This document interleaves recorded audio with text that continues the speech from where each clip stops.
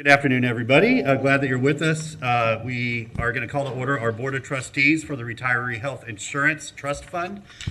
We have one item for discussion today, the 2021 Investment Policy Statement for the City of Gainesville Retiree Health Insurance Trust Fund, with the recommendation that the Board of Trustees for Retiree Health Insurance Trust Fund approve the updated investment policy statement. Is there a motion to adopt our agenda? Second. We'll call the motion by Sacco and second by Hayes Santos to adopt our agenda. All in favor say aye. Aye. All opposed? That motion passes unanimously. We've got Ariola and Duncan Walker absent. Okay, so would anybody like to introduce this, or does anybody have any questions? Ms. Ramos, welcome and good afternoon. Good afternoon, Mayor and Commissioner. Cynthia Ramos, Finance Director. It's prudent practice to review investment policy statements on an annual basis, and this item provides that review and recommended updates to the Retiree Health Trust Fund investment policy and objectives. The date on the attached backup reflects the date the document was drafted, but these changes would not go into effect today. Would go into effect today as approved by the board. And we're here to answer any questions specifically about this item that you may have. Okay, thank you very much. Are there any questions? Or is there a motion? Commissioner Ward? Staff recommendation. Is there a second? Motion by Commissioner Ward, seconded by Commissioner Sacco to approve the recommendation and update the policy statement for the Health Insurance Trust Fund. Any members of the public wish to speak to the motion? Back to the commission. All in favor of the motion say aye. Aye. All opposed? That motion passes unanimously with Commissioner Duncan Walker absent. Okay, we're going to adjourn this meeting and we will reconvene at 1 o'clock for our regular City Commission meeting. We are adjourned.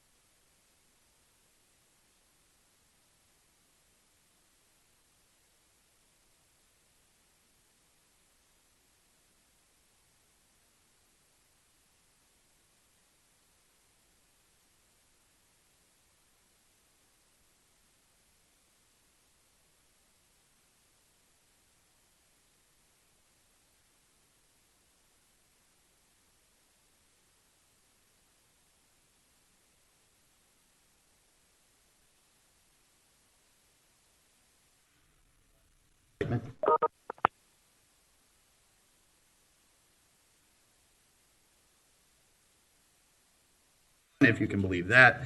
We're happy that you're all with us. And so, Madam Clerk, our first order of business, please. Our first order of business is the adoption of our consent agenda, and we do have 2 updates. File 210484, contact for purchase and sale of real property, airport industrial park, remove item. File 210604, tri-party memorandum of understanding, added item. Okay, thank you very much. Commissioner Hayes Santos. Thank you, Mayor. I move that we adopt the consent agenda as modified. Okay, thanks. Motion by Commissioner Santos, seconded by Sacco. Guess I don't need to do that for you anymore, Madam Clerk. But nonetheless, Commissioner Ariola. Thank you, Mr. Mayor. I would like to ask a question of the last item on the consent agenda, the approval for the, let me get to it. Full Moon Fever Festival. Yes. My only concern here is that we're authorizing the signature for the contract for the 3-year agreement. And in the presentation, there was a lot of discussion about the impact this would have on the surrounding area and the neighborhoods. And I want to make sure that inclusion of the sensitivity to the impact that this event will have on the neighborhoods is included in the contract. And so if we just give authorization, for me, there's no guarantee that that happens. So I'd like to first vocalize that and second, hear back from staff. Sure, thank you. Mr. Murray? Mayor, members of the City Commission, as you are aware, this is a pilot project. This is a 3-year deal, and we will be monitoring what's the impact of it is. As we review this project, and as the project goes through its first year, we're going to learn from what mistakes we made the first year. We will correct them in the second year, and then in the third year. If there are issues impacting the community, we will bring this item back to you for discussion whether or not we need to modify the agreement if necessary. Thank you. I appreciate that. I guess my concern is that, you know, as this area becomes more and more popular, we've seen more and more festivals happen, both at Depot Park and in the surrounding business areas. And a lot of times this whole we'll learn after the fact. I mean, by now we can sort of figure out how to address things like, you know, we know parking could be an issue. We know overflow could be an issue. We are allowing open containers now in Gainesville. We know that can be an issue. So I just want to make sure that these things are taken into account during negotiation and not after the fact. So if that's the will of the commission, then I'm probably just going to vote against it. Thank you. Okay, thank you. And maybe if the maker of the motion and seconder don't mind adding to that we ask staff to establish a surrounding neighborhood and business coordinating committee that can sort of help with you know, we can update them on the plans and the execution of those plans and sort of receive any input or concerns proactively as we get closer to the date of the festival. That way we can hopefully avoid any of those conflicts. Is that okay with y'all? What do you mean by coordinating committee? We gather a group of both residents and businesses that are in the surrounding area that might be impacted by the festival and allow them to hear what the plans are from staff on, you know, with a good amount of time out and voice any concerns or share any ideas of how to make sure that it's a positive impact and not a negative impact on the surrounding area. I mean, I think instead of like a whole committee that have to be, I mean, then we're picking and choosing who gets their voice kind of heard. And maybe just having an open house, having a kind of a staff can hold a workshop kind of on it and gather impact from the community at that time. And I don't know. Let's not decide it at the dais. Let's Okay. figure out the composition of how we receive that feedback, but just that there will be I'm fine that there will be proactive Yeah. and ongoing feedback from the surrounding community. And how we do that, we can schedule that I'm good with discussion that for a change. future meeting. I'm good with that change. You okay with that? Okay. Okay, so motion and a second to adopt the consent agenda, 2 modifications, and, well, 3 modifications now. One involving the surrounding business and residential community in the preparations for the festival. Okay, we'll open it up to members of the public that wish to speak to any items on the consent agenda. Welcome. How are you? Good to see everybody. My name is Tom Miller, citizen of Gainesville in the music and arts community. I would like to recommend that CA 11 be tabled and not a part of this consent agenda. And the reason why is because it feels that we're moving very, very quickly on something that's pretty big. We're talking about, at least the way that it's presented here, 18 days of the public being walled off from their park. There are other venues that potentially could be used instead of the park. And when this was originally presented, it was presented as a fencing issue. They came to ask about fencing off the park. That's how it was originally presented. In a very short period of time, it's turned into a 3-year commitment with an incredible discount for the people involved in terms of the pricing for how they're going to rent the plaza. I want to know if will that apply to other people who are in town, locals? Will they be able to get that same kind of pricing if they're going to do that kind of event? And I think it's just moving too fast and ought to be tabled with more public input. Thank you. Thank you. Anybody else wish to speak to any items on the consent agenda?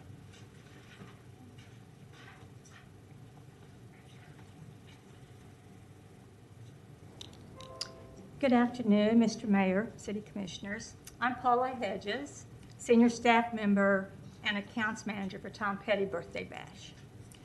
In 2018 and 2019, we had the Birthday Bash at Depot Park. I'm sure all of you are aware of that. And it was made clear to us at that time that Depot Park in no way would discount their fees to us. We asked that in both 2018 and 2019, and they said no way. So the bash paid full fees. We were not discounted at all. Okay? And so now we learn that the big corporate name like Red Light Management, based out of state, comes to town, takes away the Tom Petty Birthday Bash from the original founders, Jason and Sarah Hedges, changes the name, and drastically discounts the fees. This seems really, really unfair to me, to the original founders, and to the fans and the community here in Gainesville.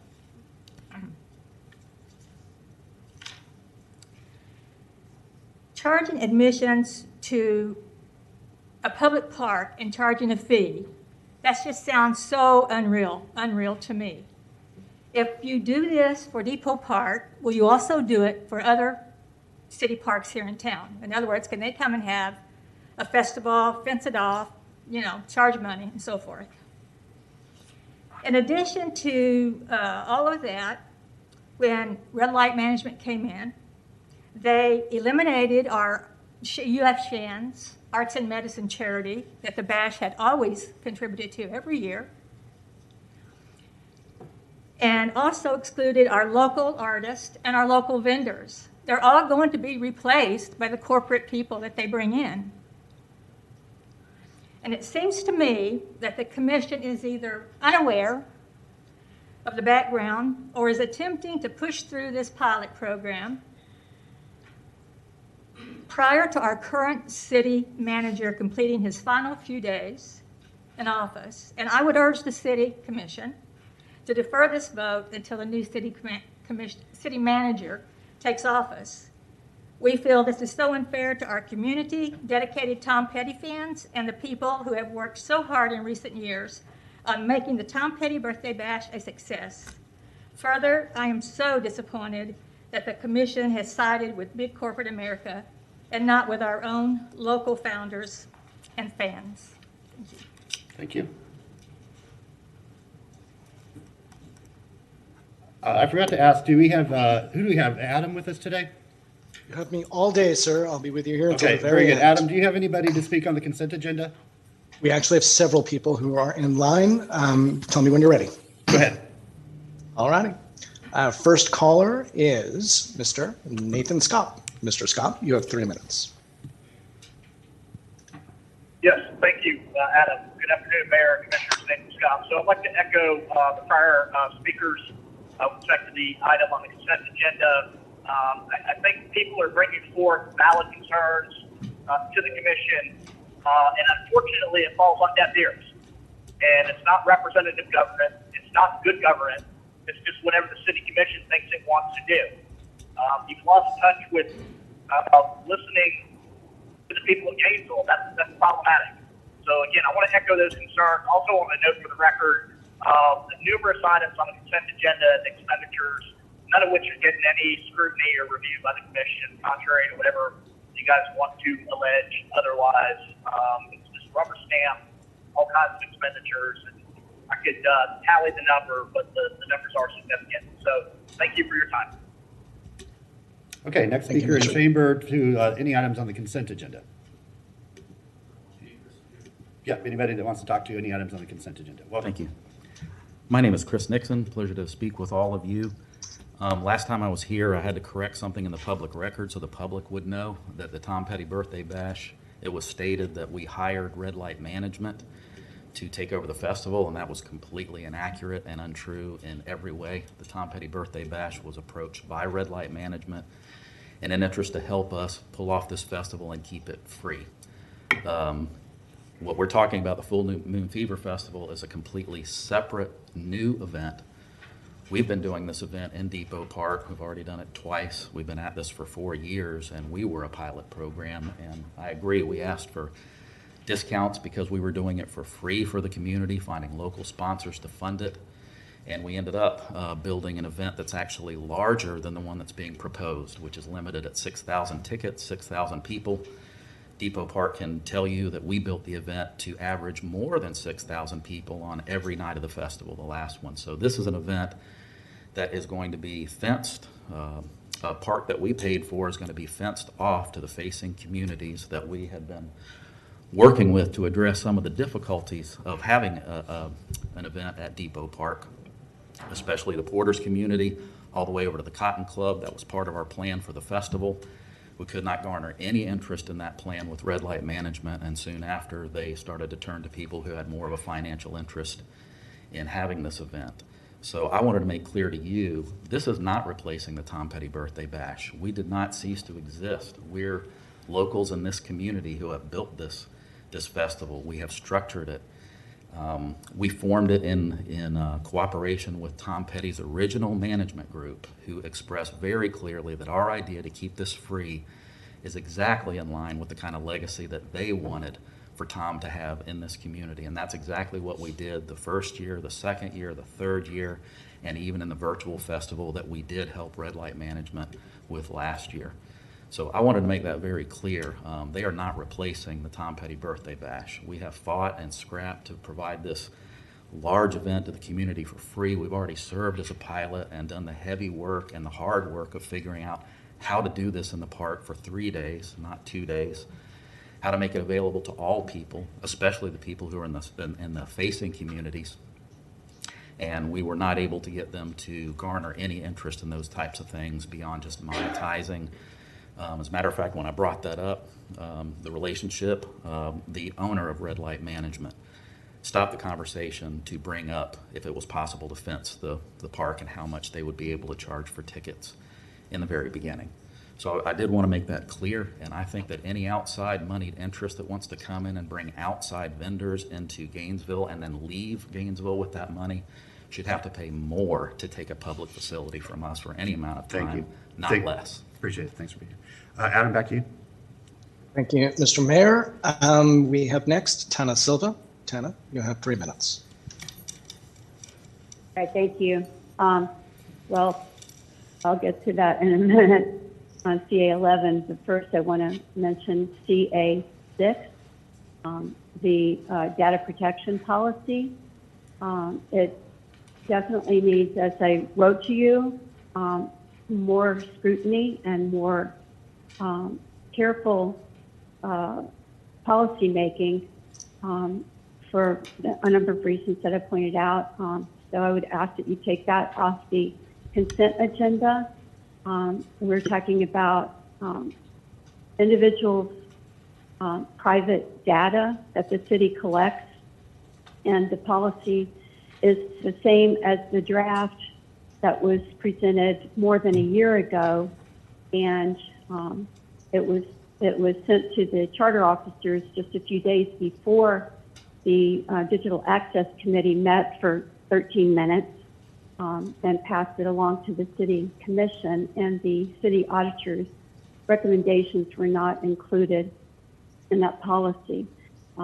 If the city is going toward being a smart city, these are huge privacy and civil rights issues that need to be addressed with much more care. So I would ask you to pull that off the consent agenda and leave it for some future meeting after a further discussion. CA7 and CA9 on housing, this just shows the kind of disinterest that the commission apparently has in housing issues to put these two items on the consent agenda after not having a summit since July of 2018 on housing. And now, as far as this Full Moon Fever Festival, this is not good. It definitely needs to come off the consent agenda and be tabled, as Mr. Miller has suggested. It's a bad idea and a bad precedent. It needs full community discussion. When the Tom Petty birthday bash was discussed earlier this year, it became clear that the city manager was making deals without the original organizers' knowledge and presented it to them only 3 weeks before that meeting. And that another wheeling and dealing who wanted to rent out and even close off any city park to the public for private profit and gain. If those organizers had gone to the University of Florida to ask for Flavette Field, for example, they would have been told that it would cost them like $25,000 for 6 hours, as I understand it. $50,000 a day for the Center for Performing Arts. Ms. Silva, I'm afraid we're at time. Thank you. Okay, we'll go back to anybody in chambers that wishes to speak to items on the consent agenda. Welcome. Thank you, Mr. Mayor, Commissioners. Gary Gordon, resident, once hired the Epics to play a high school dance. Yeah, I'm that old. I'm here to speak to say that I agree with some of the comments that Mr. Miller, Ms. Hedges, and Curtis made. I think the material here should have included exactly how much is being discounted. In other words, what would the normal fee have been? Because you can't get that information from what's written here on the agenda. So one thing, I'd like to know what the price would have been if it weren't discounted. Full disclosure, I worked as an MC for the Heartwood Festival in 2018, but I worked for Jason and Sarah running a stage for the festival in 2019. And that stage was for local singer-songwriters who I think are a very important part of the Tom Petty legacy. And as I understand it, would not be included in any of the plans, have not been even discussed or included in any of the plans for the Full Moon, so-called Full Moon Fever Festival. The festival that Jason and Sarah put together was really a local event that brought in people from all over. Now, there's no question that people are going to come in from all over. It's that kind of event in general. But what it features and how it's put on says a lot, has the potential to say a lot about the integrity and the character of Gainesville. And so I think you're moving too fast on this. I don't see the urgency at all. I don't know from this whether or not this actually commits you to 3 years. Saying it's a pilot program is one thing, but what are the deal breaker points? What are the backup points? What if things go a certain way the first year? Can you just end the agreement? None of that's really visible here, and that's actually a likelihood given some of although the fest is overall popular, there's been some negative feedback about the fest and the commotion, traffic, the sound, loudness of the music, etc. So there's a lot of information that's not here, and I don't think you want to leave up to the manager or a future committee without having heard a full discussion from the public on a variety of these aspects. I'm not here to presume that you've already made up your mind. I think you're listening to us closely, and I hope you will decide to put off a decision on this until you can get more information, answer some of the questions. Thank you very much. Thank you, Mr. Gordon. Adam, back to you. Thank you, Mr. Mayor. We have several more callers, the next of which is Beverly Craig. Ms. Craig, you have 3 minutes. Hello. Good afternoon, Mayor and City Commissioners. I'm speaking on the consent agenda for affordable housing. Recently in our community, as soon as November the 1st, that was Monday, Mr. James Bell told me someone was going to get killed in our neighborhood. November the 2nd, the house next door to me, a guy tried to slash this lady's throat to kill her. They apprehended him the same day. Recently in our community, another native Gainesville son lost his life to violence. This is another tragedy for the victim and his loved ones and the person who committed the crime and their families. The community at large is also impacted by such violence to what's known as community trauma, which is described as symptoms of illness that extend beyond individuals who directly witness these hostilities in their communities, characterized by high levels of violence in my neighborhood. This has taken a toll on many of the youth and senior citizens. The one concern that I have is, we're our community leaders. We have 2 organizations that clearly lets everyone know the Duval neighborhood is divided, which is Front Porch Duval and Greater Duval. What are they doing to address this violence?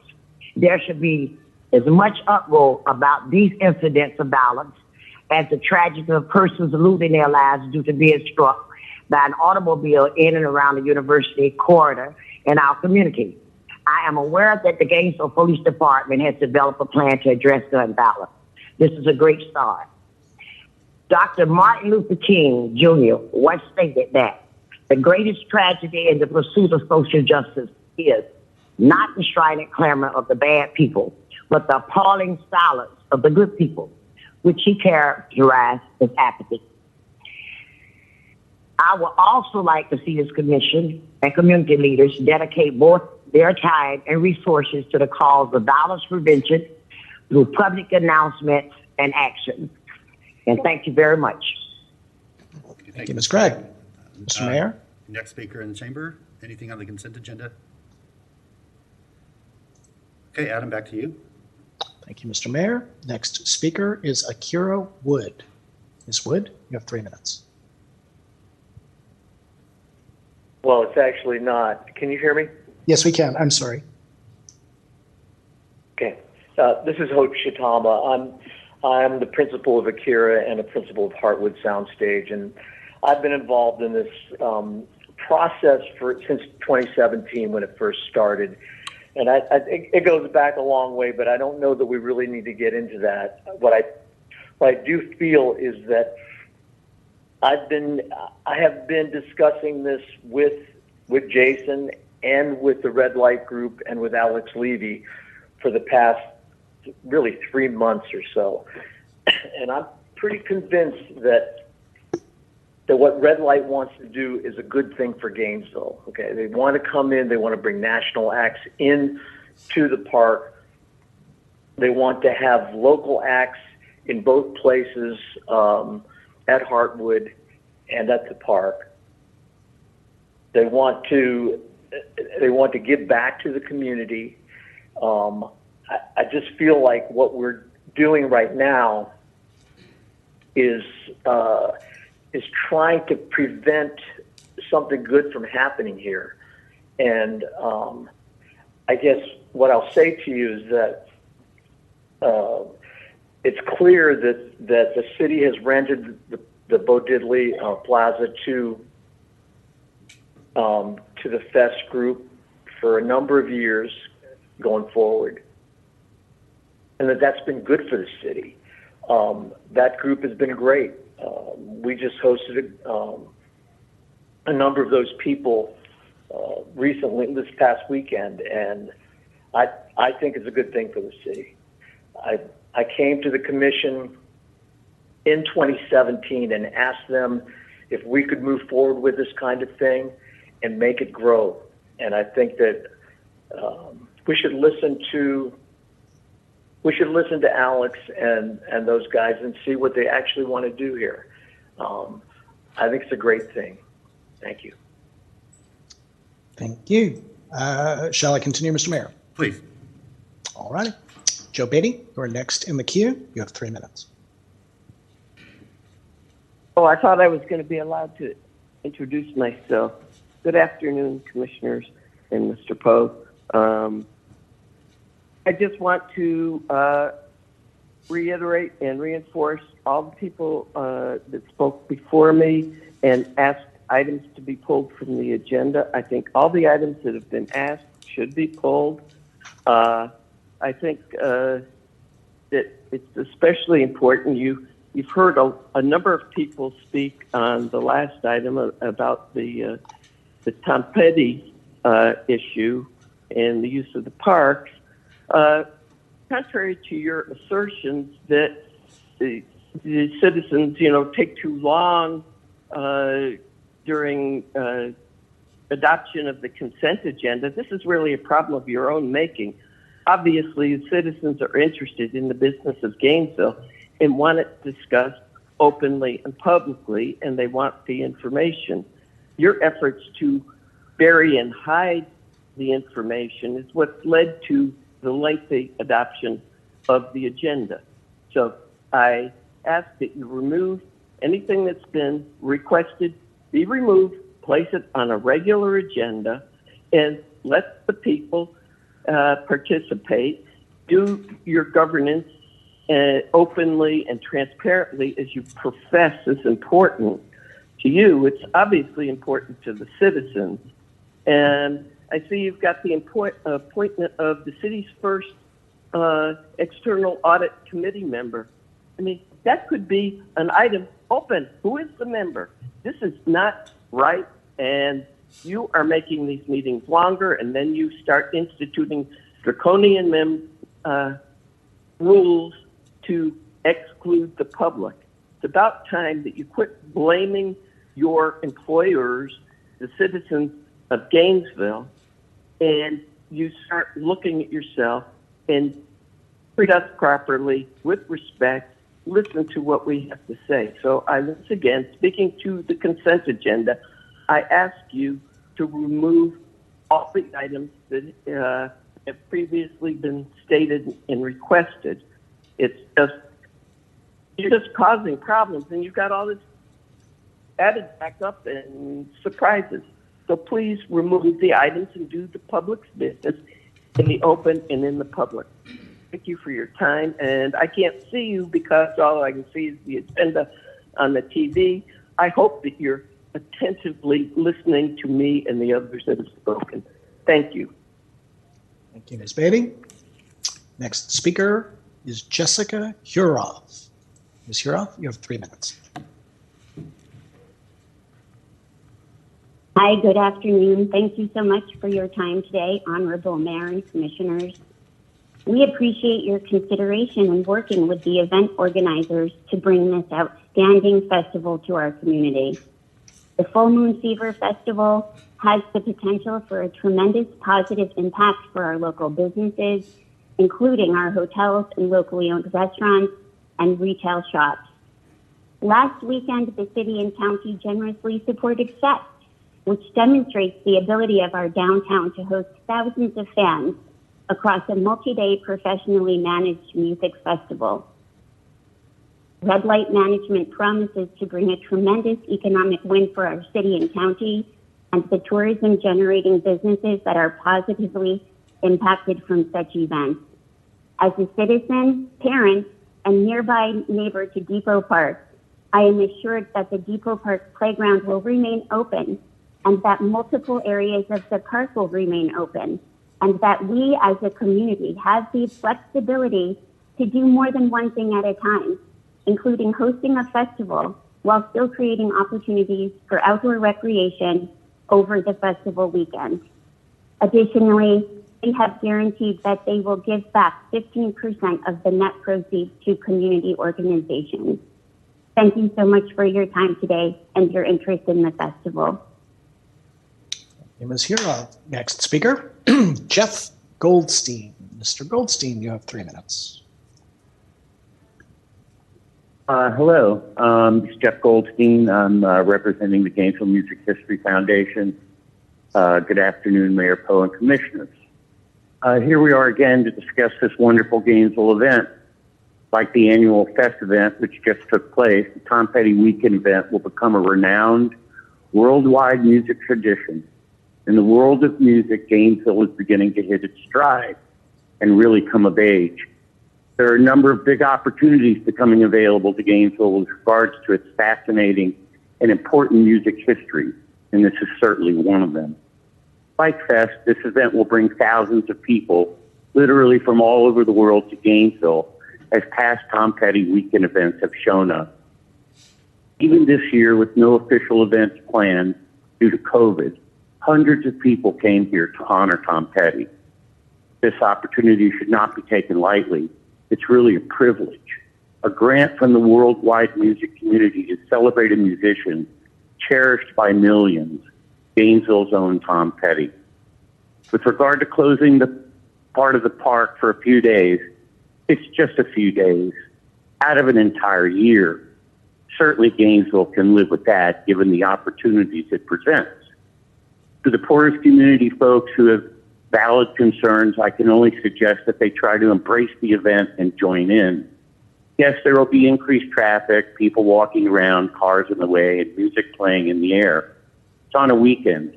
Time to relax and enjoy the fruits of life. Join in and become part of the celebration in the local music community. I promise you will all be most welcome, and we encourage you to participate in this fantastic event. The Gainesville Music History Foundation fully supports this event, and we encourage the City Commission to do whatever it can to ensure this event happens next year, and hopefully for many years to come. Thank you. Thank you, Mr. Goldstein. The last speaker in the queue is Mr. Mark Sexton. Mr. Sexton, you have 3 minutes. Thank you, Adam. Mr. Mayor, Commissioners, I wanted to take an opportunity just to correct some of the history that I've heard discussed.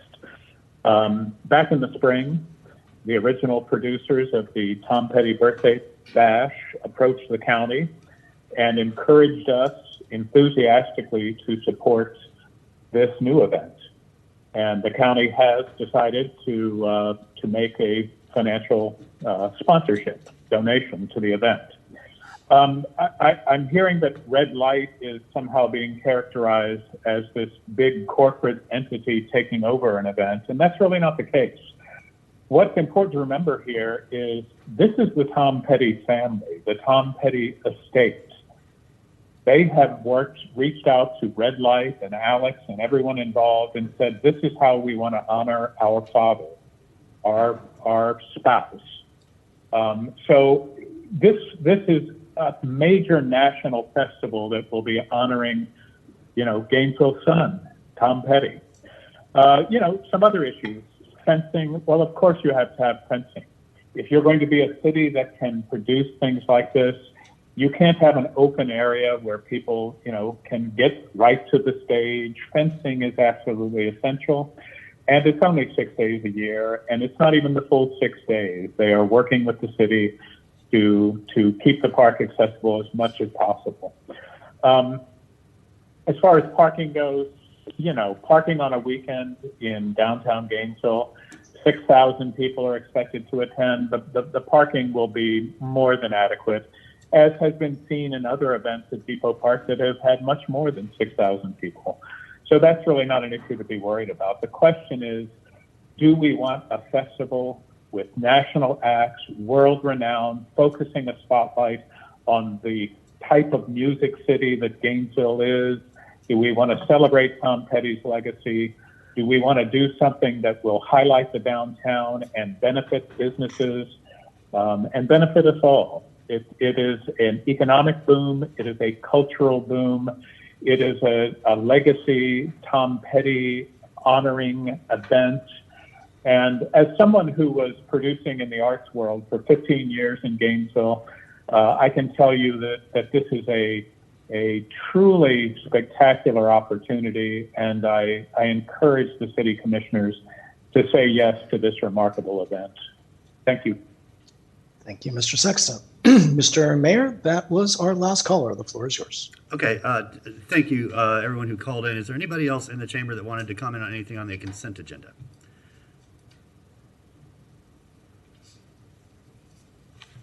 Welcome. Good afternoon. Faye Williams, community organizer for Porter's Quarters. I'm sure Tom Petty is turning over in his grave. Turning over in his grave. And I hope y'all understand what that means. You probably don't, but the black community understands that. It's related to white supremacy. We see it again and again and again. This is on the consent agenda. It could be moved to the regular agenda, but that will not happen because it's affecting the black neighborhoods. The last meeting on Tom Petty, we left, we were hopeful because we thought it was instructed from the city commission that we would be able to sit down and talk, bring people to the table, all parties, to talk about how it could happen. We happen to look at the agenda and we see Tom Petty's festival again. I called a few folks, including the Cade Museum. Stephanie Bowles was shocked yesterday to know that this was on the agenda. Other folks were waiting for them to call from Red Light Management to talk to us before this got back on the agenda. So that's what I mean when I say white supremacy. You get it? I hope you get it. Because this would not happen if it was over in Northwest. But we live in Southwest, and you don't care about the fact that Thursday, Friday, Saturday, the people who lived in Porter's Quarters had to stay up most of the night because of the loud music from Heartwood. The fest, I support the fest. I go up to Bodilla Plaza. I support all of that.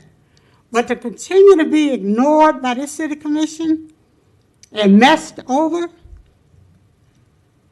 creates a lot of outrage and racist polarization within the community. And maybe y'all don't get it. Maybe you really don't get it because it's always about you. Expand your mind and your heart and understand that the citizens are speaking to you about our concerns. And our concern is that this could be moved from the consent agenda to a full agenda. And in between that, have Red Light Management call us, or we call them, and sit down at the table and make it happen the right way. I personally believe that this festival should be held over at Legacy Park. They have enough space, they have parking, and then you can come back to Gainesville and get drunk because we have open containers. You know, you can get drunk here in Gainesville. Thank you, Ms. So Williams. I'm afraid your asking time that has you expired. take it off the consent agenda. Thank you. Again. Thank you. One sec, sir. We're just going to clean the area there.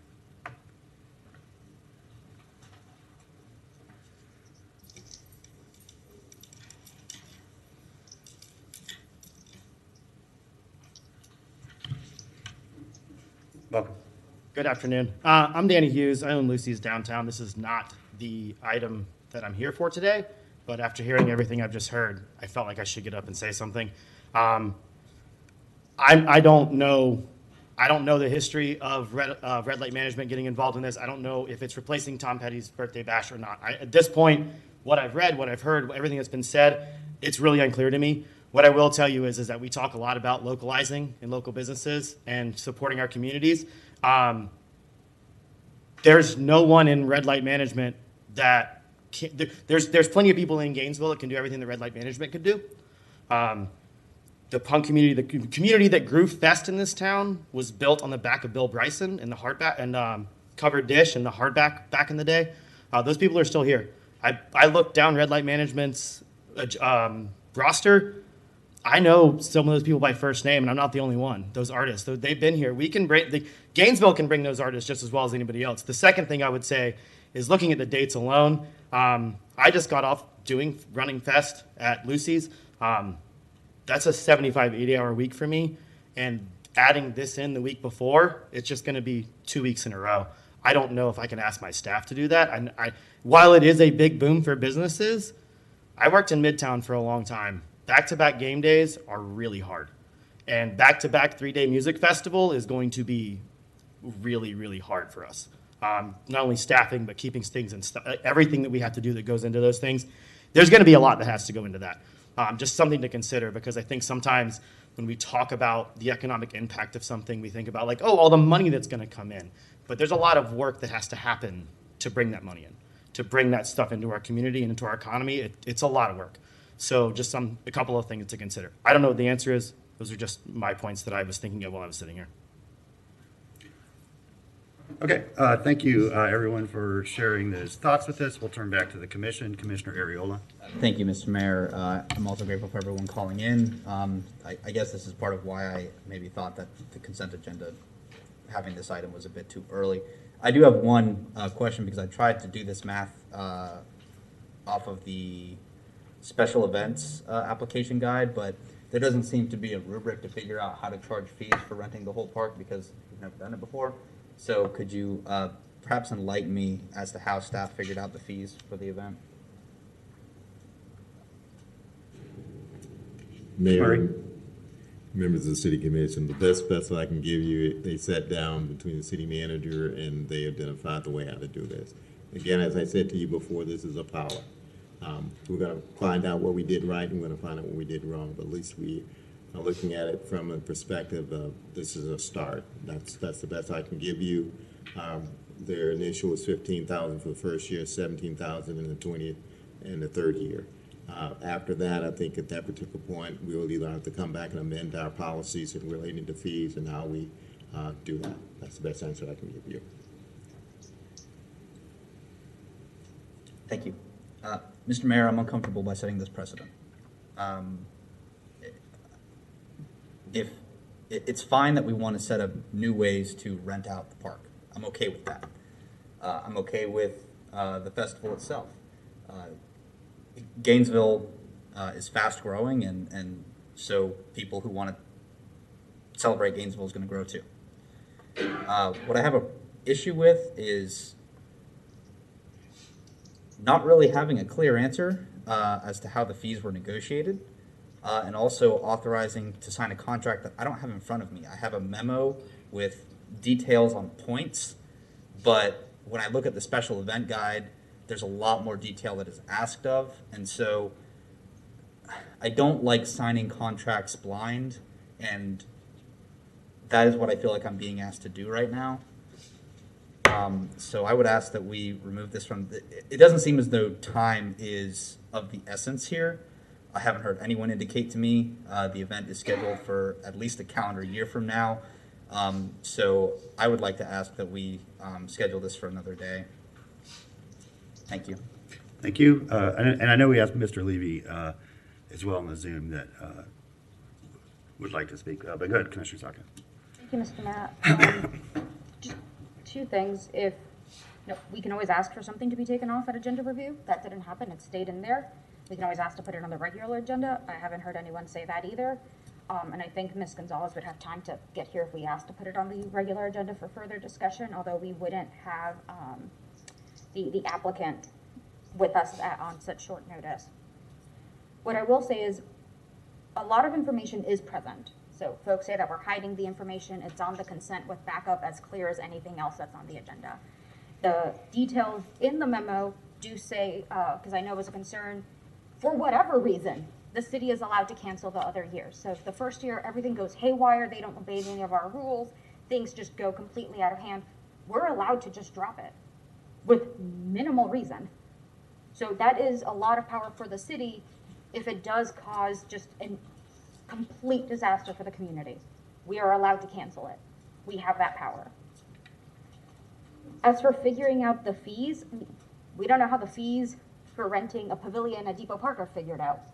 We weren't in on that math either, or that reasoning. It's just a fee that was attached to it by people who know better than we do. The one thing I would be okay with is, given these details, that we see the final contract before it's executed. That's the only concession I would make there. Because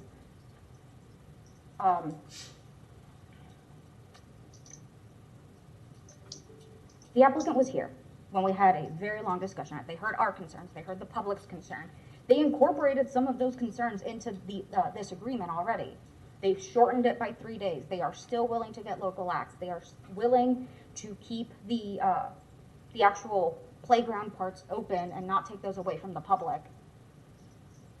They are trying to accommodate as much as possible. Shy of just canceling the whole thing, I don't know what other accommodation they could give at that point. Because they will need time to set up safely and not through the night. If they say, sure, we can set it up in one day, but we're gonna work from 6 a.m. to 10 p.m., then that's a problem. If they need more time to set up, so it's during normal hours and most people are awake, that takes more time. Like I said, at this point, if the preference is to allow the negotiation of the contract and it comes back to us before final execution, I'm good with that. But otherwise, we had plenty of chances to ask for this to be taken off consent and to have a fuller discussion with fair warning to the applicant. Thank you, Mr. Mayor. Mr. Ward? Thank you, Mr. Mayor. A couple things. First of all, this has effectively been taken off of what is a normal consent agenda because we seem to be having a full-throated discussion of it, certainly.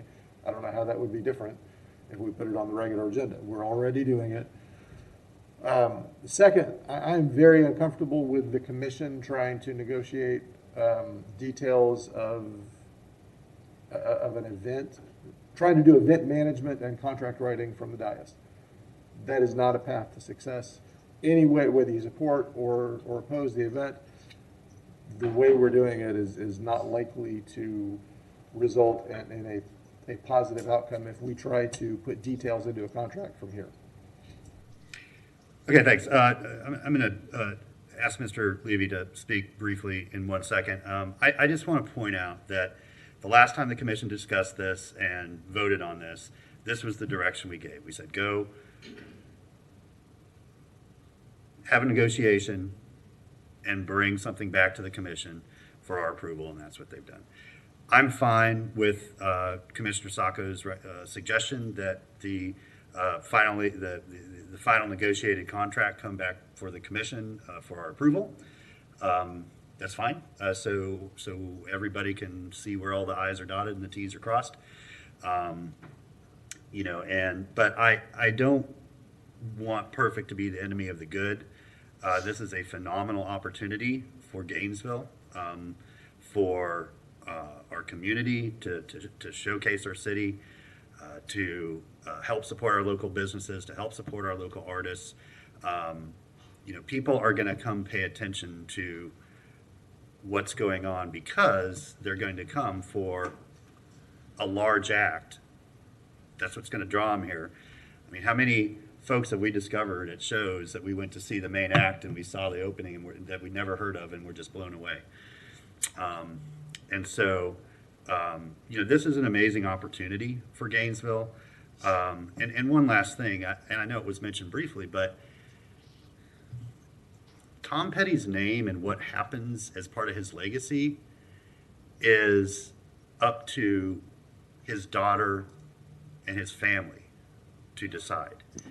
And this is what they want to do. They want to celebrate him, his music, his legacy in his hometown. And so I feel grateful that they want to do that. And they don't want to do that in LA, or they don't want to do that in New York. So I understand some trepidation and apprehension. That's perfectly valid and expected. We just need to work through those things between now and next year, and that's what I'm, you know, that's what I'm committed to doing. Mr. Levy, do you want to say a few things? You know, I think we've heard the various perspectives on this, but your name was invoked several times, so I want to give you an opportunity to share your sort of vision of this and your activity with this festival up to this point. Thank you, Mr. Mayor. Can everyone hear me? Yes. Terrific. Thank you. Yeah, so I'm Alex Levy. I'm the producer of the Full Moon Fever Festival. And I just wanted to clear up a few things, so thank you.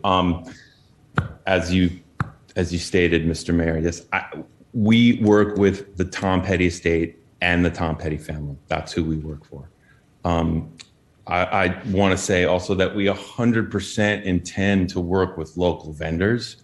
100% will feature local artists. That's always been part of the narrative of this and will continue to be. But also the narrative of this festival is shining a spotlight on the story and the history of the Gainesville music scene. It's something that's very important to everybody that's involved in this project. Also, just to be clear, we'll only be using a portion of the park, as we pointed out in our presentation when we last discussed this with you. We absolutely will work with the city and the Parks Department to keep as much as our footprint open to the public as long as safety allows. I also want to reiterate that, part of our plan is that we've pledged a minimum of at least 15% of the net proceeds to go to local community organizations. To another point, we have not seen a contract either, obviously. We're moving forward in good faith, and, we look forward to working with the surrounding neighborhoods and the surrounding communities and the city to make this an amazing and safe event. So I hope that we can move forward. Thank you. Thank you. And will the maker and seconder agree to have the contract come back before the commission for final approval? Okay, thank you. Commissioner Ariola. Thank you for that clarification, Mr. Mayor, and I appreciate my colleagues' patience as I make my comments. That was what I wanted to ask, because as I've said, I have no problem with the festival. My concern is always with the legislative process. So thank you for indulging me. Okay, thank you very much. So a motion on the floor to adopt the consent agenda with a couple modifications. All in favor say aye. Aye. All opposed? Motion passes unanimously with Commissioner Duncan Walker absent. Madam Clerk, next order of business, please. Our next item is the adoption of the regular agenda with updates. File 210484, special recognition of Commissioner Gail Johnson, added item. File 210550, Commissioner Adrian Hayes Santos, discussion on parking for micromobility services, remove item. File 210601, Commissioner Adrian Hayes Santos, parking in Midtown, remove item. File 210597, appointment of the city's first external audit committee member, revised backup. File 210107, vacation of public right-of-way, additional backup added. Okay, thank you, Madam Clerk. Is there a motion? Commissioner Santos. Thank you, Mayor. I move that we adopt the regular agenda as modified. Motion and a second to adopt the regular agenda as modified. Madam Clerk, now you get to decide who does the second. It's not me anymore. Any members of the public wish to speak to the adoption of the regular agenda with these 5 modifications? Nobody in chambers. Adam, I'll go over to you. Mr. Mayor, there's nobody on the line to speak to that issue. The floor is yours. Thank you. All in favor say aye. Aye. All opposed? Motion passes unanimously with Commissioner Duncan Walker and Commissioner Ariola absent. Next item, please. Our next item is early public comment. Okay, this is for anybody that wishes to comment on any items that are on our agenda.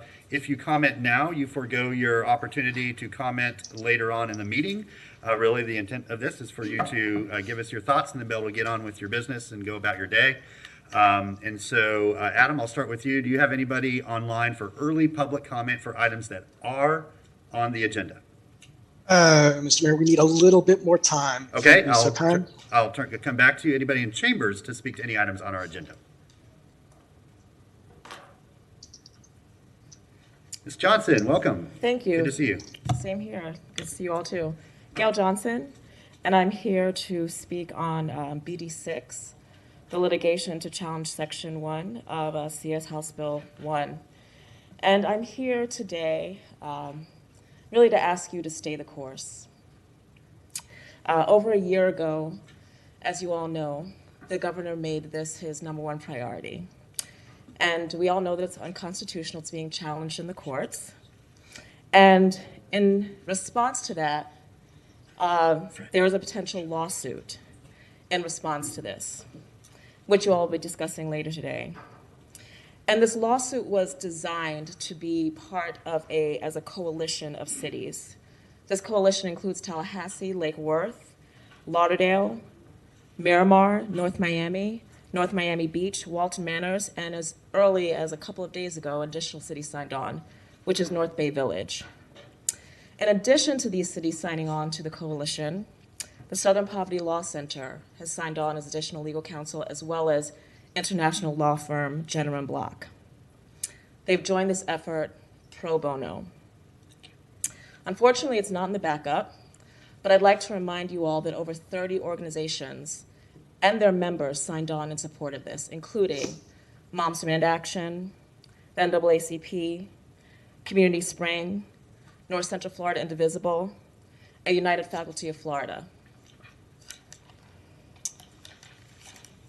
And you all know that for all the wrong reasons, Florida is in the news quite a bit lately, really because of our authoritarian and often unconstitutional laws that stem from our governor and our legislature.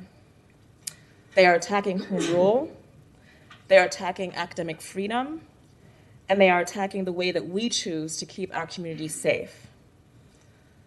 Today, all eyes are on Gainesville. They're on us from our coalition partners. It would be a shame if Gainesville, that led this effort,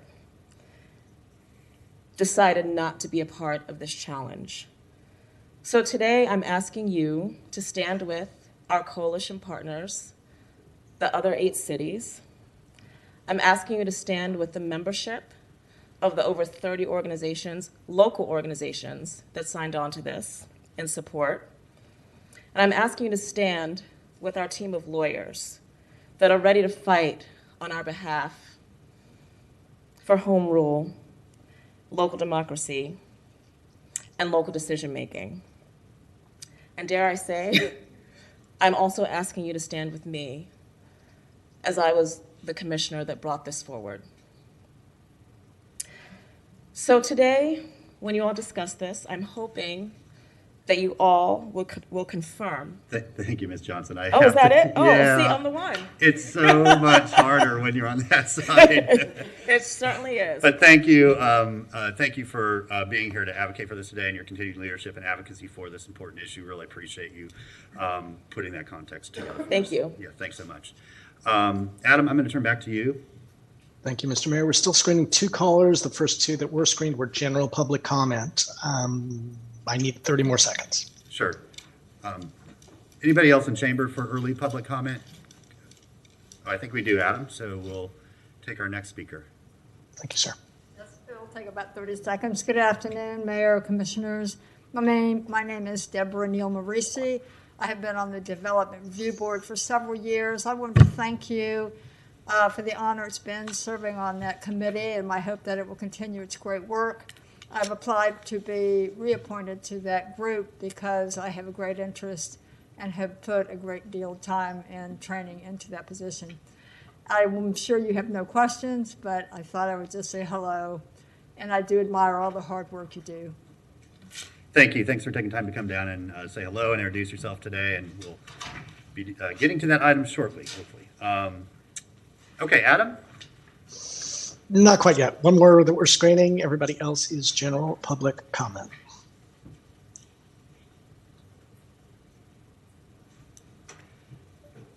When we get to GPC, I'm going to just take a quick break. Take your time. Quick.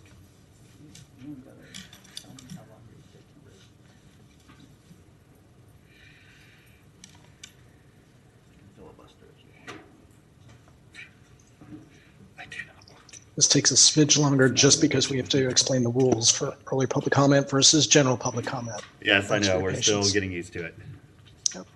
We are good. Everybody in the queue right now is general public comment. Okay, very good. Madam Clerk? Next item is general public comment.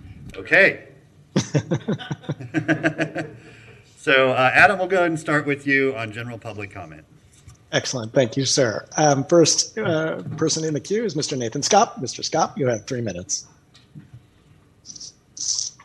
Thank you, Adam. Good afternoon, Mayor, Commissioners. Nathan Scott. So I want to note for the record, I was just bypassed for adoption of the regular agenda. Very upset about that, despite asking repeatedly. Can't seem to get it right, so that's to the detriment of the public. With respect to general public comment, Monday's meeting Mayor Poe, you failed to follow the agenda. At the end of the meeting, there was public comment. You bypassed people that wanted to speak. You failed to follow the agenda, and you're the presiding officer. That's not treating people with respect. Also, during that meeting, there was nearly 3 hours of overwhelming public opposition. Commission's unilateral decision to adopt a U7 zoning. In response to that, Mayor Poe, despite overwhelming public opposition, you launched into a pre-scripted speech in which you vilify single-family house zoning and stating, quote, you said that single-family zoning, quote, is incredibly harmful. It has a racist impact, having been used to exclude people of color from certain neighborhoods, and it overall increases the cost of housing by limiting supply, end quote. Mayor Poe, you live in a single-family home. Perhaps if this is so important to you and you're going to virtue signal on this point, then maybe you should move into multifamily unit housing and lead by example. Because I see a lot of hypocrisy from you, Mayor Poe, and the commission. You talk about reducing carbon emissions, yet you all drive cars. You lecture us about reducing carbon emissions, yet you don't curtail and lead by example by not going on taxpayer-funded junkets all over the world in the United States. So it's hard to not laugh at your hypocrisy when you lecture people on how we should live our lives or the ills of society, yet you openly participate in that and turn a blind eye to your own conduct while lecturing others. That's just the epitome of hypocrisy. Also, making comparisons to the atrium is a false equivalency. The atrium was built in the late 80s. It's on its own cul-de-sac. It's not on a major intersection. It's not it's on a much bigger piece of land. It's part of a retirement home where a lot of people don't have cars. So again, you guys just aren't listening to the citizens of Gainesville. Again, 3 hours of people that I don't even know calling in and overwhelmingly opposing the conduct of the city commission, who unilaterally just goes off and does whatever it wants. Clearly you're out of touch with listening to the citizens of Gainesville, your constituents. Clearly you don't want to listen to anyone but yourselves. That's the problem. It's not good governance. It's not Mr. Scott, representative that's governance. 3 minutes. I'm sorry. It's not representative. Mr. Mayor, our next caller is Ms. Tana Silva. Ms. Silva, you have 3 minutes. Thank you. First, I want to say it's disappointing that the red light item was added late to the consent agenda and the way the commission went ahead discussing it rather than removing it, although the city in no way approved 3 years contract and should not set a precedent of closing off city parks to the public that paid for them. I also had called in for to comment on a regular agenda, but wasn't screened. So I'm going to do that now. And I was going to ask to remove the non-binding resolution 1 from the agenda. But now I will just ask that the commission reconsider these advocacy resolutions and that commissioners abstain from voting on this one in particular tonight. As we saw again last week at the General Policy Committee meeting, that some commission members want to shorten and monitor public comment, but the commission had added the advocacy resolutions without limiting content to city business. That lengthens the meetings with back and forth comments as seen at the last regular meeting. And in non-binding resolution 1 today, a commissioner would use public meeting time and city government to advocate a well-intended position, but one of foreign policy that remains highly contentious in Florida. Commissioners should use their own time and their own dime to promote their views on political, national, and international issues. City government has no influence over the outcomes, and a commissioner's view doesn't speak for all residents. Advocacy puts fellow commissioners in the awkward position of acquiescing to views on complex issues they may not have followed. Debating national, much less foreign affairs would be endless in an internationally diverse college town, and use city government to favor positions on any number of divisive issues such as Israel, Palestine, Venezuela, Yemen, Ethiopia, China, Hong Kong, politics in Brazil, on and on, besides nationally contentious issues. And all the commission rules coming down, please remove resolutions that don't specifically pertain to Gainesville and don't represent shared community interests. If this resolution stays on the agenda today, as it will, I hope commissioners will abstain from voting on it. My other general comment that I intended to make is that the commission and the public need an accounting from Lee Feldman before he leaves of how all of the $3 million+ of CARES monies was spent, how much the city has paid and committed to pay Colliers International, and what the city has paid consultants and UF since January 2020. The commission, the public, and the new interim manager could benefit too from seeing how the payroll has increased since October 2015. Thank you. Thank you, Ms. Silva. Next speaker is Debbie Martinez. Ms. Martinez, you have 3 minutes. Yes, thank you for taking my call. Mayor-elect Eric Adams of New York City yesterday made a statement that many people in Gainesville will understand is aimed at politicians like you, Mr. Poe, and your Confederated City Commission overseer, Harvey Ward, who on the backs of our beleaguered, abused residents is obviously scheming to try to become Gainesville's next mayor, as you are scheming to try to become North Central Florida's next congressperson. Shame on both of you and your ilk. Mayor Eric Adams, a true progressive, said, quote, "Government is not supposed to preach to its citizenry. They are supposed to provide services for the people. In common sense and public safety, holding themselves accountable, admitting when they make mistakes, and stop pushing projects when it is clear it's a bad idea." This commission could learn a lot from Mayor-elect Eric Adams of New York City. Telling truth to power in public and press is the only way to make our government work for those it serves. Residents spoke for nearly 3 hours telling truth to power at Monday night's meeting on a proposal for a high-rise apartment development to be built on the corner of Northwest 43rd and 23rd, one of the busiest intersections in our city where automobiles, ambulances, fire trucks, police cars blaring their sirens, and huge 18-wheelers race down the road day and night. Everyone spoke in opposition to this project. Unfortunately, as a form of punishment for residents talking truth to power, homeowners attending the city commission meeting were forced to listen to readings from a text on the virtue of urban densities and the evil of front yards by all the members of this commission, excluding Commissioner Desmond Duncan Walker, who treated the residents with respect. The second punishment for residents talking truth to power is to force the non-compliant citizens to attend meetings with city-supported developers, their lawyers, and their local representatives. The commission and corporate developers know this has worked in the past to gain compliance, if not complete obedience. So you all voted for it, except for Commissioner Duncan Walker. It is never too late to do the right thing and admit that allowing residential development on this highly congested intersection is a bad idea and stop pushing for it. Mr. Poe, several people have asked you many times about your plans to run for Congress, and you have not answered them. Citizens would like to know from you here and now. Share with us the details of your plans to run for Congress. Thank you.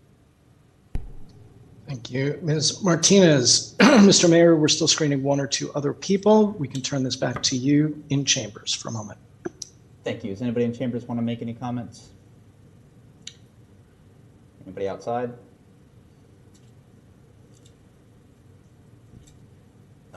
Seeing none, we will go ahead and close this period of general public comment unless you have a screen. Mr. Yes, Shepard, sir. did you want to make any comments? Yeah, come on down. It's all you.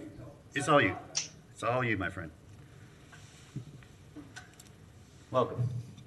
Thank you, Mayor Poole and commissioners, for this day. Beautiful day. We're we're on a topic, I was outside, so I didn't get to hear the topic we're on. We're on general public comment, so anything Okay. you want, as long as it's not on our agenda. Okay. It is on, this here is somewhat on the agenda. So why don't you just wait till that item, Mr. Shepherd, and you'll have a little more time. Okay. Yes, sir. Okay, Thank great. Okay, Adam, back to you. You have anybody else for general public comment? Mr. Mayor, it looks like we are clear. The floor is yours. Okay, thank you all very much. And Madam Clerk, I will turn it back over to you. Okay, our next item is BD1, appointment of the city's first external audit committee member with the recommendation from the city auditor's office that you all appoint Mr. Harold Monk. Okay, thank you. So we're excited to take this step today. This will allow us to start holding audit committee meetings starting in January. This will be our first meeting after bifurcating the audit and the finance functions. And so I will invite up Ms. Bigby to give a brief introduction to our recommended external expert to serve on the audit committee.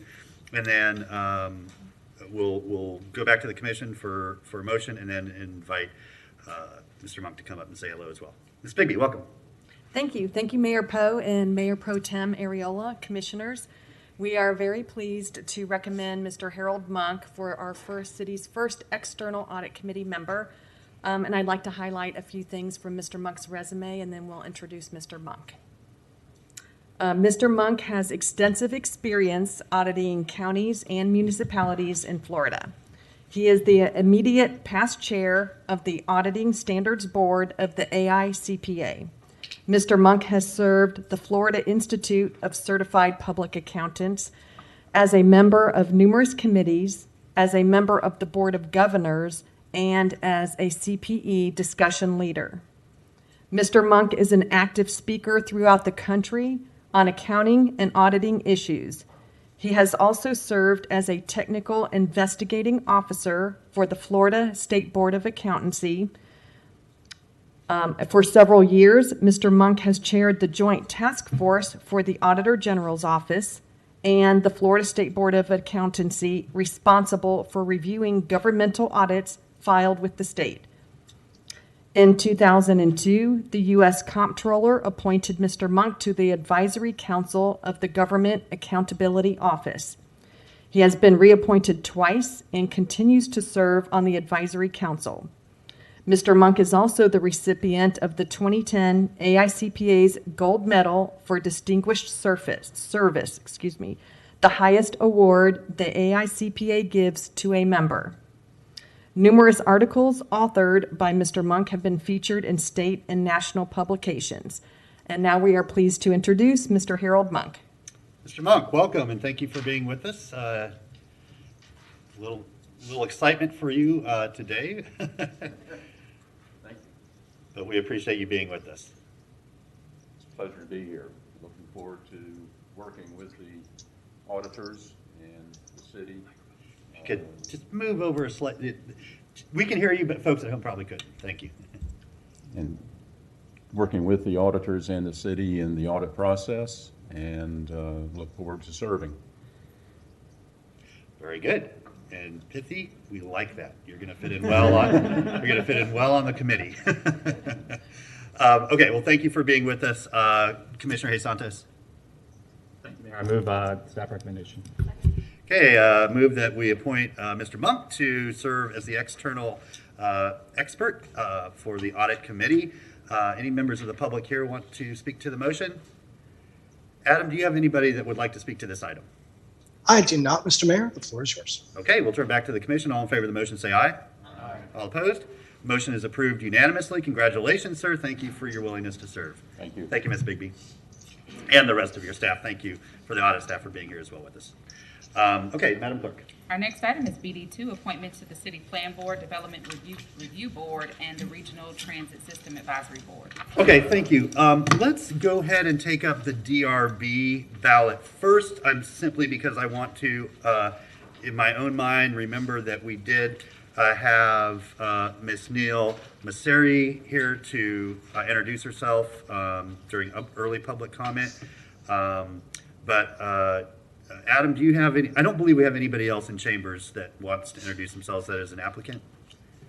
Okay, Adam, do you have anybody, or I'm sorry, maybe it's Kristen. Anyway, Madam Clerk, do we have anybody else that's here? Oh, Kristen, hi, you are here. Okay, Ms. Bryant. I am here, yes, and we have Amy Cepeda Gennard Cepeda in Zoom, ready to introduce herself. Wonderful. Ms. Gennard Cepeda, we would love to hear why you're interested in serving on this board and why we should choose you. Hello, I have been a member of the Gainesville area and our community since 2006. I have been working in property management. I'm a real estate broker, and I have seen the exponential growth that we have had since I moved here. And I want to be able to serve my community, and I would be happy to serve.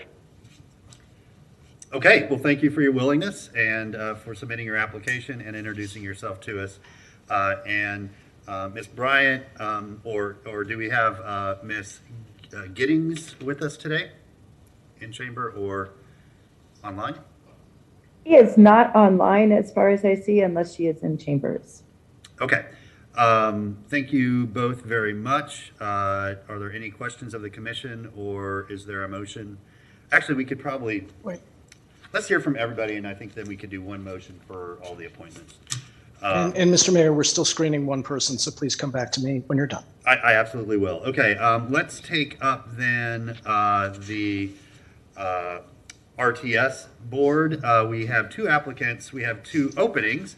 One is for a partial term that will end September 30th of next year, and then another is for a full term that will end in September of 2024. Do we have Mr. Lednick or Mr. Livey with us today, either here or virtually? Welcome. Come on up and introduce yourself. Ms. Bryant, we do have one of our applicants here in chamber, so we'll start with him. Yeah, hello, Mr. Mayor, City Commission. I'm Adam Levi. I found that my name got misspelled for reasons unknown. Oh, no. Well, how do we spell it correctly? Livay. I don't know how that ended up happening. I'm not too worried as long as... I've corrected it on my ballot anyway. Thank you, a gesture that I appreciate. I am simply here and I'm applying because I saw that the opening exists and that I have a chance to speak within the apparatus of the city about a good interest of mine, about mass transit. It's kind of been my thing since childhood. I have been fortunate to be able to travel and kind of observe as well as make use of several mass transit systems, many flavors of bus, light railway, subways. It really is my thing. I'm studying electrical engineering at UF so that I'm even better versed in electric transportation and all the options available. And I mean, yeah, the application that I did, it's partly I get to get caught up in the city apparatus, see how it works from inside, because I thought that would be fun, as well as the ability to, as a student and as an enjoyer of mass transit, be able to voice interests, my own and other people's interests, for how we can go forward, because mass transit, I'm sure most would agree, is a very important point of sustainability. Florida wants to remain the Sunshine State, right? So this is the easy avenue for reduced carbon dioxide emissions above all else, and reduced car dependency for everyone that can't afford or has a conscience that prevents them maintaining a car. That's it out of me. Wonderful. Well, thank you. Thank you for introducing yourself, and thank you for your willingness to serve. Yes, thanks for considering me. Sure, and just stick around. We'll get to a vote in just a second. And Ms. Bryant, did you have somebody? Well, first I'd like to apologize for the typo in his name, so I'll be sure to get that corrected. And Mr. Ladnick did let me know that he was unable to, he had a previous engagement and was unable to attend the meeting today. Okay, thank you, Ms. Bryant. Then we'll move on to the City Plan Board. We have one full term and 4 applications. Do we have either Mr. Hughes, Mr. Ney, Mr. Smith, or Ms. Tanzer with us? We'll start in chambers. Come on down. Hello again. I'm Danny Hughes. I live in Gainesville. I was born and raised in Gainesville. I left Gainesville a number of times for a number of reasons. I always found myself back here. The last time I came home, I met my wife. We opened a business. We bought a house. Here we are. My wife and I own multiple businesses in Gainesville. We have Lucy's downtown. We also, she runs and operates Life on Plastic in Thornbrook, which is a sustainability store. It was a one-of-a-kind store. It was something that her and I worked a lot on. It's definitely her brainchild, but we did it together. I think that people like her and I are a growing majority or a growing demographic in Gainesville. People that live here that aren't students and don't have children that have left the home. There's more and more of us every day. And I think that I watched this. I've watched the city grow a lot. I used to remember when Gainesville started well beyond the Oaks Mall. On this side of the Oaks Mall was like, oh, there's a thing there. And then all of a sudden you have to go a little farther, and now you're in Gainesville. I fully support Gainesville growing up. I know a lot of my peers and a lot of my folks that are my age and have been around a long time are stomping their feet about things like the Swamp Restaurant. And I just don't necessarily agree with that sentiment. I think that culture and history and the cool things of Gainesville exist in the people of Gainesville. Now, I say that as somebody who owns a business in a 116-year-old building. So there's definitely some historical significance to the architecture. But a city can grow up and still be really cool. And I think that's something that I would like to be of service, helpful. I would like to help in that. I would like to have a hand in that. When the commission seat came open a few months ago, I had a long chat with one of our commissioners. And after that conversation with my wife, I had considered running for that seat, and I decided that this was probably a better option. It's something that I just find it very interesting. My sister-in-law has done this in Flagler County. We talked about it a great deal, and I think I can bring a different voice and a different outlook to the scenario. So I think that's probably about it. Wonderful. Thank you, Thank you for introducing yourself. Appreciate that. Okay, anybody else that's applied for this? Yeah, come on down.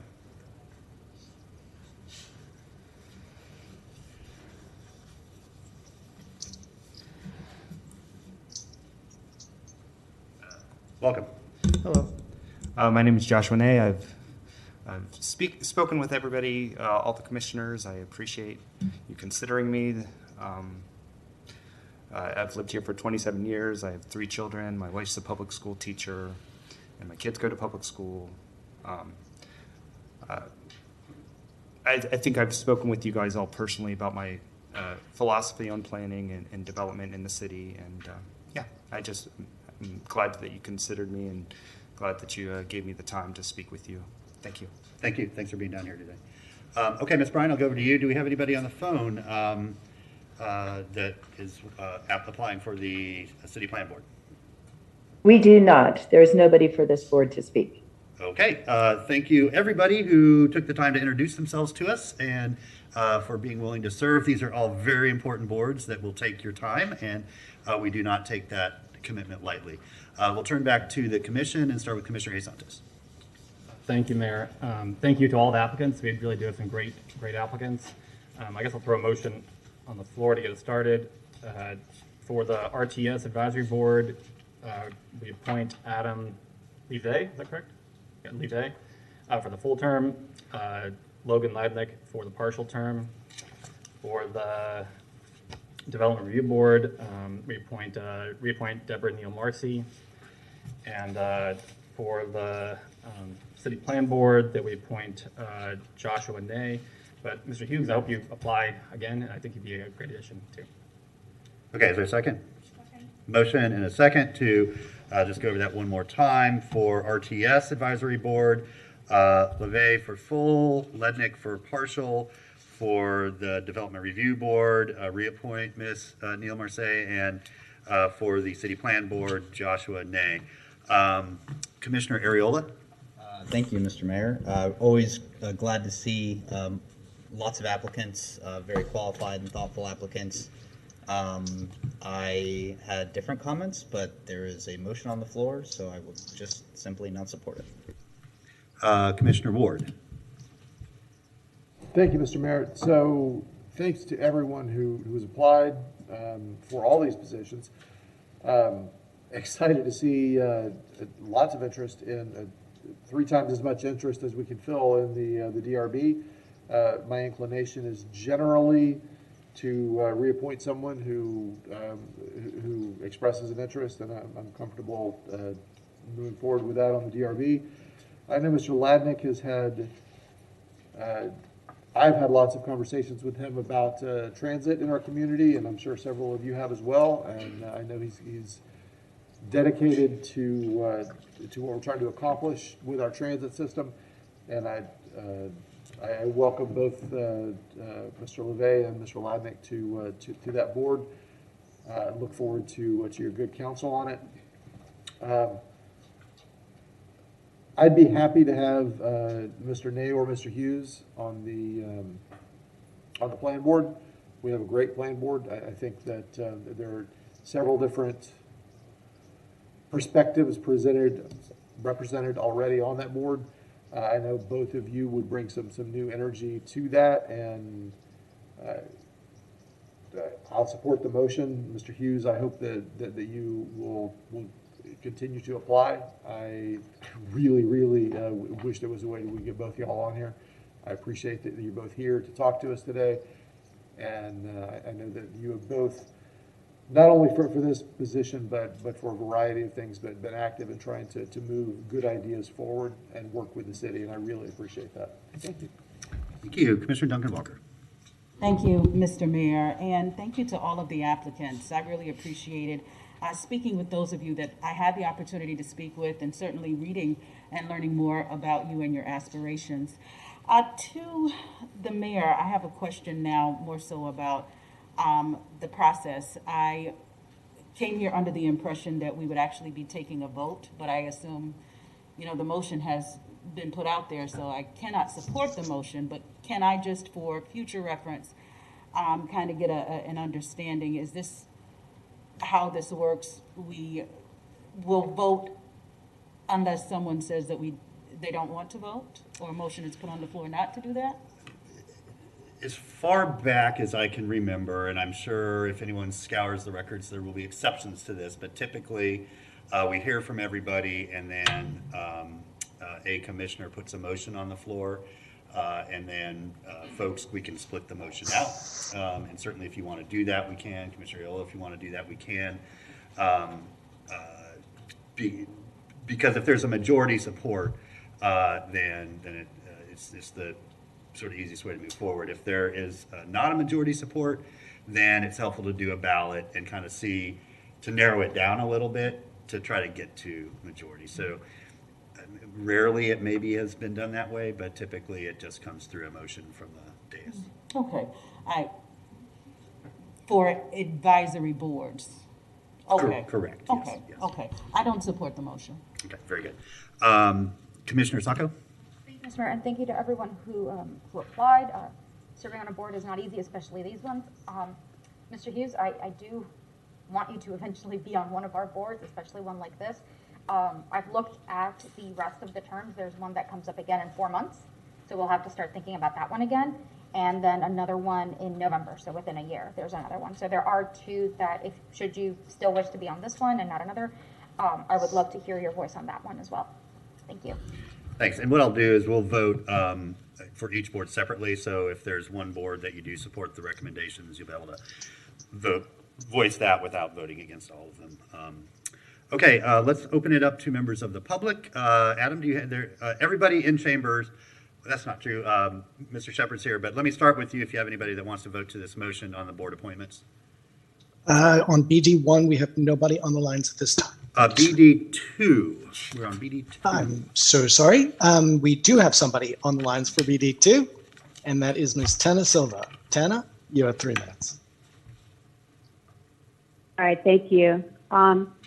I agree with Commissioner Duncan Walker that it's a little confusing if you have a ballot, but that's not how you're doing the vote. So the first person who makes the motion basically gets an up or down vote.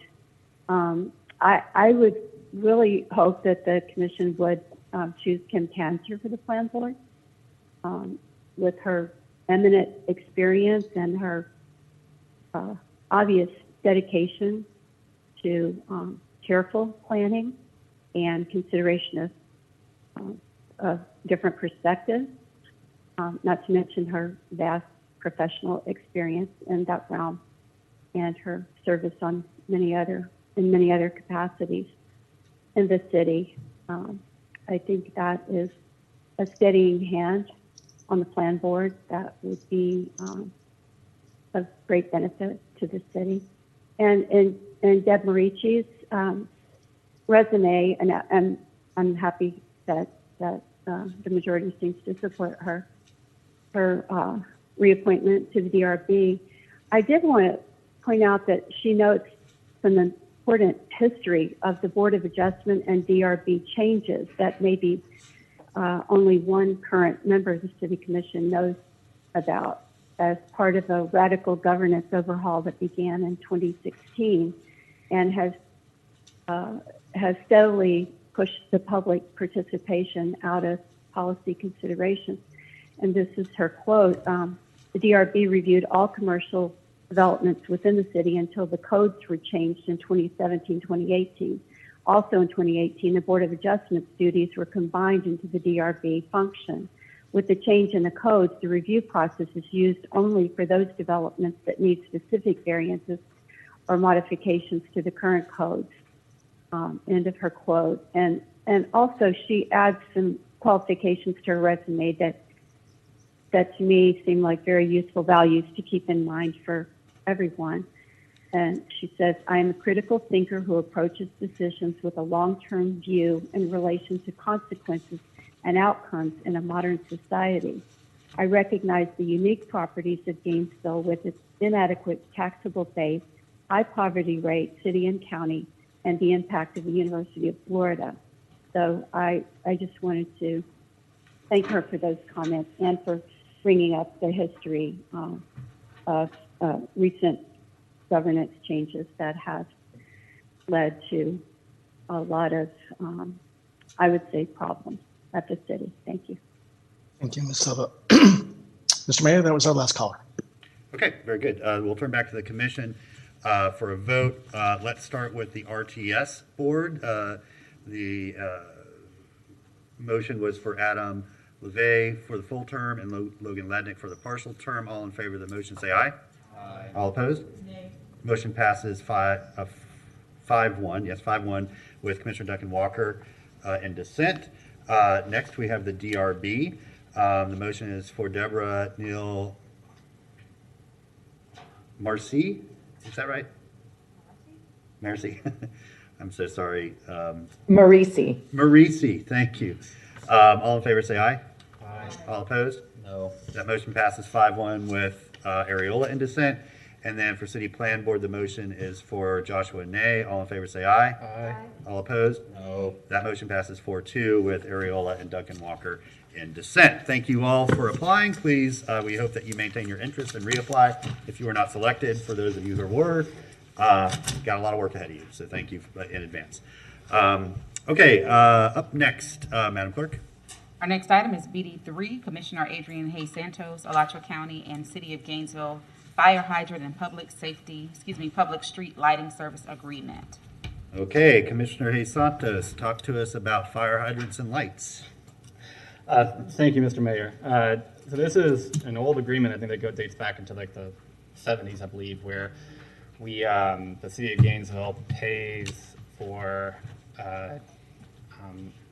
the street lights out in the county, and then we also pay, I think, for fire hydrants as well in the county as well, in exchange for the rights for us to be able to run our utilities on their right of way without any charge.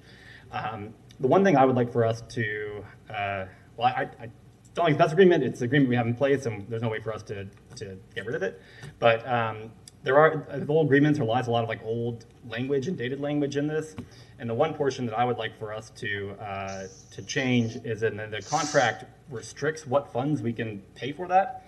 And I would like for us to have the ability for the city to figure out whatever funds we deem necessary to pay the bill. The commission a few months ago asked our city manager to reach out to the county manager to see if they'd be okay with it. It's my understanding the county manager is amenable to change. I've also spoken with the Chair Cornell, and he was amenable to the change in the contract as well. So this would just change it to where it currently just says only the general fund can do it, to we negotiate to just the city will pay it, and however we want to pay it, we will pay it. So I would like to move that recommendation. Okay, motion and a second to move forward with a process to amend the contract between the city and county for lights and fire hydrants to allow for a sort of broader discretion in what funds pay for that agreement. Any members of the public, we have, I'm sorry, no. Adam, me no speak good today. Adam, do you have anybody on the line to speak to BD3? And Adam, if you're speaking, we cannot hear you.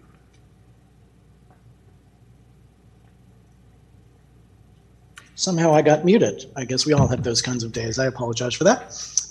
We do not have anybody on the lines for B3 right now. The floor is yours. Okay. Anybody in chamber wish to speak to this item? Okay. We will turn back to the commission then. All in favor of the motion say aye. Aye. All opposed? Motion passes unanimously. Madam Clerk? Our next item is BD4, Wild Spaces and Public Places presentation on the addition of restrooms at Unity Park and Albert Ray Massey Park. Okay, thank you. Mr. Murray, is there any introduction you wanted to give here?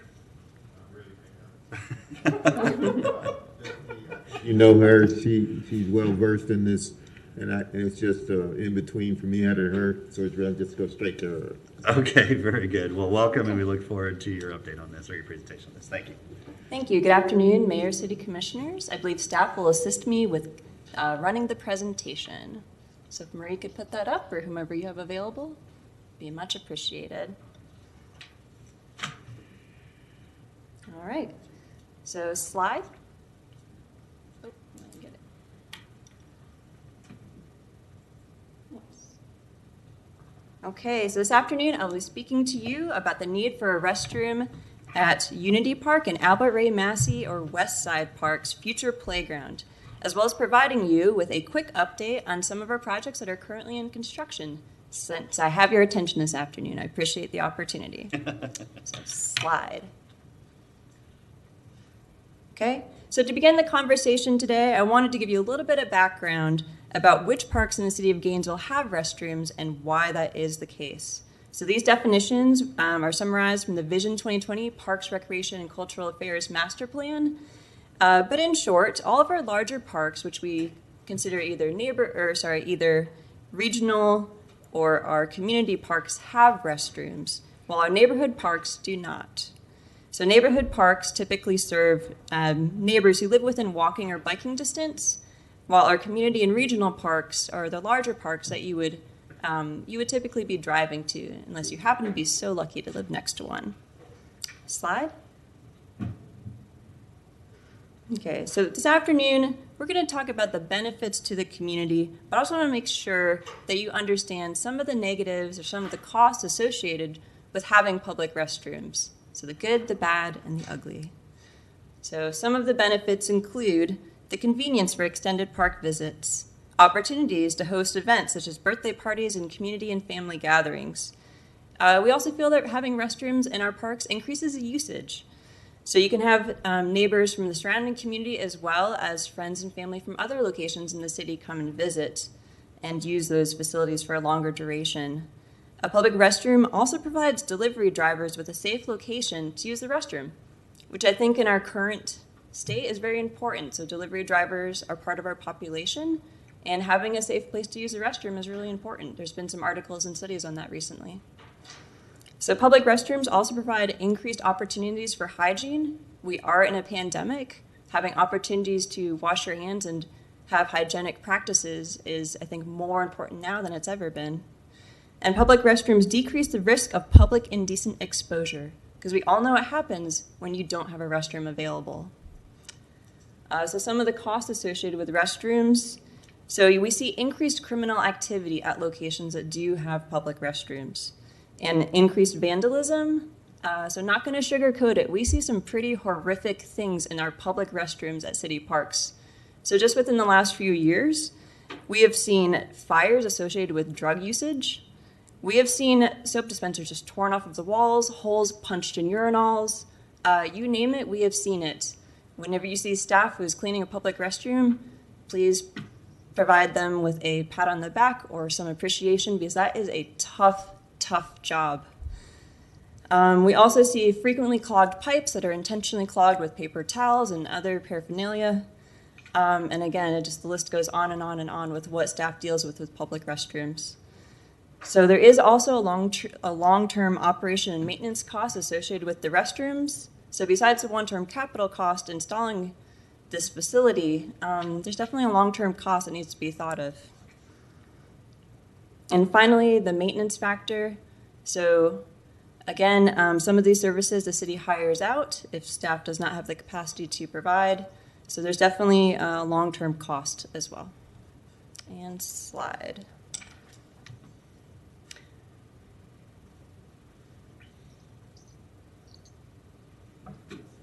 Okay, so even after discussing all of the negatives, we are going to propose to you today that we add a restroom at Unity Park.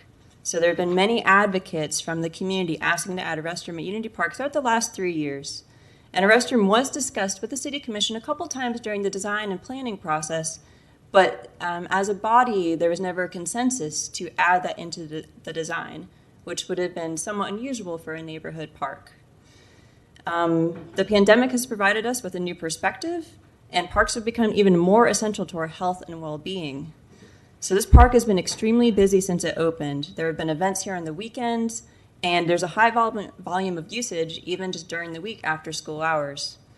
So we are so happy to see that increased usage. I think this is going to be a busy place that the community will love for many years to come. And with Rawlings Elementary School located just up the road, as well as Upper Room Church, we think that the usage is only going to continue to increase. So we think that providing a restroom at this particular neighborhood park is warranted.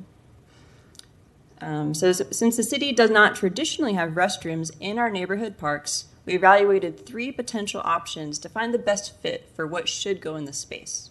Slide. So the first option we looked at, option 1, is a Cortez model restroom. So this is a restroom that we have in a number of our other city parks and our larger regional parks. And this includes 2 single occupancy restrooms and full utility connections. Slide. So another option is an Ozark model. So this is a 1 single occupancy restroom with full utility connections. And slide. And then the third option we looked at is called a Gunnison style restroom. So this is a waterless restroom, and so this is something you would see if you go play golf. This is on the back and the front 9 of Ironwood Golf Course. Also on the Lachua Trail, if you go to that state park by the trailhead, this is also a waterless restroom. So that style we also evaluated as a potential option. So slide. So after weighing the pros and cons, staff is making the recommendation that we add the Cortez model restroom, the option 1, with the 2 single occupancy restrooms at Unity Park. And we think the cost to service this restroom would be about $4,500 a year, as that's the cost of servicing the restroom at Smoky Bear Park, which is similar in size. If we want to pause here for any discussion, or if you'd like me to keep going. Any questions from the commission at this time? Mr. Santos. Thank you, Mayor. Does that cost just operating, or does it include operating and capital kind of feature to fix it over time, I guess, too? So this is just to clean and maintain that $4,500 a year cost. Thank you, Mayor. Thank you. Thank you. Okay, so we shall move on. Slide. Okay, so also this afternoon, I would love to discuss with you the opportunity to add an additional restroom by the future playground at Albert Ray Massey West Side Park. Slide. So 2 open houses were held back in September, and we had a really good turnout from the community. Slide. So what we heard from the community is that, they love the theme, they love the playground elements, but one thing we kept hearing from the care providers is that a restroom is absolutely needed close to the future playground. So the playground is going to have is going to be space theme, and it's going to have a wide variety of physical, social, and sensory play experiences for children of all ages and abilities. So fully accessible surfacing and a colorful theme is going to boost imaginative play with a fully fenced playground. So this is going to be a playground truly for everyone. And in order for it to be accessible to everyone, we need a restroom nearby. So staff is proposing to install a Cortez model restroom, similar to what we're proposing at Unity Park, with the 2 single occupancy restrooms near the playground. So this restroom would be a little bit different in that it would have adult-sized changing tables. So we heard from a number of care providers during the open houses that this feature is a must-have for their children with special needs. And so this playground would be a little bit unique, but again, for it to really be accessible to everyone, we think this is important. And a slide. So since we're asking for some additional amenities at these 2 locations, we're also providing you with a proposed plan of action for how to pay for these new amenities. So the Wild Spaces revenue generated during fiscal year 21 was a good bit higher than what was anticipated. And so we have a little bit of additional revenue, and we're proposing to allocate that additional revenue to these 2 projects. Okay, slide. And this is staff's recommendation. So staff is recommending the City Commission authorize the additional funds from the Wild Spaces and Public Places unobligated fund balance to design, permit, and install Cortez model restrooms, or option 1, at both Unity Park and at Albert Ray Massey Park's future playground. Okay, thank you so much for the presentation and the recommendation. Commissioner Ward. Thank you, Mr. Mayor, and thank you for the presentation, Ms. Waite. It's always good to hear regular reports on wild spaces, public places. Unity Park is fantastic. Several of us were there for the grand opening. It's a great use of the space. I'm disheartened to hear, what I already know is that many people don't treat public restrooms well at all, and that somebody then has to bear the brunt of that. But if we're going to have parks and we want those parks to be used, then we need to provide the full range of facilities that allow people to want to go use a park. So with that in mind, I move staff recommendation as on screen. Second. Okay, motion and a second to approve the recommendation. Commissioner Duncan Walker. Thank you, Mr. Mayor, and thank you, Betsy, for this really nice report. I had the opportunity, along with several of my colleagues, to come out. Really enjoyed what you did for us out at Unity Park recently at the ribbon cutting. What an awesome space. I also had the opportunity to speak with some of my constituents there, as the park is in District 1, and they did ask for restrooms, so thank you, Betsy. They will thank you immensely for jumping on this quick, fast, and in a hurry, and coming to us to ask for approval on moving forward and putting the restrooms there. I have one question, actually 2 questions. Did you just say that there will be changing tables at both locations? The changing tables will be in the Cortez model at both locations?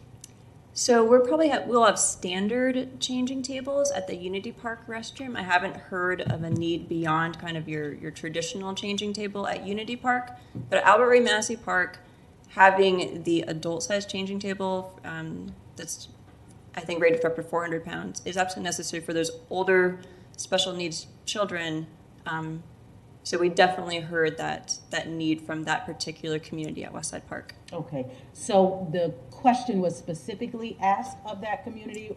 Absolutely. Okay, and that same question was asked of the neighborhood at Unity? So the community members brought to our attention that particular need at the future Albert Ray Massey Westside Park playground. Because again, for that regional park, we're trying to make it a completely accessible, so the nice surfacing, equipment that can be used for children with mobility limitations. So it's kind of it's slightly different with the community that we reached out to for Westside Park.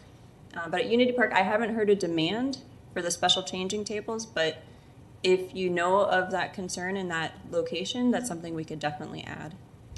I would just like to ask that as conversations are had across the board with all of our parks, particularly with this type of situation, you know, accessibility,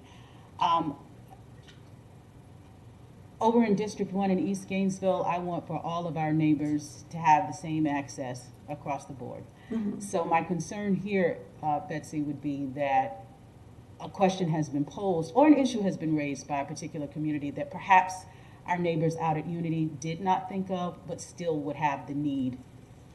So I certainly would like for you and your staff to do a little research, if you would, because I don't want to limit the use of that park or overlook any of our neighbors who may have special needs, individuals who would be able to use the adult size changing table.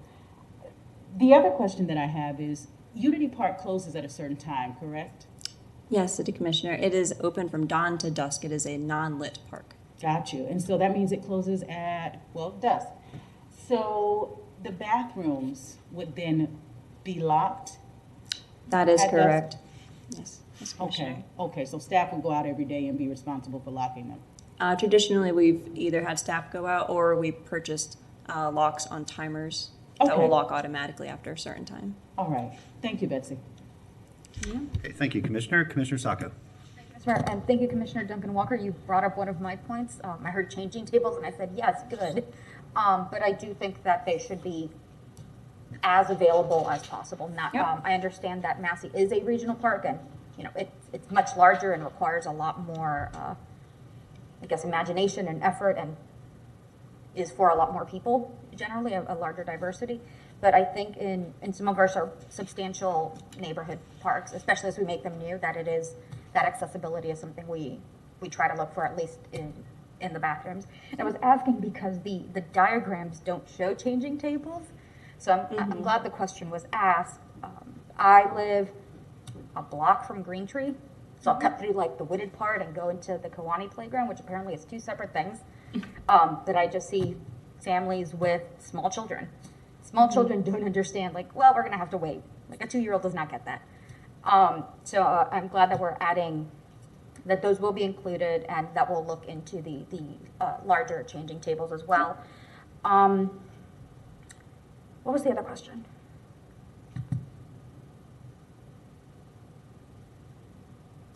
Is there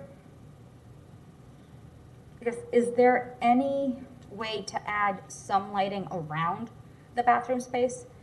So dusk is a certain hour, like ish, it's an estimate, but it still gets dark, especially if you have trees around it, 30 minutes prior. So I feel comfortable making that walk as the sun starts coming down.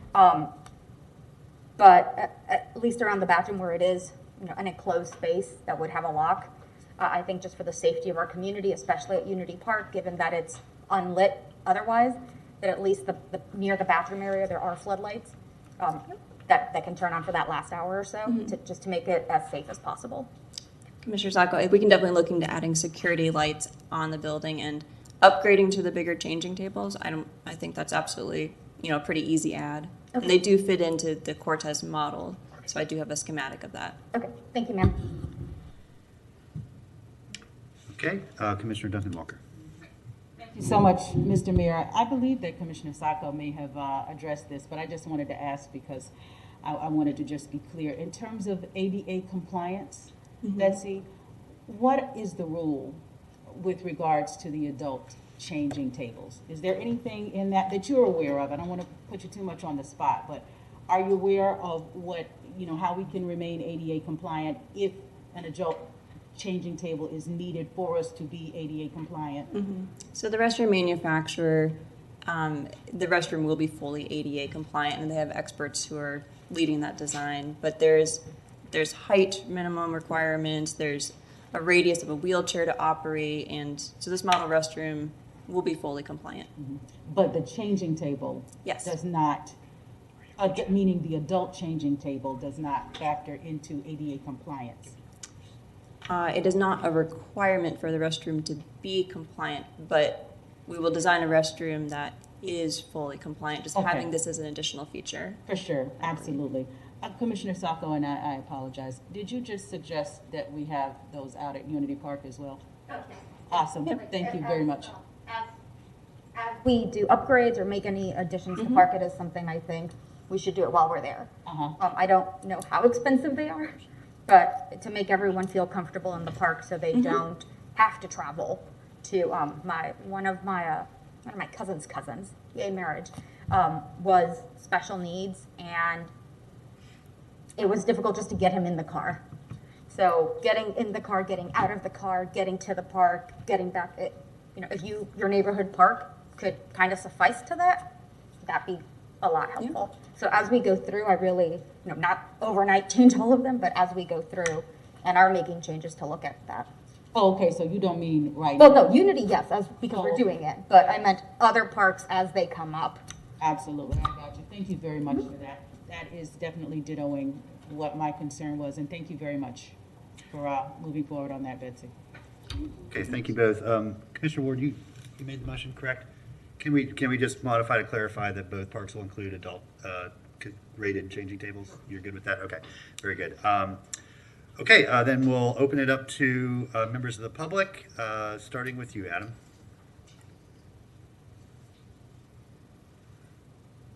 Thank you, sir. Was fumbling for the mute. Right now, we have nobody on the lines at this time. The floor is yours. Okay, anybody in chambers to speak to this item?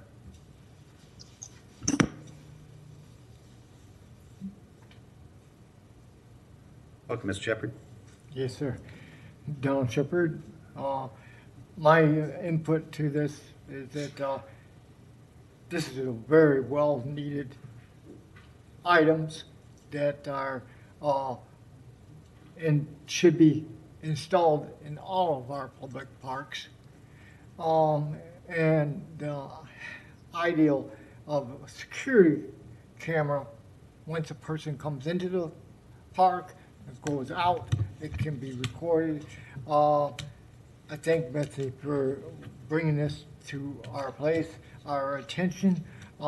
This is a fund that has been used greatly from the city commission and audit finances to take in balance finances within our city. We thank you for that. The other thing is that I wanted to take and address is the changing tables. Lift chair be there next to it to be able to lift the child or the adult and onto the table, or to be able to lift the individual as needed. This is something I've dealt with most of my married life. My wife is handicapped and has been having several hip replacements, broken leg and such. And so this here would allow my wife to be able to use this park in our city, in our county. I think this should also go before the county and have them give input of financial aid towards this, so that we can get a clearer outlook of what we can do. I'd like Betsy to bring back a list of what she thinks that we need within that park, or equipment, or what, in all of our parks, and all, so that we have a new outlook for the year to come. Thank you. Thank you. And I didn't mean to jump the gun. I know that there's more presentation. Commissioner Sacco, did you want to speak before the rest of the presentation? Just wanted to clarify that I meant lighting, not necessarily cameras pointed at every angle watching our neighbors, because that's intimidating. Just wanted to clarify that. Thank you. Thank you. Okay, Ms. Waite, we'll invite you back up to give us the update on some other Wild Spaces projects. Slide.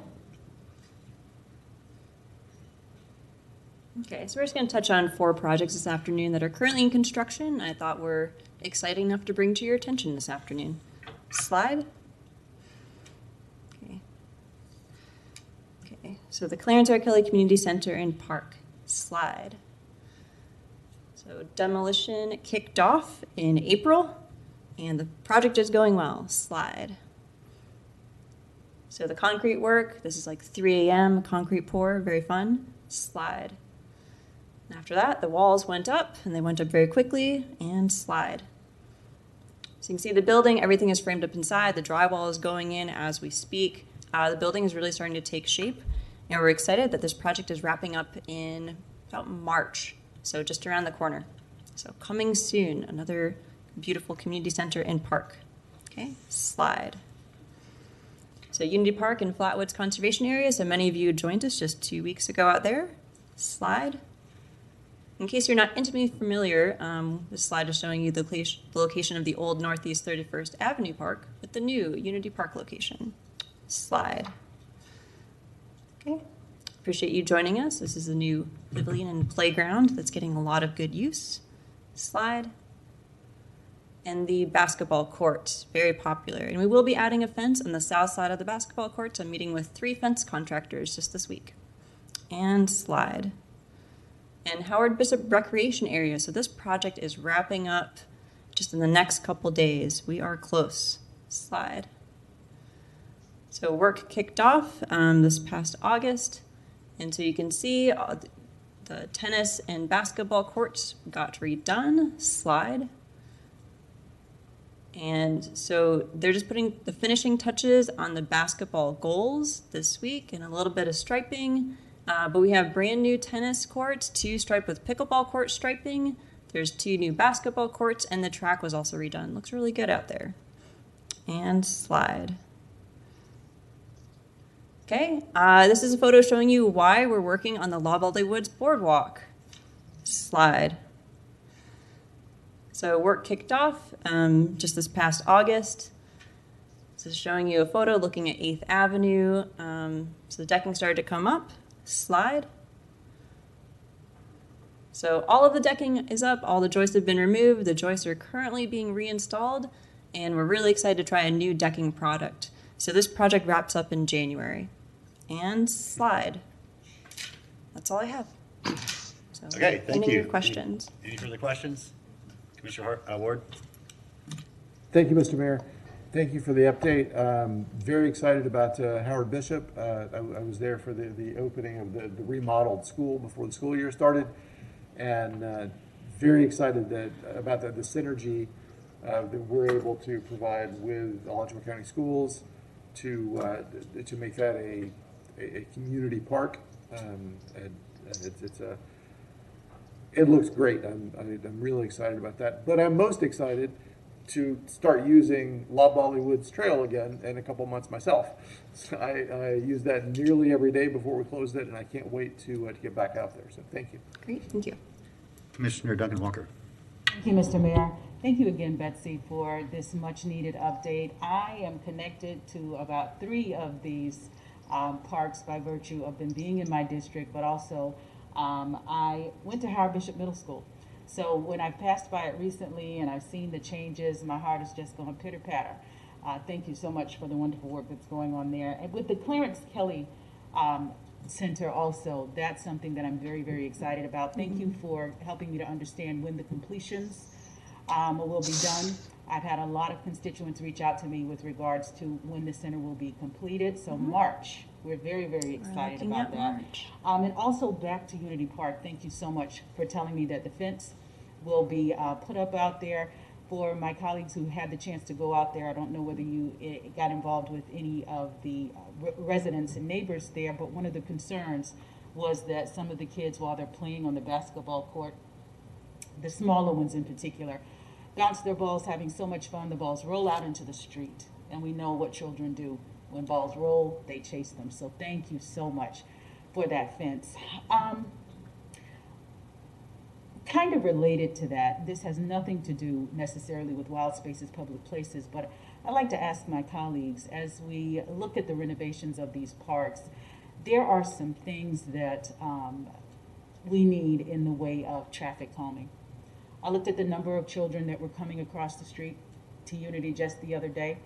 And Betsy, can you help me remember if there was a crosswalk that was there? Mhm. Okay, There is there's a crosswalk. There's a crosswalk, Yes, but I'm noticing, and this is, probably some other things we have to do. And the fence, no doubt, will help, because some of our kids are so excited to get over and experience the new amenities that they're cutting across. More so than that, though, there are very high rates of speed that some of the cars are traveling down that street. So I just want to say to my colleagues, you can look forward to hearing from me in the very near future about that issue, and I'm certainly hoping we can all coalesce around the idea of making these streets a lot safer.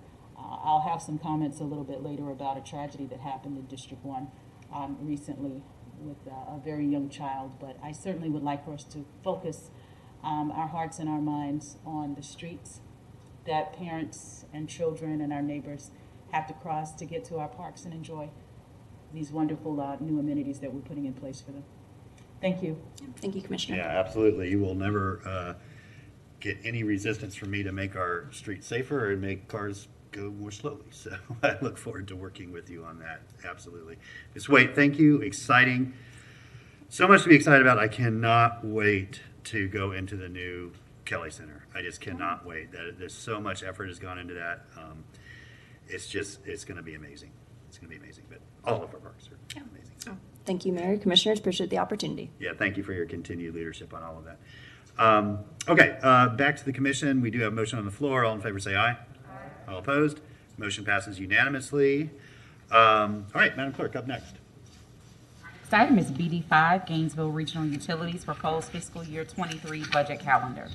Okay, thanks. I don't know if you all have been getting communications or not from the chair of the UAB. They did want to have some joint meetings, budget meetings with the commission. We have not scheduled any joint meetings for this upcoming year with the UAB, so I think there's an opportunity to use some of those joint meetings to include budget items. We did refer the two major items we talked about with the UAB at our last joint meeting to be updated on those at our next joint meeting, so we need to allow for enough time there. And I don't know, what I would like to do today is just ask for the clerk's office to work with GRU staff to identify two budget meetings that would be most appropriate for a joint UAB City Commission meeting.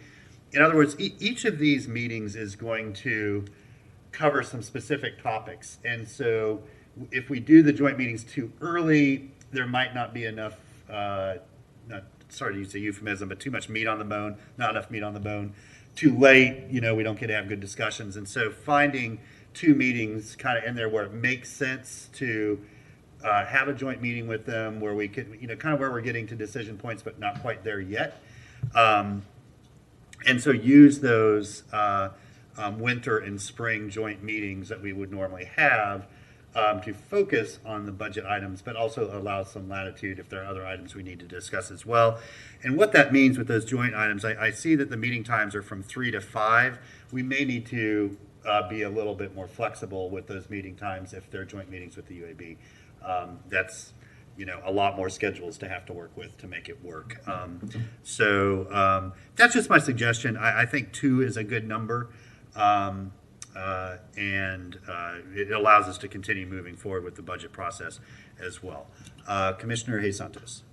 Thank you, Mayor. Yeah, I'm fine with replacing the quarterly meetings with some of these budget meetings. I do want to make sure that we have time as a commission to have deliberation and figure out the direction. Because if they give a recommendation to us, and then we can take that and move forward on it. Because it's difficult to have in-depth conversations, and there's 18 different people on the boards. So I think that is just one thing I want us to consider when which ones we place there is, I want us to have our time to be able to deliberate and to be able to put together our thoughts. Thank you. And if we move forward with this proposal, I can work with the general manager and the clerk and GRU budget staff to figure out when it makes sense to, again, not too early, not too late, basically. Where do we find that Goldilocks moment to schedule them? So, but I agree with you. That we have to be able to have some focused conversations as well. Commissioner Saka? Thank you, Mr. Mayor. So if I heard you correctly, we don't have the joint dates yet set yet. They're not. No, we have nothing scheduled. Will we Do we know when we'll get like an estimate of when those dates would be? We're gonna schedule them when it makes sense for these budget discussions. Because there's none scheduled, We'll make at least 2 of those around the budget schedule, but the I'm rest? gonna expect those to be the 2. The 2 I don't for the wanna year. have 4 Okay. joint meetings over the next 6 months. We'll have 2, but we don't have to restrict them only to budget topics. I say that, and I think you might have an inkling about it. I recently met with someone who had a lot of good ideas about electrification of our city and resources. So since we're talking about the schedule of UAB as well, I do want that to be one of the topics, and I think given some of the funding suggestions that were brought up during my conversation with Ms. Larson, that it might be good to throw them in there as well. Okay, those are all future topics that we can discuss for sure. That also might be a GPC item for us, because I know Ms. Spicer is working on a lot of those things too, so there's a couple opportunities there. Commissioner Ward? Thank you, Mr. Mayor. One of the ways I think about this as I know that the UAB will not have as many budget meetings as we will, because we have final approval toward the end there. But as presented, you're talking about a total of 16, 8 and 8. That's a lot for staff to work with. So I like the idea of folding in some of it to joint meetings. Also, I think it's going to be important. We're bringing on a new commissioner certainly by late January. And I'm glad that we're going to have a broader discussion and broader presentations from staff than we have had for the last year or so, to bring the new commissioner on and up to speed as well as possible. I think that's going to be an important thing. And I'm looking forward to going a little deeper on some of the things like O&M and capital than we have in the past. So I think this is very good, but I do really like the idea of folding in some joint meetings to this process as well. Thank you. Okay, Mr. Pilarski? Yes, I just wanted to remind the commission that we do have the finance committee as well that will kind of facilitate some of the budget discussions as well, or could provide that, depending on, as Commissioner Ward said, how deep you want to go on, what was that you, Mayor, on the O&M and capital. If you wanted to go deeper, that's kind of an ability to do that there. I do think your idea of getting together twice might be a good connect point with the UAB, so that after there's kind of this education process on both sides, that you can kind of reset, say, okay, this is what we've learned, this is where it is, we're on the same page, let's move forward. The other thing is that we do have, the net zero goal coming back early in the year, probably toward the end of this year. So I think there'll have to be some discussions surrounding that, and, it will have to decide how you want to use the UAB in that regard. So, the joint meetings could easily become one of direction as opposed to education. And I don't, however the commission wants to go with that, I'm fine with that. Okay, very good. Well, that sounds like a reasonable path forward. And so, Commissioner Hayes Santos for. Thank you, Mayor. I move staff's recommendation with one modification, that 2 of the meetings be joint with the UAB. Okay, motion and a second that we move forward with the budget calendar for GRU, including 2 joint meetings with the UAB. Yeah, good. Just one clarification. Those joint meetings would replace the quarterly meetings with UAB. Correct. Yeah. They would be those. So they would be those. But budget would be the main topic, yeah. But not the Yes. only topic. Okay, any members of the public wish to speak to the motion? Adam? Mr. Mayor, we had a caller drop. I'm suspecting he will call back, but give us another few minutes. Sure, we do have Mr. Shepard, I think, who wants to speak, so we'll invite him up and then turn back to you. Thank you, sir. Yes, my name is Donald Shepard, and I think these are some good ideas of which we're kicking around,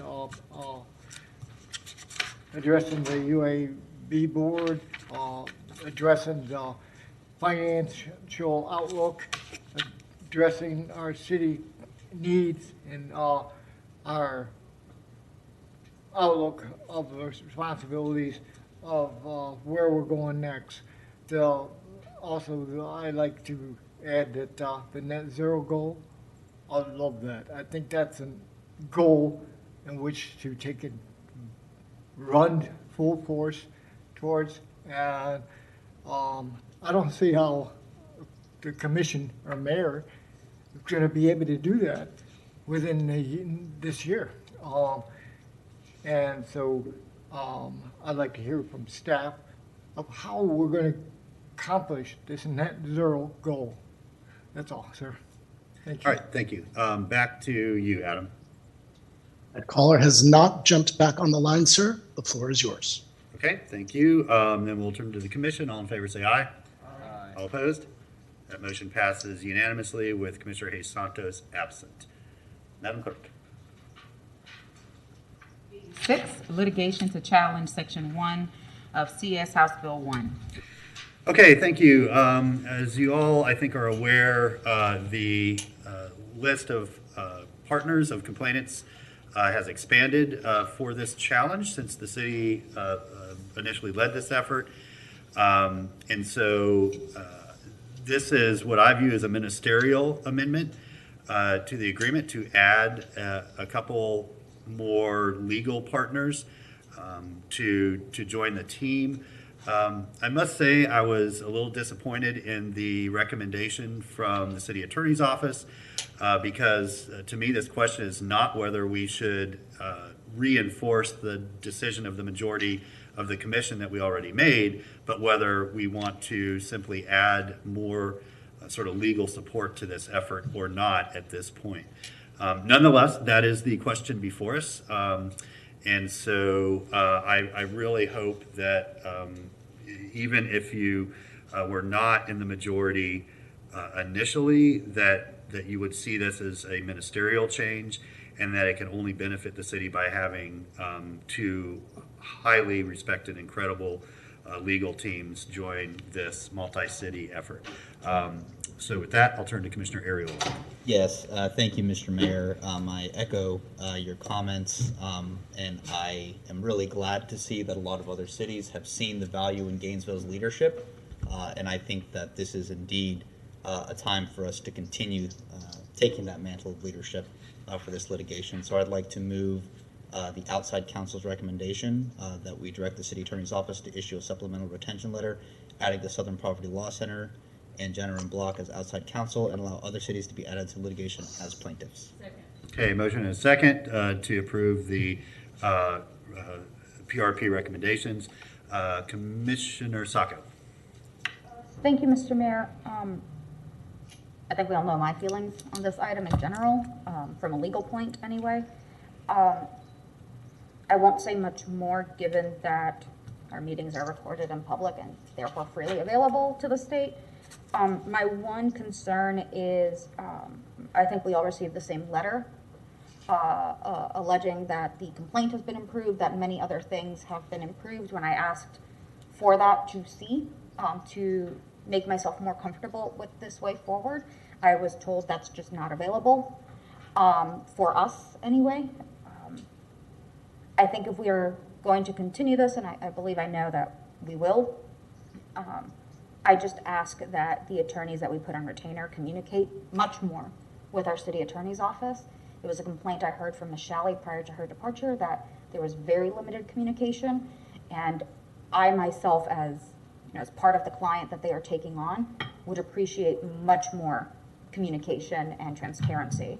And I think that's what we're owed and the city is owed. Thank you, Mr. Mayor. Thank you. Commissioner Ward. Thank you, Mr. Mayor. So I'm going to support the motion. The two things that I asked for in our initial conversations about this months ago were, number one, that we not be alone, and that is fixed. That there are other cities on board now, and I'm very happy to see that.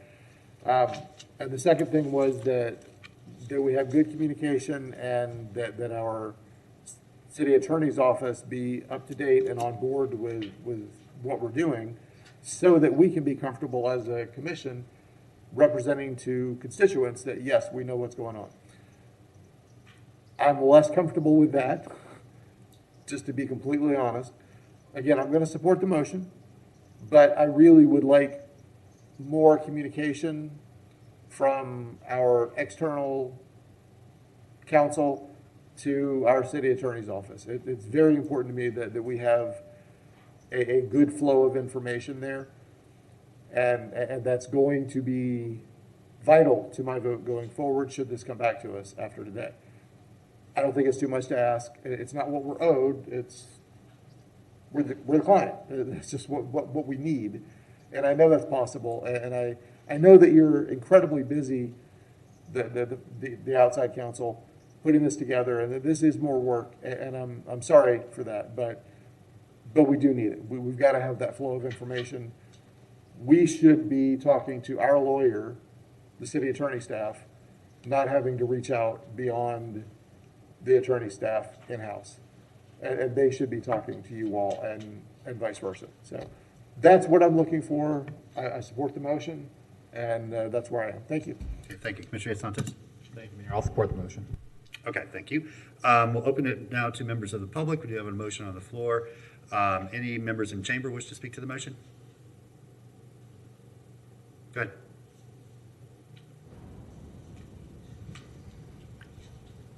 My name is Donald Shepard. I comment is that I support the comments that have been put forward by the mayor and commission.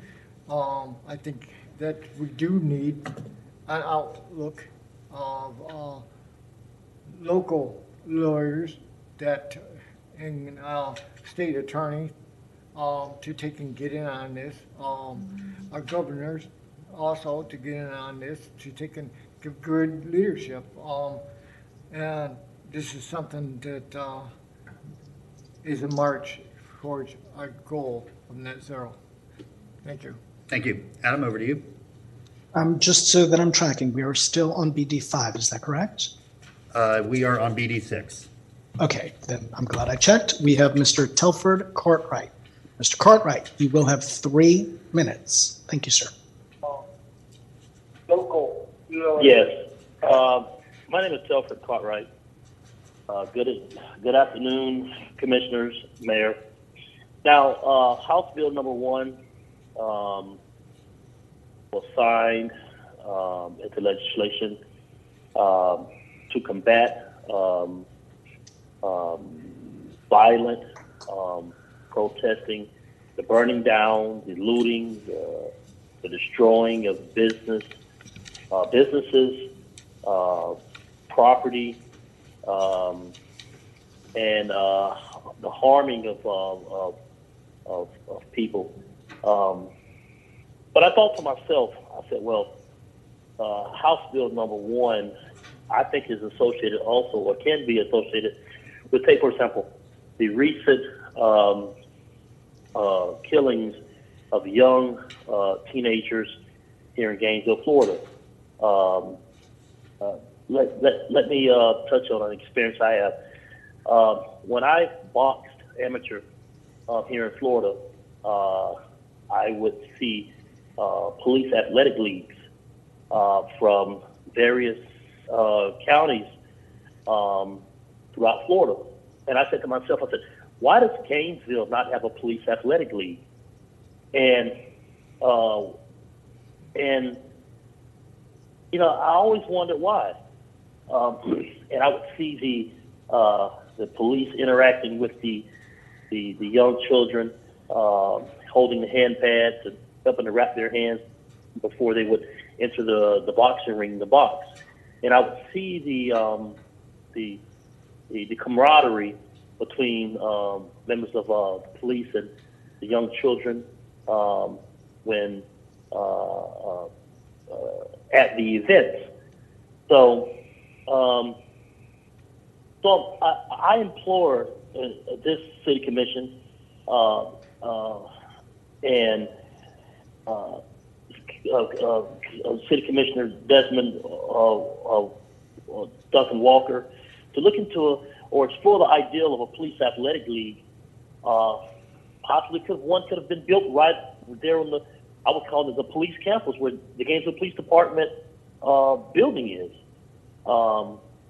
Within the building, a boxing ring, boxing equipment, so that many of these young children can go to a true safe place where they can burn off energy and actively engage with the members of the police who are willing to participate in a police athletic league.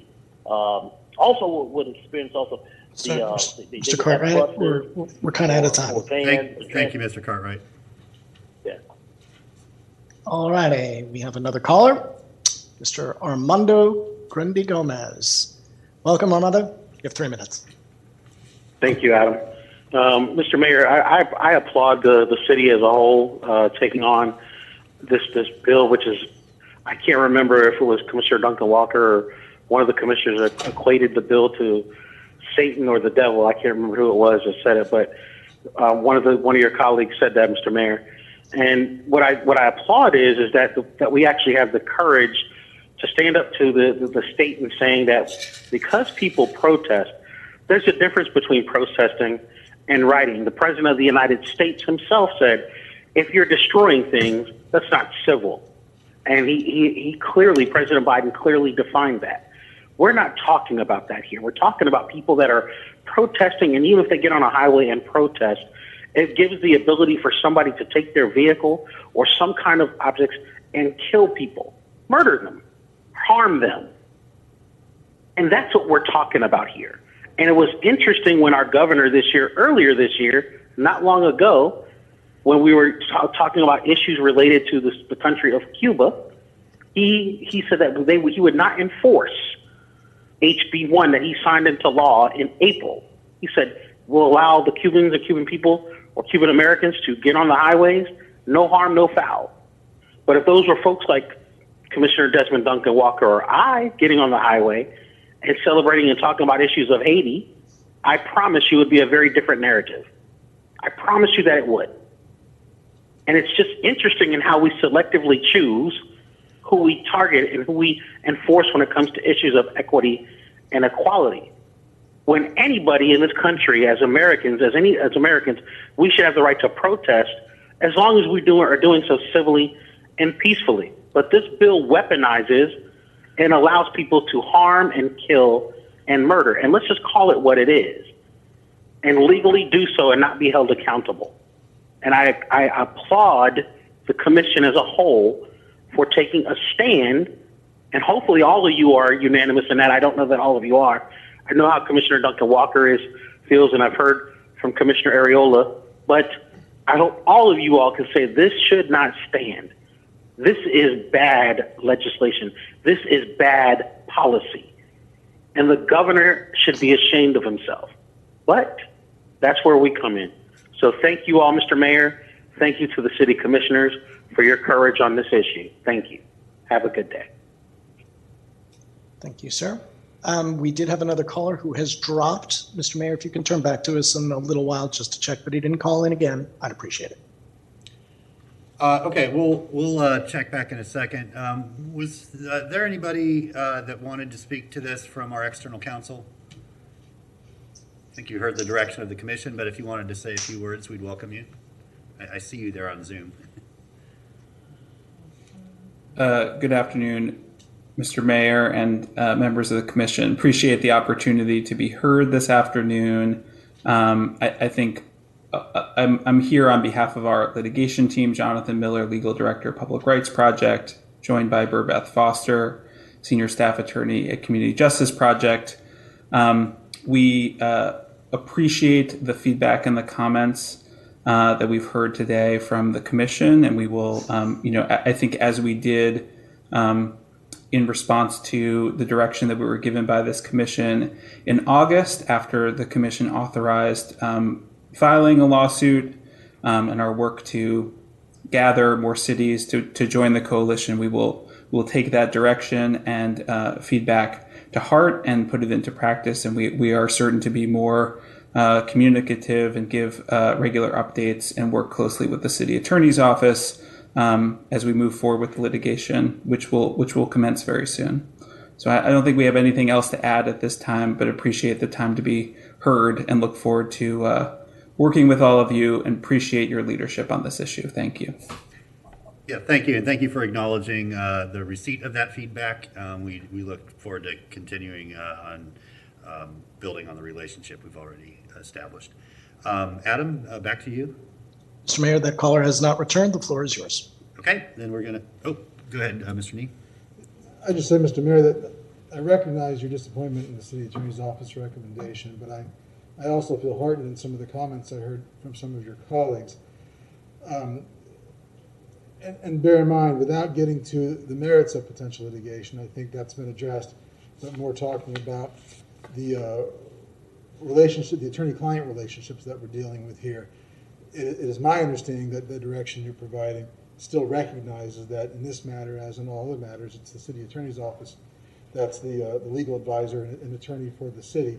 And we've been directed several months ago to retain attorneys to pursue this proposed litigation against the state regarding House Bill 1 and more pointedly regarding potential impacts of House Bill 1 upon the municipal budgeting law process towards law enforcement. And that we did engage in that relationship with specific lawyers with the Public Rights Project and the Community Justice Project. And I think what's being asked of now by the Public Rights Project and Mr. Miller is for us to retain counsel from Southern Poverty Law Center and Jenner and Block. And that was one of our sticking points, is that we generally don't retain just groups, but lawyers, to ensure the significance of that attorney-client relationship, that accountability that's part of that relationship. And to be fair, that's what fit in part of our unease early, throughout, I think has been consistent from Ms. Shalley through to me, is that normally when you hire a lawyer, specifically a litigation lawyer, they're there for your interests and your interests solely. Advocacy groups are valuable. They're important to the system. They have their own interests, and to the extent that our interests overlap, that's fantastic. But part of our method of ensuring that it's our interests that are in the forefront of our lawyers is to have that relationship, that retention of specific lawyers. So there's an accountability, and that's really what we were seeking. And it was just today, thankfully, we received from Mr. Miller the names of some lawyers with the Southern Poverty Law Center and Jenner and Block. There's 13 of them. So I'm hoping we can talk and maybe get a specified number, because obviously I think accountability is often greater when it's more specific. But we'll do what we can in that regard. But it's my understanding what they're asking now is not what was previously mentioned regarding full authority in the lawsuit and maximum discretion and authority allowed. Those thoughts raise red flags to me. In my mind, full authority in a lawsuit belongs to the party. That's to the city, acting through y'all and through management. So again, our hesitancy in our recommendation, I think, is largely based on protecting that relationship to ensure that we can have lawyers representing the city who are solely interested in the city. And I think that's what we're working toward with today's communication, and we'll continue to communicate with Mr. Miller and his team. Okay, thank you very much. With that, we will move to a vote of the commission. All in favor say aye. Aye. All opposed? Motion passes unanimously. Thank you all, and we look forward to next steps. Madam Clerk. Our next item is BD7, Commissioner David Ariola, Department of Energy Grant Opportunity. Okay, Commissioner Ariola. Thank you, Mr. Mayor. I believe you were there, and I don't remember exactly who all was in attendance for the joint water city and county meeting that we had. But Alachua County is entertaining a very interesting opportunity to pursue a grant pertaining to community solar with the Department of Energy. They have asked the City Commission to have GRU be a part of this application. They think it would strengthen. But I was hoping that Sean McClendon of the Alachua County would be here to discuss and answer questions if my colleagues had any. But essentially, we are signing on as a partner with Alachua County and the NAACP, who are going to be holding community forums to talk about community solar and microgrid technology, but I don't want to steal all of Sean's thunder, so if you'd like to step in. Yeah. I would introduce you with your title, but I understand it was recently given some additions, so please. Thank you, Mr. McClendon. We appreciate you taking time to be with us today, and if you don't mind just giving us a brief synopsis of this grant opportunity, and then we'll move back to the commission. Thank you, Mr. Mayor. Appreciate the opportunity. Can anyone hear me, sir? Yes. Very good. So this is a DOE $16 million support for community-driven pathways to clean energy. If we were successful, we would be one of 36 communities that would be able to get technical assistance to look at these questions of community solar, better efficiency in homes, as well as several other priority areas within the Biden administration for increasing the overall equity and efficiency within communities to address climate change issues. We feel like there's very good synergy between the partnership that we've outlined between both the NAACP, the City of Gainesville GRU, and Alachua County with their goals to help these communities that are energy burdened right now and to help them be a part of the solution. We have the climate solutions going forward with dealing with renewable energy questions. And with that, I'm trying to save as much time as possible for questions. Mr. Mayor, if there's any questions about the grant, we'd be happy to answer anything that we know. All right, you must have done such a good job that I don't see any, so we appreciate you helping us out with that, Mr. McClendon, and helping shepherd this process through. Commissioner Ariola? Thank you, Mr. Mayor. Appreciate my colleagues listening, and thank you, Sean, for coming in. I'd like to go ahead and move my recommendation. Okay, motion is second to approve the recommendation. Members of the public wish to speak to this motion.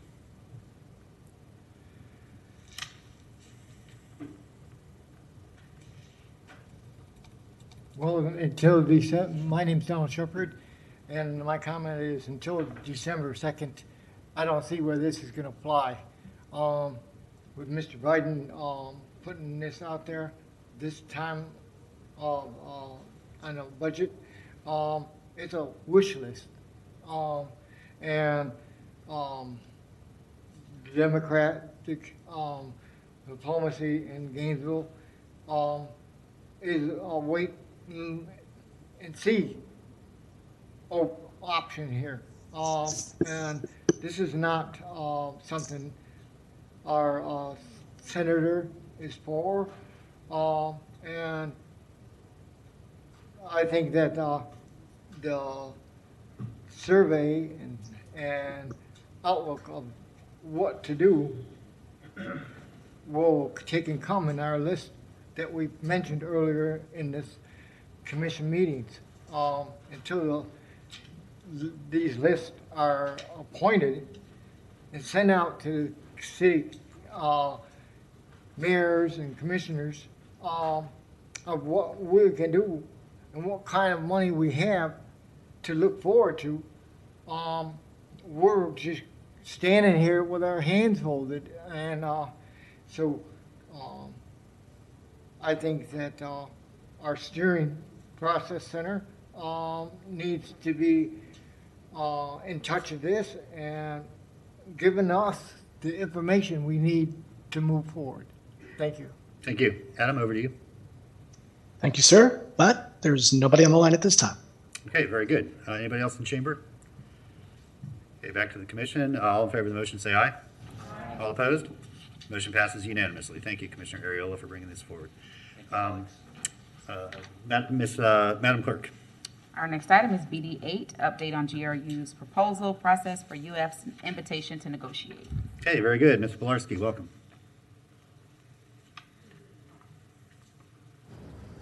Thank you, Mayor, Commissioners. Yes, we're bringing forward an item today related to the, ooh, it's sticky up here.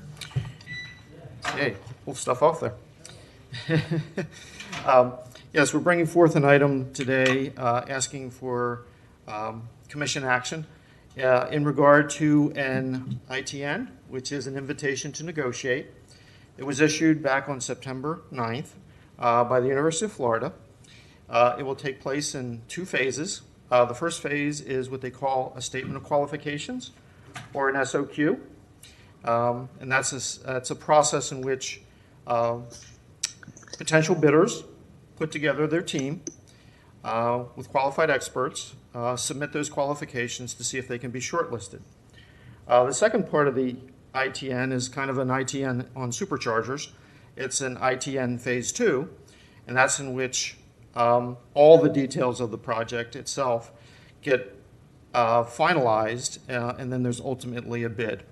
So we're at the stage now where we have a deadline of November 10th at 2 p.m., to which we have to submit our statement of qualifications with our team members. And we're putting this together, hoping to bid on what they call the Central Energy Plant at the University of Florida. It is a source of electricity, chilled water, steam for the entire campus. They've spent probably up to 4 years looking at this process, what fits their parameters, how they should proceed. In that time, I think they extended a contract with Duke Energy that was owning and operating the current steam plant. That contract will expire in 2027. And by that time, they want to have the new facility fully operational so it can provide the range of services necessary. And so that deadline for submission is November 10th. I'm before you today to tell you what the makeup of those experts will be as part of that submission and with requests to the commission. First, we're going to utilize a financial advisor. You all are familiar with Chris Lover and his team with PFM. They're already on retainer. They work with us throughout the year on a host of issues. We're going to be bringing on an engineering procurement contractor. They're known in the industry as an EPC contractor. We are looking at Frank Lill and Sons. They will be operating under a time and materials contract. We'll also be bringing in a financial partner. That would be JP Morgan. They will be working under a success fee. There'll be a $2.25 million fee only if we are successful in the final round of negotiations or bid. We're also going to be bringing in legal counsel that will have dual purposes. They will be a transactional counsel as well as bond counsel for the financing. At this point, the city attorney has vetted legal counsel, and they're looking at Holland and Knight, which we're all familiar with as well. The other membership of that team will be subject matter experts and at staff at GRU. I have Chuck Height here, who's kind of leading the effort from a project management perspective. And, you know, he's been with us for a while, doing a lot of work out at South Energy Center, which, quite frankly, is the prototype for what we're doing here. That's a facility that we've built years ago that services the need of U.S. Health out at 13th at Archer. It's been a very successful project for us. I think it bodes well for what we're able to do for the University of Florida. So to give you kind of an idea here of what we're engaged in, we probably will have a cap of about $200,000 we'll spend through the SOQ process, no more than that. That's a combination of some of our internal costs as well as some of the use of attorneys, city attorney's office, and things like that. Most of the work would start if and when we are shortlisted, and we would proceed over probably the next year as the ITN is finalized, and a group like Frank Lill, who would be the EPC contractor, is looking to build somewhere between $300,000 and $450,000. That would be the cost that would be embedded in our bid. The same thing with Holland and Knight. They would be, you know, from the estimates from the city attorney's office, would be between $300,000 and $600,000, you know, depending on the scope. And again, that would be a price or a cost that we would include in our final bid package. So we're here tonight, or this afternoon, to ask the commission to authorize the general manager to actually submit the SOQ to the University of Florida by 2 p.m. on November 10th. We're here to ask you to have the general manager execute the agreement with JP Morgan with that success fee of $2.25 million. We're here to ask you to authorize the GM to execute a teaming agreement with Frank Lill and Son, which is the EPC contractor. And we're here to authorize the city attorney to execute an agreement with Holland and Knight. And I'm here to answer any questions that you might have. All right, thank you, Mr. Bolarski. Real quick before I go to you, Commissioner Sacco, I want to just remind folks, I think there's a lot of hay made about, so first of all, a lot of people out there think that UF gets free water from GRU. That goes back over 100 years, which is not the case, in fact, and this is the sort of the second point, UF is GRU's #1 customer. We collect more revenue from the University of Florida than we do any other single customer by a pretty wide margin. I'm glad you brought up the South Energy Center. It was a unique partnership, and what it has done is add significant stability to our region's most important social safety net hospital, but also provide that energy and that steam in one of the most efficient manners that's available to anybody. And so what folks have been in our community asking for a long time is, why can't, or what would it look like if GRU was able to serve the majority of UF's main campus? And this is our ability to do that. I know there is concern that we would be assisting UF in extending their energy capacity through additional fossil fuels. I think that we have all had significant and deep discussions very recently about why it's not possible at this point in time to just simply go to 100% solar. This would be as efficient of a plant as really, I'm guessing, we haven't done the engineering and haven't submitted our final proposal, but it's going to be as efficient of a plant as is possible at this point in time for what it is. But also, who better to help the University of Florida achieve their sustainability and carbon reduction goals than GRU? We are the state leader in that area. Certainly a national or international company is going to have little to no interest in doing so. They're going to build it and they're going to be gone. So having a local partner to assist them with those goals, when those goals are the same as our goals, creates a much more likely scenario that we get there in the shortest amount of time possible. So I just want to say that at this point, it absolutely makes sense for us to move forward with submitting our qualifications, allowing the evaluatory committee to see and understand that their local partner has everything that they require to be able to carry out and implement this project, and that we as a community are much better served to keep those dollars local than allowing them to go to somebody else. It doesn't mean we'll get it. We have a lot of work to do. We're going up against some other pretty impressive teams, as I know our team knows. But I think that this opportunity is a significant one for our entire community, not just UF or the city, but all of us combined. So thank you for indulging me. Commissioner Sacco. Thank you, Mr. Mayor. You took a lot of the comments out of my mouth, so I won't be redundant on those. I do have a few questions that I think would be important for us, but also for the public. It's a multi-step process. So just to be shortlisted, that will have costs, and I think the costs presented here are the full proposal. Like we get all the way to the end, correct?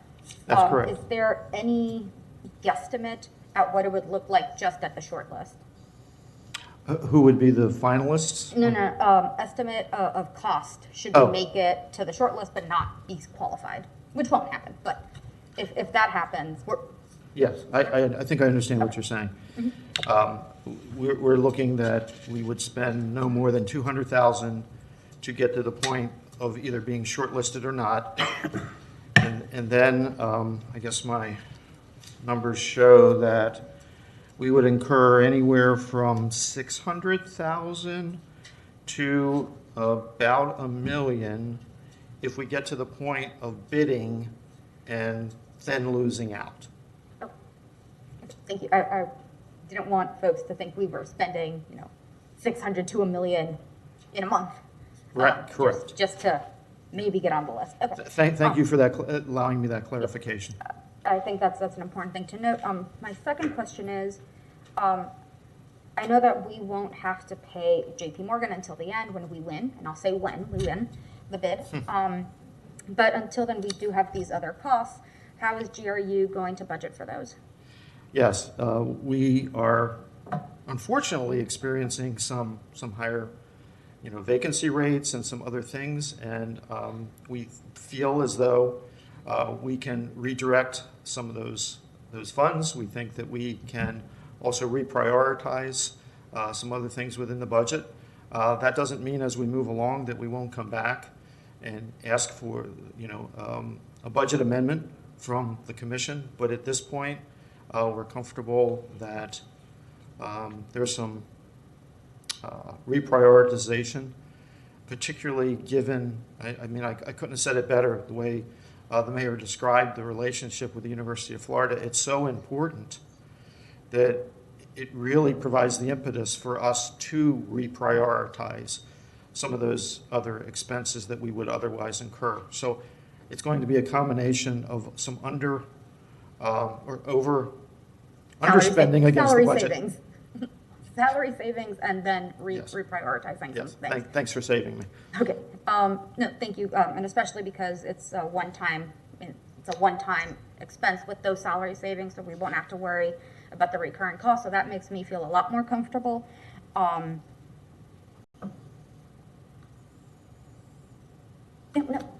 happy to see this move forward, and I'll make, just to reiterate the mayor's point, it's, UF partners with us, and that money stays here in our community and funds projects for our neighbors, or it goes to an out-of-state applicant, and we never see that money again. So I am in support of pursuing this endeavor and winning. Thank you. Well, I'd add to that, Commissioner, if you look at some of the people that will be competing against us, they put in advertisements, for the positions that come due. We'll go up against some people that do district energy projects in and around the country and the nation. And they don't typically keep the people in those, positions. They bring in people from out of the area, and they kind of fly in and fly out. This would be something in which they would engage a lot of our current employees, a lot of the current employees over at UF, and as you suggest, people within the community. So this is a partnership not only with UF, but with various elements of the community, and bringing us together as well and keeping employees in the area, which we really desperately need. Thank you. Commissioner Ward. Thank you, Mr. Mayor.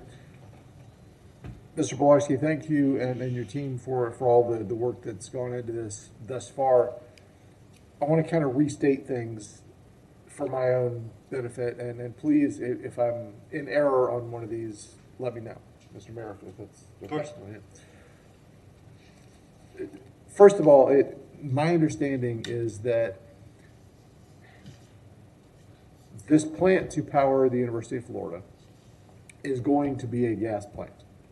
Whether GRU builds it and owns it, or someone else, some other entity does. The University of Florida is asking for a natural gas facility. Is that accurate? That's correct, Okay. sir.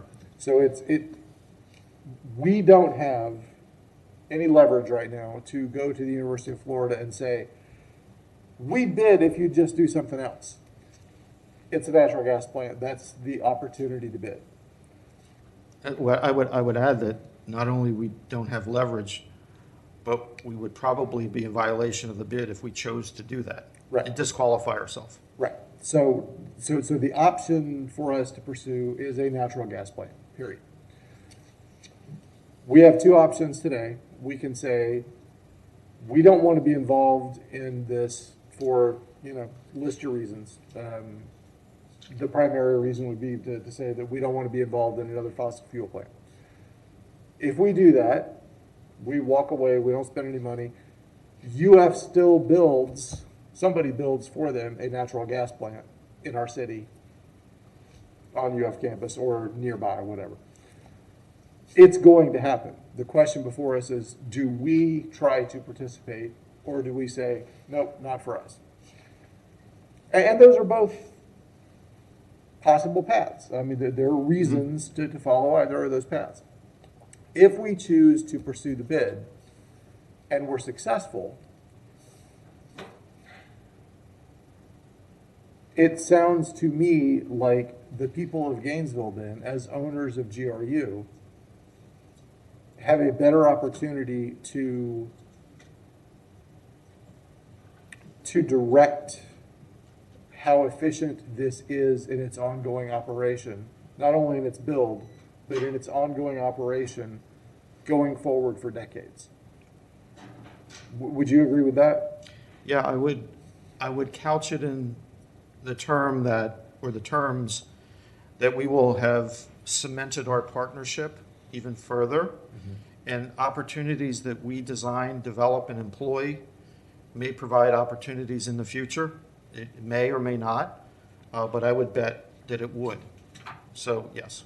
So then we get inside and we have the opportunity to help them have the most efficient, the most environmentally efficient and clean product possible. We also provide for our utilities' economic stability by earning revenue from this operation. This is a sales opportunity for us. Mm-hmm. And if we choose not to participate in the bid, we're walking away from that. That's correct. Somebody's going to build that gas plant. If we're chosen, if we go through this bid process, and there's some risk involved here, but if we choose to take that risk and we are chosen, we get to help direct how clean that plant is in its building and its operation as a part of our community, and we get some revenue from it. This seems like a no-brainer to me, unless there's something I'm entirely missing. So, thank you, Mr. Mayor. Thank you. Commissioner Santos. Thank you, Mayor. I agree with many of the comments made so far. I mean, for a very long time, as long as I can remember, there has been a push for the university to purchase all of its power from GRU. This is that opportunity before us. Mentioned by other commissioners and the mayor, I mean, the power plant is going to happen no matter what. And if it's going to happen no matter what, I would like for those dollars, that's tens of millions of dollars in revenue, staying local. And if it stays local and comes back to the city, that directly goes to lowering the rates and making it cheaper for everyone in our community to purchase power. And also allows us to move towards 100% renewable energy or for the city as well, faster, as we're able to use those dollars to move towards more renewable energy, and also having a larger footprint, it allows us more flexibility. So I'm supportive of us moving forward. Thank you, Mayor. Thank you. Commissioner Duncan Walker. Thank you, Mr. Mayor, and thank you, Mr. Belarski, for your leadership on this. The mayor made a statement a little earlier that I want to kind of piggyback off of, but also flip. Who better to help out UF than GRU? I also believe who better to help out the city than UF? And so that is one of the bright points of the way that I'm taking a look at this project. Obviously, instead of any of UF's contracts being with Duke, I'd like for them all to be with GRU, and ideally, that would be something that we'd be headed towards in the future. This commission has frequently discussed improving our relationship with the University of Florida. And you took the time, Mr. Bilarski, to provide us with a number of different synergies or synergistic opportunities that would exist should we be able to move forward in this. And I want to just take a second to highlight just a few. We could leverage GRU's renewable resources and demand side management platforms to continue to improve the community environmental footprint. We could integrate GRU's operational capabilities across the territory, allowing GRU to take advantage of economies of scale with its workforce, commodity, and O&M purchases. We could expand on an established partnership platform to facilitate more collaboration between the city and UF. And then my favorite one, we could generate additional net revenues, which could mitigate future electric rate increases and or provide stability in the general fund transfer capabilities. Because of that, when we win, and I'm already claiming it, when we win, I believe we will have taken one more step closer to improving our relationship with UF and delivering to the citizens exactly what they need. Thank you for your work on this, Mr. Bilarski. I look forward to this. All right, thank you. Appreciate everyone's thoughts and comments on that. Any interest from anybody getting a motion on the floor? Commissioner Ward. Thank you, Mr. Mayor. I'm going to move all four staff recommendations, and I'm going to say, Mr. Bilarski, make sure this works for us, all right? We're all taking a big leap here, so let's make this work. Thank you. Is there a second? Motion and a second to approve the recommendations, and we will open it up for public comment. We'll start with you, Adam. All righty, sir. We have at least two commenters on the line right now. First of which, Tana Silva. Ms. Silva, you have 3 minutes. Thank you. Well, this has been such a long time coming for UF to purchase more power from the municipal utility. And I hope the commission does support moving forward with it and supports GRU getting the bid. As far as the upfront potential risk, the city spends more on consultants with no tangible payoff. I don't see projected income from the project, but it's still early in the game. I've heard resistance to this being a gas-fired plant, as you all have too, but that is far preferable to the city's carbon-releasing tree incineration and transport. The city will be unable to attain net zero as long as GREC is in operation. It looks like climate activists locally don't yet see the problem with calling tree incineration renewable, much less carbon neutral, efficient, or economical. That's like calling highly problematic nuclear power clean. The U.S. Department of Energy just approved funding projects to capture natural gas emissions, so that will help in the long run. With regard to this gas-fired plant, UF is not going to change course, as you said, and go rooftop solar. At this point, GRU should be the provider as long as it benefits GRU's financial position, which presumably it definitely would. And we all want cleaner energy, but staunch aversion to all fossil fuels has to be tempered by the reality that this is where we are now. The world is decades away from any viable substitutes for the ubiquitous plastics and chemicals that come from oil and gas. In the late 1980s, nearly 90% of Brazil's entire passenger fleet ran on high-efficiency, low-emission sugar ethanol. Pollution was way down in the cities, and the country was energy independent in that respect. Then Petrobras inverted all of that and returned the country to petroleum, saying the chemical and plastic byproducts of oil and gas were needed for their industry. I think U.S. car manufacturers put some pressure on too. Pollution rose, and only 20 years later did Brazil again resume sugar ethanol production. GREC biomass releases many times the carbon of natural gas, whose infrastructure already is in place. So gas would be the cleaner, more efficient, less expensive source than biomass. So I hope that you will go forward with this. Thank you. Okay, thank you. Mr. Shepherd, did you want to make a comment? Yes, sir. Thank you for recognizing me. This Yes, is a project that still is in the works. We haven't received any information or a list of how this is going to work, what the amount of figures is, who's getting what are figures. We haven't received anything that I know of on this. We haven't received outlook of what we know that the gas prices are skyrocketed. There's only one railroad car of coal sitting in the coffer. So how is this project going to take and get off the ground? What happened with the hydro plant? Ideal. There's a lot of things going on here in a couple of these pages that are not brought out yet. So I think we need to make another meeting about this and get this information before we move to a vote towards accepting this or declining. This here is a staple of our city. I thank Mrs. Walker for having great heart about this, but I think you're putting the cart before the horse. You don't have the answers in front of you that I know of. So for you to take and say that you're banking on this or Mr. Shepherd, remember to direct your comments through the chair. I think that Mayor, that she is stepping in the wrong direction in that, because I, as a people's representative, I want to hear how is it going to help the people. The university should have been on board ever since the university was built, but where's the record on that?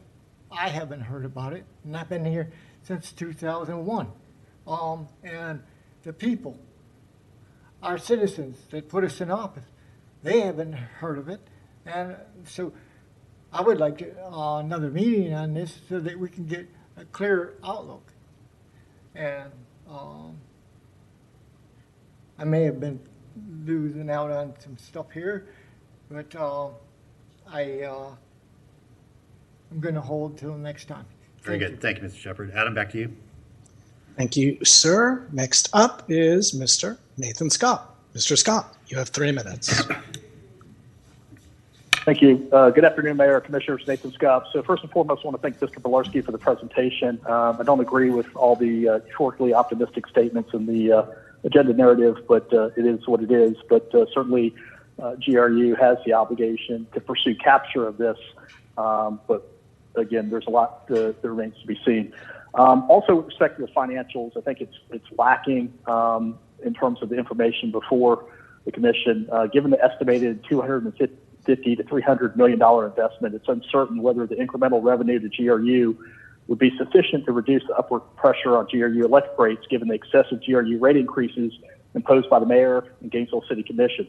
The Wall Street financiers will undoubtedly take the lion's share of any profit above expenses, as evidenced by the $2.25 million capture fee to JP Morgan alone.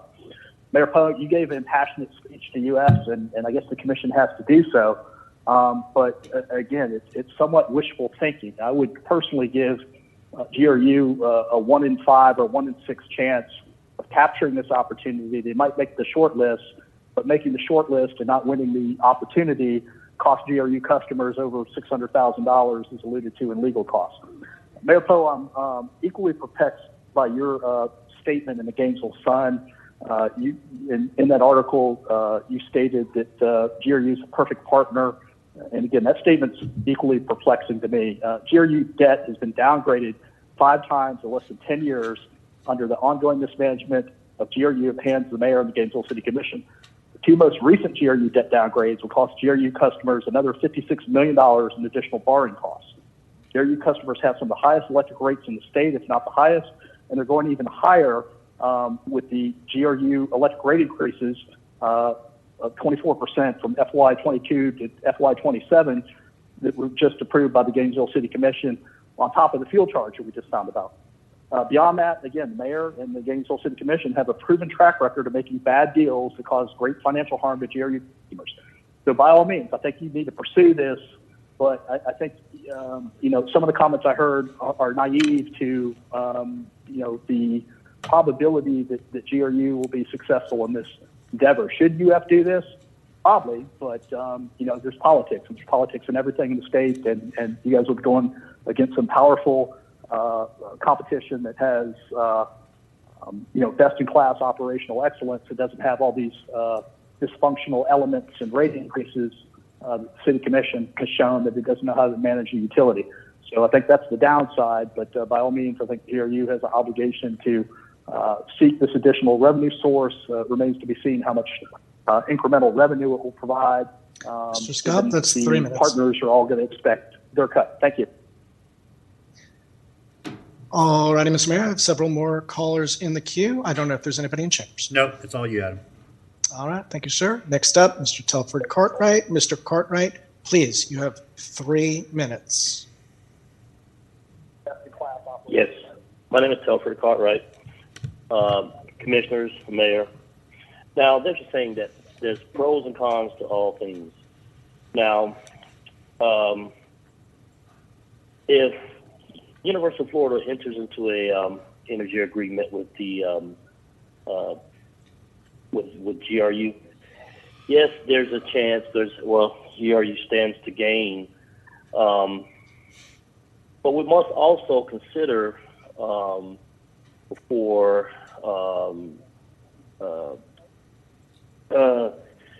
promoting this energy capture or energy revenue capture from the University of Florida, that the biomass plant. I think that this city commission needs to be meticulous in its energy endeavor, or with this energy endeavor in, there's an old saying, there's another old saying, learn from your mistakes. So I am suspect with this. Once again, I see the revenue capture from the state, but once again, I would like to echo the former speaker, Mr. Scott, that there's going to be politics involved, and you all know this.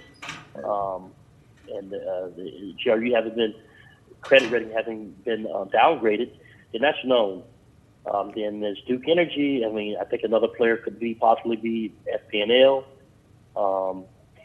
So I think you all need to be very meticulous in your presentation. And I'm not trying to tell you how to run GRU, Mr. Belarski or Manager Belarski. But yes, this ideal would be a grand energy revenue capture that's been long overdue. But once again, there's the biomass plant. You all can't make the same mistake again. And that's my comment. Thank you. Thank you, Mr. Cartwright. Last person in the queue, Armando Grandi Gomez. Armando, you have 3 minutes. Thank you, Adam. Mr. Mayor, first and foremost, I want to thank Mr. Belarski for his presentation, and I want you all to recognize the asset that you have in your general manager. That's the one possibly that you were going to let go a few weeks back, and we are in a prime position right now with him at the helm as general manager to do something that has never been done by any of his predecessors or previous people that you would have had that would have the acumen, business acumen, number one, and understanding to be able to do things like this. We are perfectly positioned right now. Now, former Commissioner Scott might say differently. He might say differently. And I respectfully disagree with the former public utility regulator. Because, number one, you have a general manager that has shown time and time again that he's been committed to renewable energy, such as a solar farm. He pursued one out in the city of Archer. He's been following what you've asked him to do. and that's pursue solar. So number one, don't harangue him on that. What you should be doing is changing that narrative and say, you know what, he's doing what we told him, because he is. Number two is solar will never be primary generation until technology and you have the batteries to be able to store it. So if UF wants a generation plant that is natural gas, you should pursue that. We have a prime opportunity. As far as the politics or whoever is saying what, if we do nothing, we're left with the same bag. If you allow and unleash the innovation and ability of Mr. Bolarski and let him go forward and not stifle him, we have a real opportunity to have a game changer that relieves the upward pressure on ratepayers, helps alleviate the debt service and the structural budget deficiencies, because you all are not going to change the growth and general government, and you're not going to change your spending. So what you can do is grow the economy and grow and help GRU, because GRU has been the one on the chopping block and time after time taking the hits, and you've asked them to reduce their spending while general government has grown 25%. That said, support your general manager, because we do. Thank you. Thank you, Mr. Granby Gomez. We do have another caller, Mr. Mayor. It is Ms. Debbie Martinez. Ms. Martinez, you have 3 minutes. Yes, thank you for taking my call. I'm not going to repeat everything that Ms. Tana Silva said, but I agree with everything that she said. And it would really help to try to earn the public's trust back if you would stop pretending that you all were the leaders in renewable energy for the state. Because, the forest burning incinerator is a thorn in our side. It's nothing to brag about. So I'm all for trying to do whatever we can do to help, lower GRU rates, because, that forest burning incinerator is, the biggest regressive, utility contract the city commission ever got into. So that's all that I'd want to say is, please stop pretending you all did us a great favor with the forest burning incinerator that I guess you call it the renewable energy plant now, or the biomass plant. Thank you so much. Thank you, Ms. Martinez. That is our last caller, Mr. Mayor. The floor is yours. Okay, thank you. We do have a motion on the floor to approve the staff recommendations. Anything else, Mr. Bolarski? I don't want to interrupt the process here, but I did want to mention that I was buoyed by the fact that there was kind of a consensus. People are skeptical, they should be, but there was a consensus on, this could be a good thing. It could help with rates, it could help with the other things. So that was kind of nice to hear. But I did want to remind everyone on the dais and out in the audience that with natural gas prices where they're at right now, the biomass plant is chugging right along at the lowest cost of our generating fleet. And we're really glad that we have it there, because we're not looking to reduce it down to its lowest operating level. We're trying to get it to its maximum operating level. And so we should understand the circumstances can always change, and we have to be ready to be flexible, be diversified. And this opportunity that's out there is another way of giving us optionality, flexibility, and trying to do the right thing. So things aren't always as they seem. Thank you. Okay, thank you very much. All in favor of the motion, say aye. Aye. All opposed? No. Motion passes 5-1 with areola and dissent. All right, Madam Clerk, next item, please. Scroll over. Our next item is BD9, University of Florida Campus Development Agreement. Okay, thank you very much. Ms. Persons, we already heard a presentation on this a few weeks ago, and so this is the first of 2 public hearings before the commission. And so are there any questions from the commission, or is there a motion? Phone got a light. All right. Commissioner Sacco. Some questions, if they could be asked. Sure. We have Ms. Dixon here from the University of Florida and Mr. Persons from our Department of Sustainable Development. If I could have Ms. Dixon, please. If you come up so I could ask some questions, and the audience could hear the response to my thanks. I think I'd be remiss in not mentioning that we have received a fair number of emails concerning the plan, especially concerning the housing element. The main concern is as the graduate villages are torn down in the hopes of building something better, and ideally bigger to house more folks, they are concerned about the in-between time. They are concerned about the sense of community that they had in those spaces not being available in the in-between replacement housing. Is there anything you can add to that? Well, I would just say that we are continuing that conversation with our constituents on campus. As you know, we are adding some significant amount of housing on campus, including a 1,400 bed new housing development that is scheduled to open for fall of '23. And I think as that happens, there may be some shifting within the inventory of housing. Our graduate students are allowed to live in any housing on campus. And so, we are overall adding to the housing stock quite significantly. But that said, we are continuing those conversations with the graduate students to make sure that their needs are met. I understand that you're adding total number of beds, and that's great. Would that be more of a traditional residential building?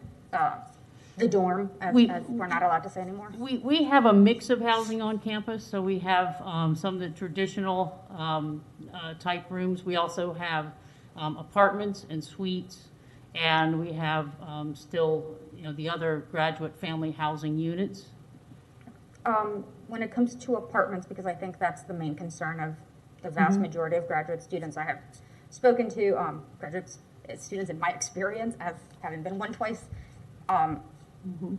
what is the net gain or loss between the villages being taken down and the new housing that is being put up? How many apartments are we gaining or losing?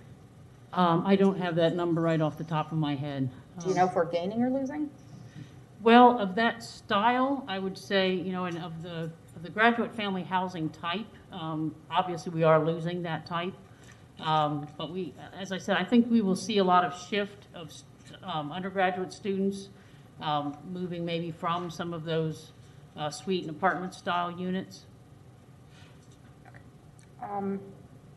That's of great concern to me. Speaking to someone whose partner is a graduate student, suites don't really cut it if you have a partner, if you have a child, which those of us who go into grad school are usually older. It is burdensome, and it is scary not knowing where you and your partner will live or where you and your child will live. So I understand that by 23 there'll be even much more housing, but it's that type of housing that needs to be available, and until then, the housing that has to be made available. I understand we can't require it. I'm speaking only as an advocate of people who live in our city, but that is very concerning, especially because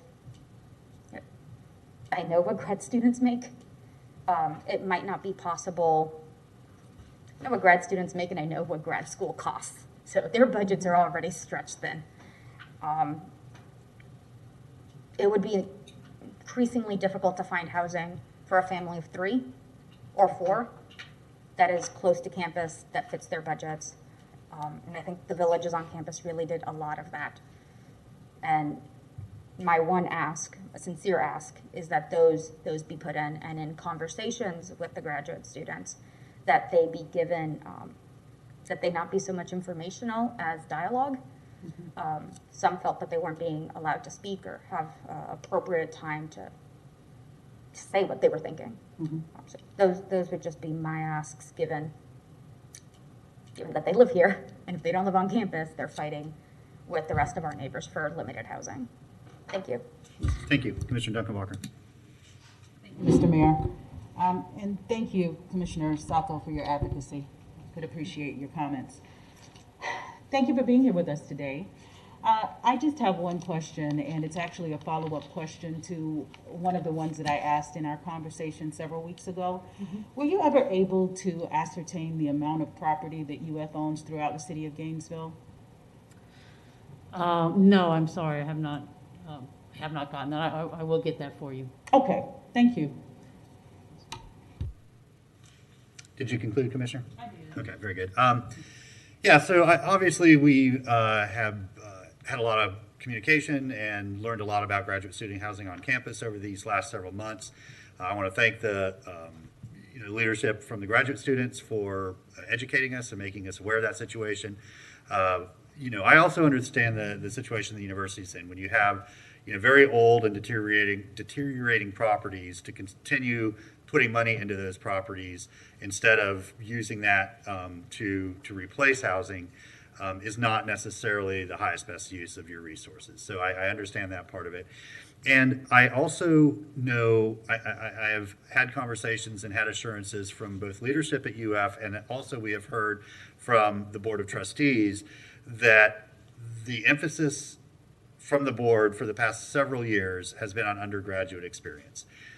They have also pivoted, as of their last or two board meetings ago, that there was an admonition by the board that they had been, I don't think they used the word ignoring, but had not been prioritizing graduate students, and that was about to change, that was going to be their new emphasis moving forward. So between those two things, between the new emphasis on the graduate student experience and compensation and benefits and all those things, as well as what I think are some really exciting opportunities for graduate housing that is supported by the university but isn't necessarily on campus, very close to campus. Those opportunities are very real and very short term, I believe. And so I'll give you one example, and I don't know if it's the first time anybody there heard this idea. I'm guessing not, but we've had some really unique subsidized housing opportunities through the natural market rate development in our city, where the Gainesville Housing Authority has partnered with market rate housing to include low income or subsidized housing in those projects. The University of Florida can do the same thing, and so the university won't have to build the housing.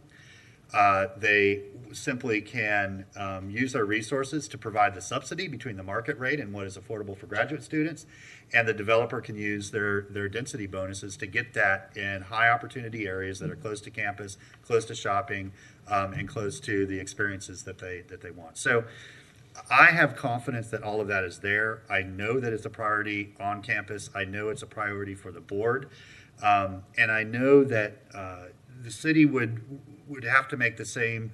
I go back to, I know this is still a sore subject for many in our community, but when certain subsidized housing deteriorates to a point, it's unsafe, and it's not the responsible thing to do to expect that people continue to live in these facilities that are just not habitable anymore, or soon will deteriorate to that point. And so, I think being proactive about that is a good thing. And the other thing, I want to make sure that I'm seeing the forest here. This campus development agreement is a very broad and comprehensive document. This is not a graduate student housing agreement. It is a campus development agreement, and there are so many things in here that are phenomenal, including the accessibility elements for our community, the connectivity for our bike and pedestrian facilities so people can come on and off campus seamlessly in a safe manner, for the commitment to invest off campus and be a part of helping revitalize and transform parts of our city. So, there are so many important parts of this development agreement. I don't want to speak for the entire commission, but I think we all share the concern and the challenge over graduate student housing. But I also have a high degree of confidence that that is also a priority for UF administration and the Board of Trustees, and it is being addressed in real time. And I think a lot of that is due to the advocacy and efforts of the graduate student leadership group that we've all been hearing from. So I support approving this and allowing it to go to one more public hearing so it can be taken to the Board of Trustees. Commissioner Santos? Thank you, Mayor.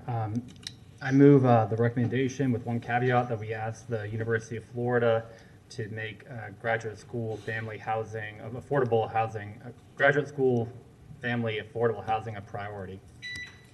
Okay, motion and a second that we approve the development agreement with one specific ask that the university prioritize affordable graduate student family housing. And so now we will open it up to any members of the public that wish to comment on the item. Mr. Shepard? Actually, Mr. Shepard, if you'd wait 1 second, and we'll go to Adam first and let Ms. Malden do her miraculous work. Adam? Yes, sir. Oh, you want me to call? Yeah. Just seeing how you're doing. I hope everything's going okay. Your family's in good health. County. The chair at the county level always does that. Just keep me on my toes. Anyway, Tana Silva is on the line. Ms. Silva, you have 3 minutes. All right, thank you. As I understand it, this requires, the agreement requires no financial mitigation for impacts through 2030. It looks like UF is saying they've already paid what they're going to pay to the city and the county for whatever mitigation of impacts. And so that's just a question that was for through 2015 through 2025. And it looks like they're saying that the UF isn't going to pay any further mitigation costs through 2030. So that is a concern. I also would like to know if the 2030 gross square footage that has been added or will be added, it takes into account a reduction through demolition of, for example, the McGuire and University Village South housing complexes.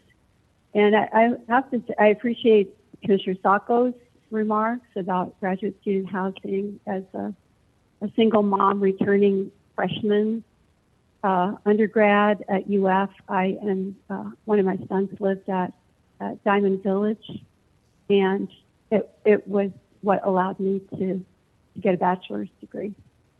And it was a wonderful setting with international students and families, people with kids and so forth. And so it really hurt to see that UF is planning to spend $250 million on a luxury dorm for undergrads and to demolish the graduate student apartments and replace them with nothing more than recreational athletic fields and waste the location and all the infrastructure and send those families and other grad students, older grad students out into, to find their own housing. As Commissioner Sacco pointed out, a suite is just not going to cut it.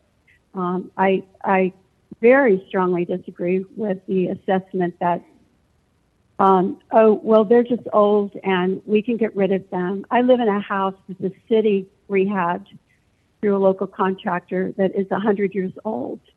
And also the city contracted rehab of 30 houses in Pleasant Street, Fifth Avenue, and Porters that were old and had been boarded up for a long time. There's no excuse for demolishing buildings that do still have life. It's not like they're being used up. Thank you, Ms. Silver. Appreciate you calling. Thank you. All righty. Next speaker is Mr. Telford Cartwright. Mr. Cartwright, again, just 3 minutes. Thank you, sir. Yes, my name is Telford Cartwright. Once again, Commissioners, Mayor. Yes. See, once again, this old thing, there's pros and cons to all things. Now, take for example, the University of Florida continues to build more and more. And yes, the $250 million new dorms, I think they were for, or they were built for, or the cost of building those new dorms, I think is $250 million or $255 million for honor students. Now, the University of Florida is the chief economic engine here in Gainesville, Florida. But at the same time, City Commission, the citizens, residents here in Gainesville, Florida, taxpayers, homeowners, renters, long-term renters, pay taxes. And see, that's why I'm a skeptic when it comes to forming a energy partnership with the University of Florida. Will the city of Gainesville become a continual caterer to the University of Florida first and foremost, and then allowing for future developments to be built further towards the eastern portion of Gainesville, Florida, and therefore then increasing property values, and then increasing or perpetuating gentrification. Take, for example, the Porter's Oaks area, Spring Hill area, and I would say off of Northeast Waldo Road or North Waldo Road, and that would be off of Northeast 3rd Avenue, the Duck Pond area. And coincidentally, and I would think not by chance, there's a Hungry Howie's on the corner of East University Avenue and Waldo Road. Students love pizza. And I think these are signs, and then there's the University of Florida School of Engineering in the eastern portion of Gainesville, Florida. Are these signs of major gentrification that's due to occur right in front of us? And the long-term residents living in the eastern portion of Gainesville, Florida, where will they go? Property values having increased astronomically here in Gainesville, Florida. So the question is,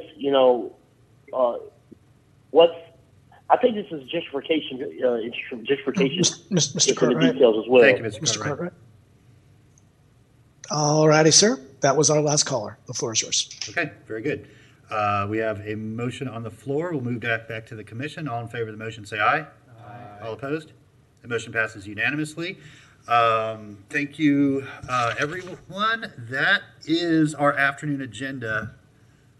8 minutes over the mark. Very impressive. Very impressive. I really appreciate that. And then we had some big stuff on there too. It wasn't just a small agenda. Okay, so any commission comment at this time? No commission comment? Okay, then we will be in recess and reconvene at 5:30. Thank you all. We're in recess.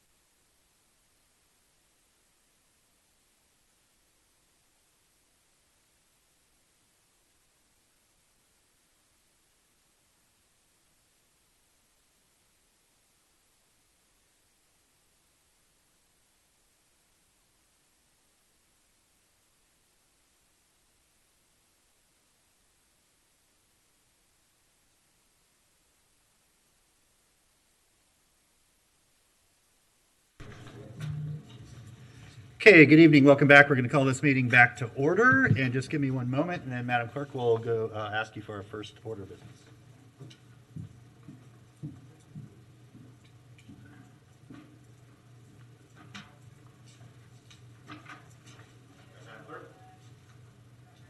Our first item this evening is a Pledge of Allegiance. Okay, so tonight we're going to have Josh and Megan lead us in the Pledge of Allegiance.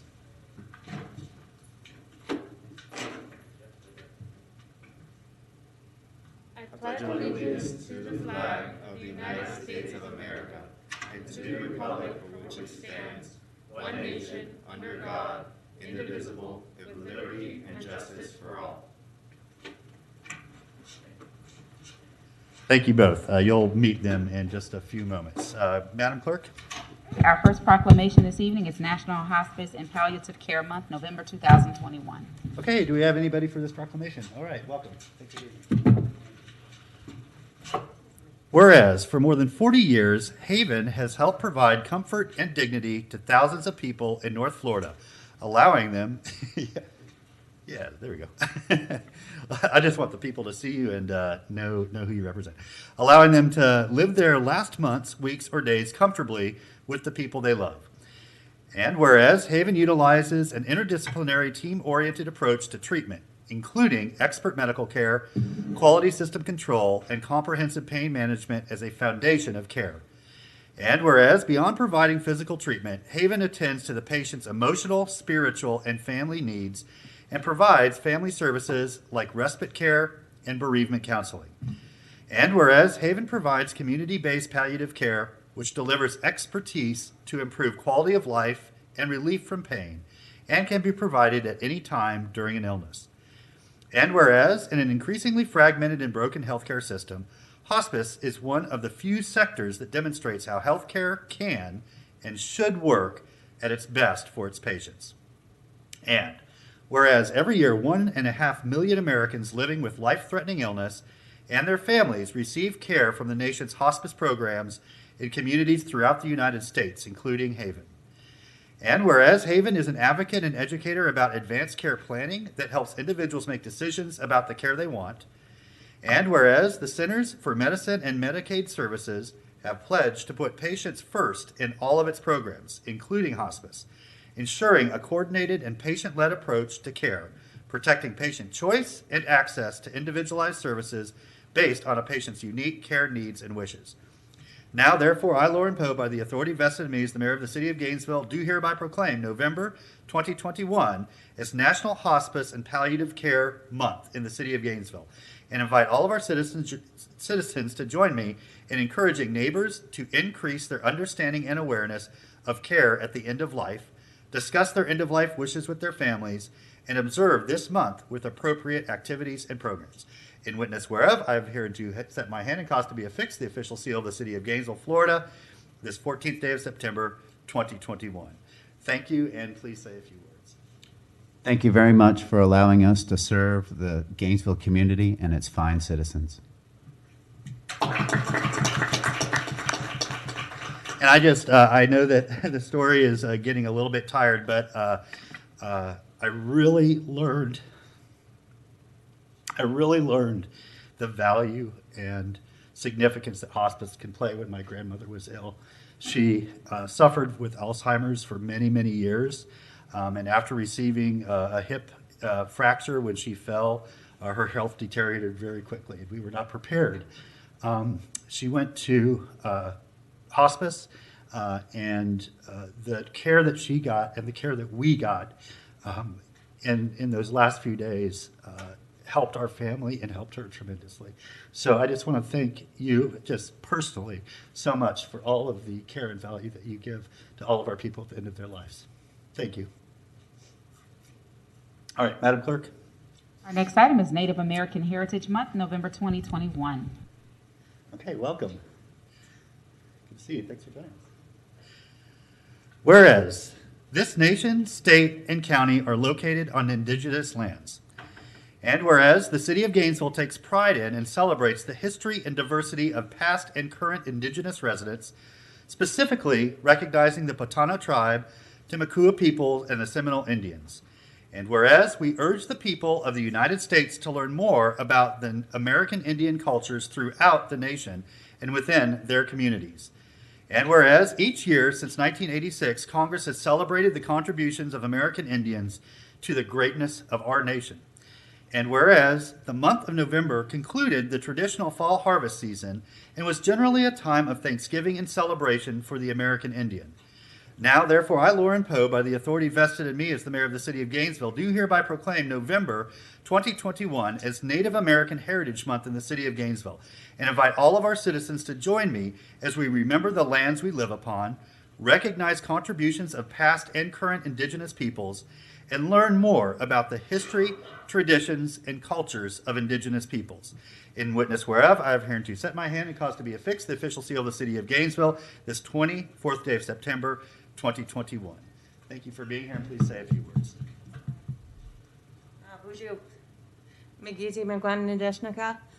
My name is Nicole Nesberg, Eagle Feather for those that know me. I appreciate this from the City of Gainesville and the Commission. What you guys have done in the last years has been a commitment to the Native people.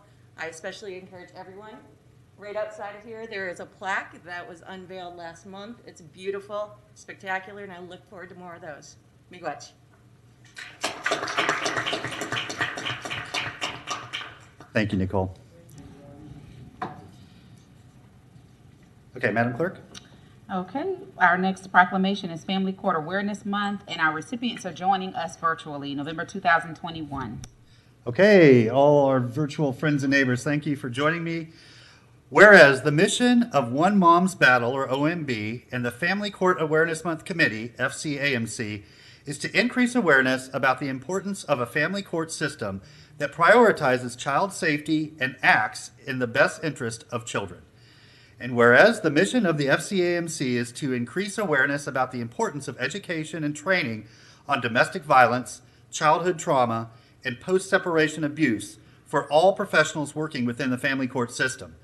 And whereas the mission of the FCAMC is to educate judges and other family court professionals on the empirical data and research that is currently available.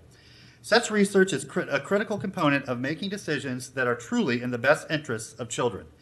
This research includes the Adverse Childhood Experiences, ACE, study, C.D. Kaiser Permanente, Saunders study, the U.S. Department of Justice, the Meyer study, Child Custody Overcomes in Cases Involving Abuse Allegations, and the Santa Clara Law study, Confronting the Challenge of High Conflict Personality in Family Court. And whereas the mission of the FCAMC is fueled by the desire for awareness and change in the family court system, while honoring the 100-plus children in the United States who have been murdered by a parent after a custody court rejected the other parent's plea for protection, according to the Center for Judicial Excellence. Now, therefore, I, Lauren Poe, by the authority vested in me as the mayor of the city of Gainesville, do hereby proclaim November 2021 as Family Court Awareness Month in the city of Gainesville, and invite all of our citizens to join me in educating our community about family court awareness. In witness whereof, I have hereunto set my hand and caused to be affixed the official seal of the city of Gainesville, Florida, this 13th day of October, 2021. Thank you for bringing this proclamation forth, and we invite you to say a few words. Thank you. Hi, my name is Tina Swithin, and I am the creator of Family Court Awareness Month.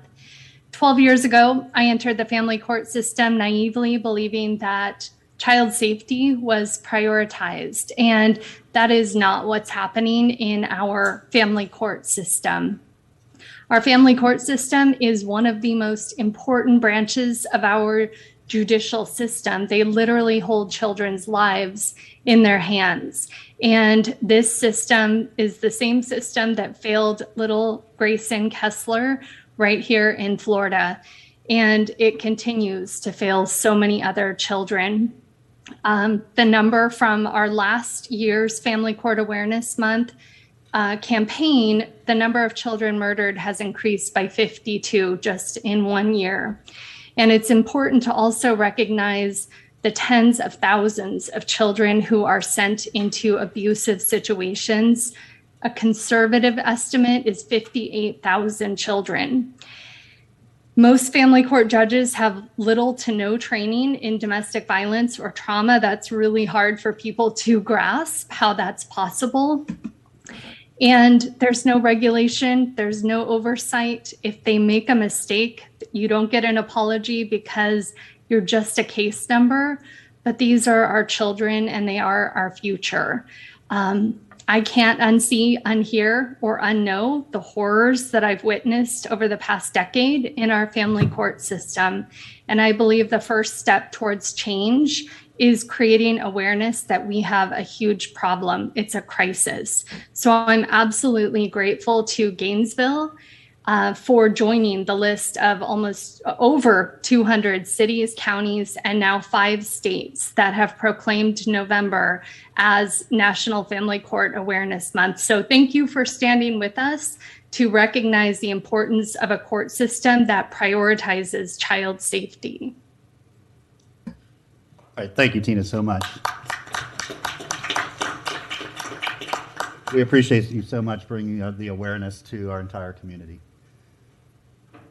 Okay, Madam Clerk. Next, we have a special recognition of Commissioner Gail Johnson. Hey, Gail, come on up.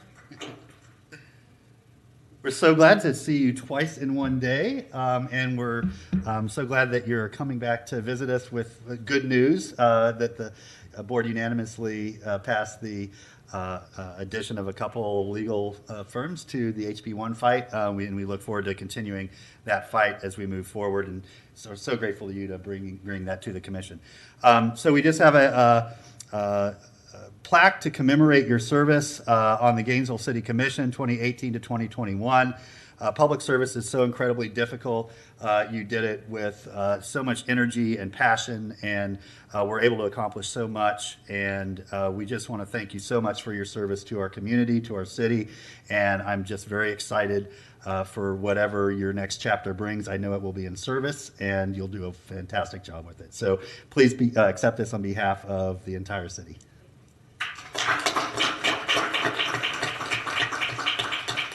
Thank you for the unanimous vote earlier today. That was a lovely send-off. So I came down here because I heard they were like, if I came down, there were little gold blocks in here. Is that true? No? Okay. There's only one way to find out. No? Thank you for the recognition. I have appreciated working with each and every one of you. We had some great times together. We accomplished quite a bit together. And, you know, even though I'm on this side of the dais, I continue to hold the people of Gainesville in my heart, and it's going to be really important to me to continue my service. And I really look forward to actually working with you, because the issues of equity and justice in all of our endeavors that we undertake in the city, including policy, is extremely important to me. I know you all know that. So you haven't seen the last of me. Thank you. I hope not. Thank you. I appreciate that. Okay, Madam Clerk. Okay, we have early public comment. Okay, so if you would like to comment on any of the items remaining on our agenda tonight, this is an opportunity to do so. Again, and I say this partially for Adam and the screeners, but this is not general public comment. This is just for any items on our agenda this evening. Anybody in chambers want to speak at early public comment? All right, so Mr. Shepherd, that means you can't speak later. Okay, yeah, so I just want to double check. Okay. Adam, I'll turn it over to you. Thanks for the clarification, Mr. Mayor. We have nobody on the lines at this time. Okay, very good. Madam Clerk. Okay. Our next item is RE1, resolution authorizing extension of the existing letter of credit with respect to GRU's tax-exempt commercial paper program, with a recommendation that the commission approve the resolution authorizing an extension of the existing liquidity agreement with Bank of America for GRU's tax-exempt commercial paper program, subject to the approval of the city attorney as the form of legality and the form of amendment to the letter of credit for the liquidity facility and amended restated fee letter. Okay, thank you, Madam Clerk. Mr. Pilarski, Mr. Benton, recognize you for the introduction of this item. Sure, thank you, Mayor. I will tell you that I'm a little disappointed with Mr. Benton this time. You know, he brings things back to the commission. You know, he uses the word like allonge, uses the French derivation. And here we're stuck with letter of credit. I thought he'd have de credit or something like that, keeping in the tone that he's been used to. But I'm sure he'll be spontaneous as he always is with a retort. And with that, I'll turn it over to Claudia so he can think a little longer. Ms. Rasnick, welcome. Thanks. I'm going to turn it over to Mr. Benton, Mr. Mayor. Thank you. Thank you. I'm sorry to disappoint. This is just going to be the plain vanilla, but Mr. Mayor, as a component of our debt and liquidity structure, GRU maintains 2 authorized commercial paper programs, one tax exempt and one taxable. To operate commercial paper programs, it's necessary to employ underlying liquidity facilities. These agreements provide funds to pay investors the principal amount of their commercial paper investments as they mature in the event of a market disruption that precludes the remarketing of the commercial paper. The letter of credit with respect to our $125 million tax-exempt commercial paper program expires November 30th. At our direction, our financial advisor, PFM, held discussions with the provider of the facility, Bank of America, regarding terms for an extension. We were able to reach agreement with the bank for a 3-year extension of the current letter at a cost of 43 basis points. That's 12 basis points, or about $150,000 a year less than the cost of the current facility. So staff's recommending that the commission approve the resolution authorizing the 3-year extension of the existing liquidity agreement, the form of the amendment to the letter of credit, and the amended fee letter. Okay, thank you very much, Mr. Benton. Commissioner Santos. Thank you, Mayor. I move staff recommendation. Okay, motion and second that we approve the recommendation. Any members of the public wish to speak to this motion? We'll start with anybody in the chambers. Okay, Adam, over to you. Thank you, Mr. Mayor. There's nobody on the line at this time, but we got to give it another 15, 30 seconds because the streaming delays and the tape that comes on for our neighbors. You have got it. Thank you.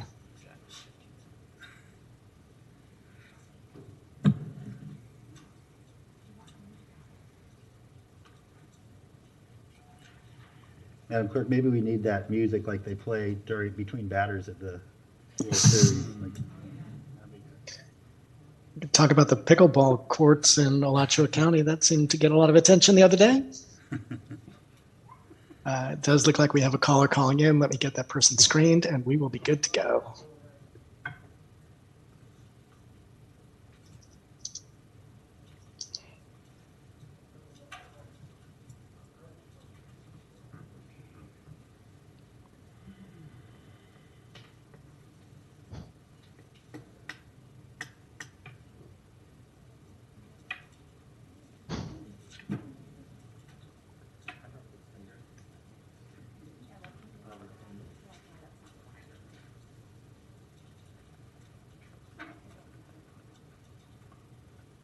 All righty. It does look like we have one caller coming in. We have 2 or 3, actually. All of a sudden, the lines got hot. Okay, first caller on this issue is Mr. Armando Grundy Gomez. Armando, you got the floor. 3 minutes. Yeah, Mr. Mayor, actually, I tried to call in for general public comment, but it went right through, and there was a tape delay, and we could not talk to you, so I don't know what happened there or how you're going to deal with that or if you're going to take it up later.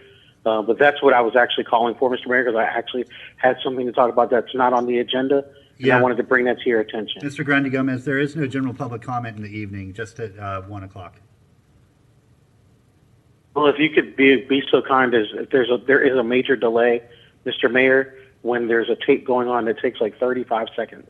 Yes, so, sir. Yes, I will okay. Try to do better at that. Absolutely. Thank you. Thank you, Mr. Mayor. All righty. I guess Mr. Grundy Gomez is gone now. We do have another caller getting screened. Bear with us just another minute or so.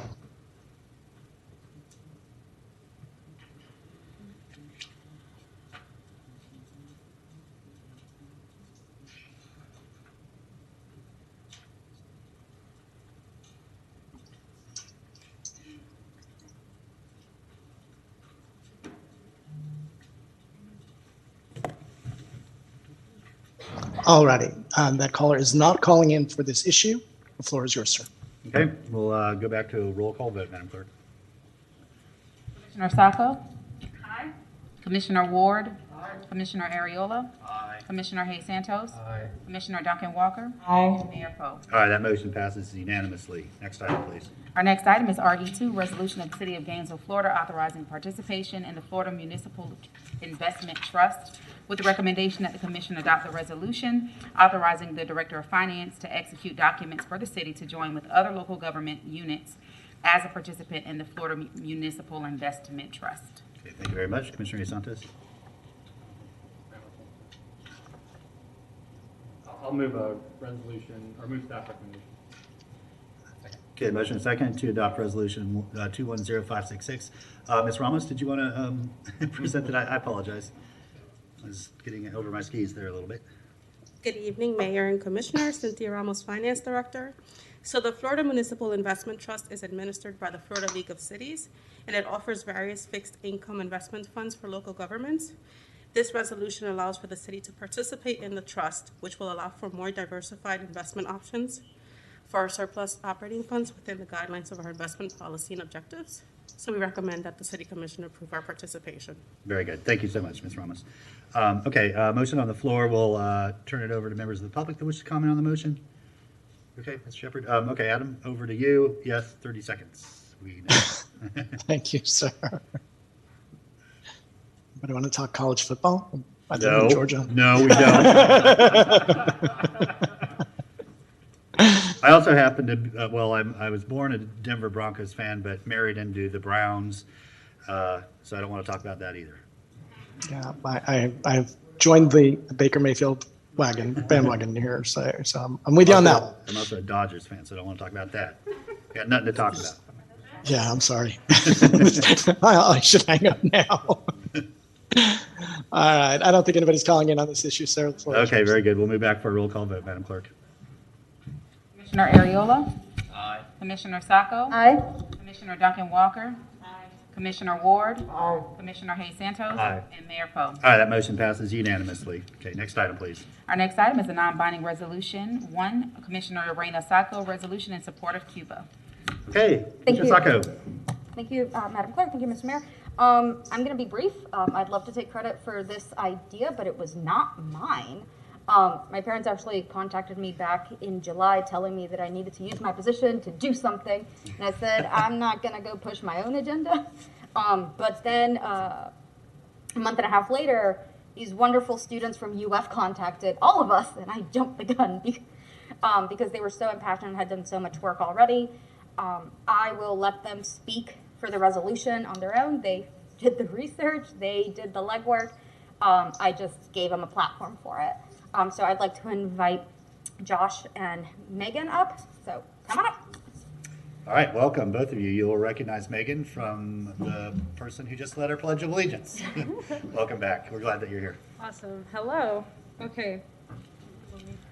Okay. So, do I just start? Yep, go for it. Yes, you got it. So I want to start by thanking Commissioner Sacco for his support to our cause and formally thanking you all for your consideration on this matter as a whole, because it really does mean the world to us. My name is Megan Ramon, and I stand before you today as the proud product of a Cuban immigrant family. I've been blessed to experience many opportunities that come with being an American-born citizen, such as graduating at 16 from high school, transferring to my dream university on a full ride for my bachelor's. These are experiences that our family in Cuba will never have due to the communist dictatorship that's held its iron grip on the island since 1959. I'd like to tell you two stories that I grew up hearing to give you more insight on el sufrimiento del exilio, the suffering of the Cuban exiles. One morning, my grandfather's dad woke up to head over to their farm after Castro and his men had taken control of the island. When he reached the farm, he saw a group of Castro soldiers who denied him access to the property, explaining that it no longer belonged to him, but to the government now instead. My great-grandfather, fueled with rage, raced home where his blood pressure went so high he had a heart attack and died. Until my grandfather's last day on earth, he always told us that Fidel was responsible for the death of his father. As for my grandmother's father, Castro's men came knocking one day, rounding up civilian firearms over the island, and he appeared complacent and went inside to retrieve any weapons he owned. However, in an attempt to protect himself, his dignity, family, and rights, he came out shooting. In the process, 2 men were killed, and they soon came to arrest him for his crime against the revolution, taking him prisoner where he was abused every day, mentally, verbally, and physically. They knew him well as he was one of Cuba's best-known dancers, and to break him even more, they cut off both his legs as punishment. They called him Gusano, which is what they called traitors against the dictatorship, and if you'd like even a hint of understanding into what being a political prisoner in Cuba is like, I highly recommend watching the film Plantados by Lilo Villaplana. Years later, he was released, and he came home to see that his beloved backyard was turned into a monument dedicated to the men he killed years before. This is just 2 of millions of stories that are heard in a Cuban household, as we have all experienced some kind of evil from the dictatorship. These horrors were brought to light in a surge of videos of protests coming from the island on June 11, 2021. We saw the decrepit conditions of an island that used to be the place to be. We saw these are the conditions our families are living in every day, and we as Americans recognized our privilege and stepped up to the plate to be the voice of the people on the island who are being shot out by their police force to be silenced. We cannot be and will not be silenced any longer. This is why we are here today, to urge you to help not just the Cuban community here in Gainesville, but Cubans around the world by stepping forth and being their voice, by standing in solidarity with our people on the island. Once again, we cannot thank you enough for having us in your consideration with this resolution and for supporting our cause for freedom and liberty. Thank you all again for your time. Patria y vida, and God bless. Thank you.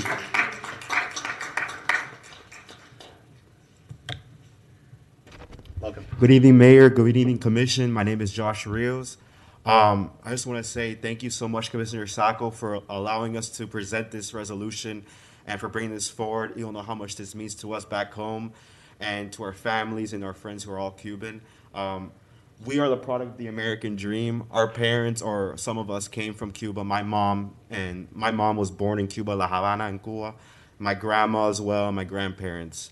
So all the suffering that we witnessed on July 15th, when they went out in droves to see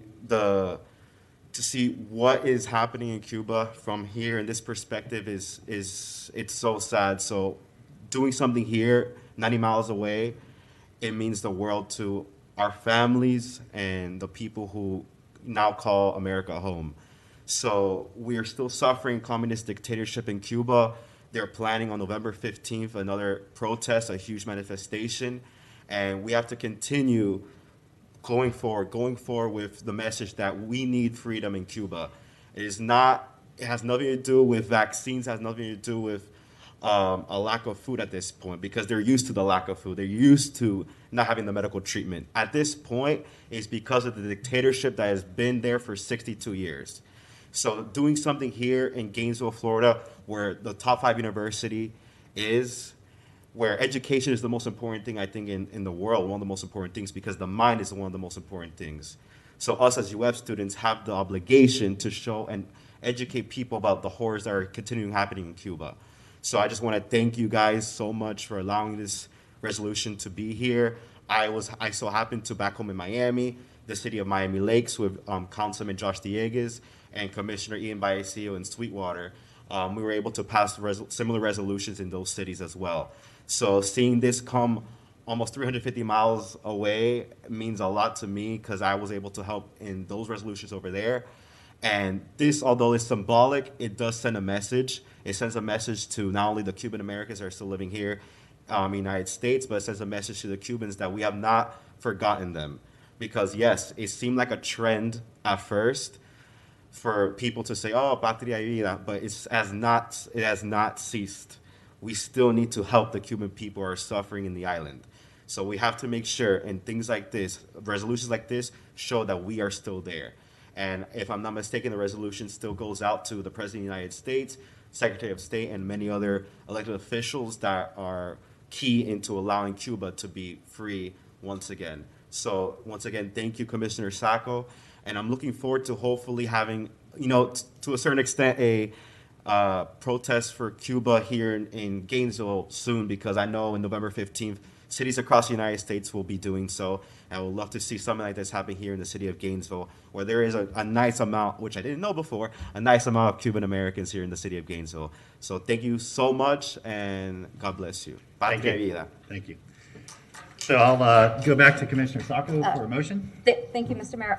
I move resolution number 210546. Second. Okay, motion and a second to adopt the proposed resolution, and then we'll now open it up to members of the public that wish to comment on this item. And Adam, we will start with, well, go ahead, Mr. Shepherd.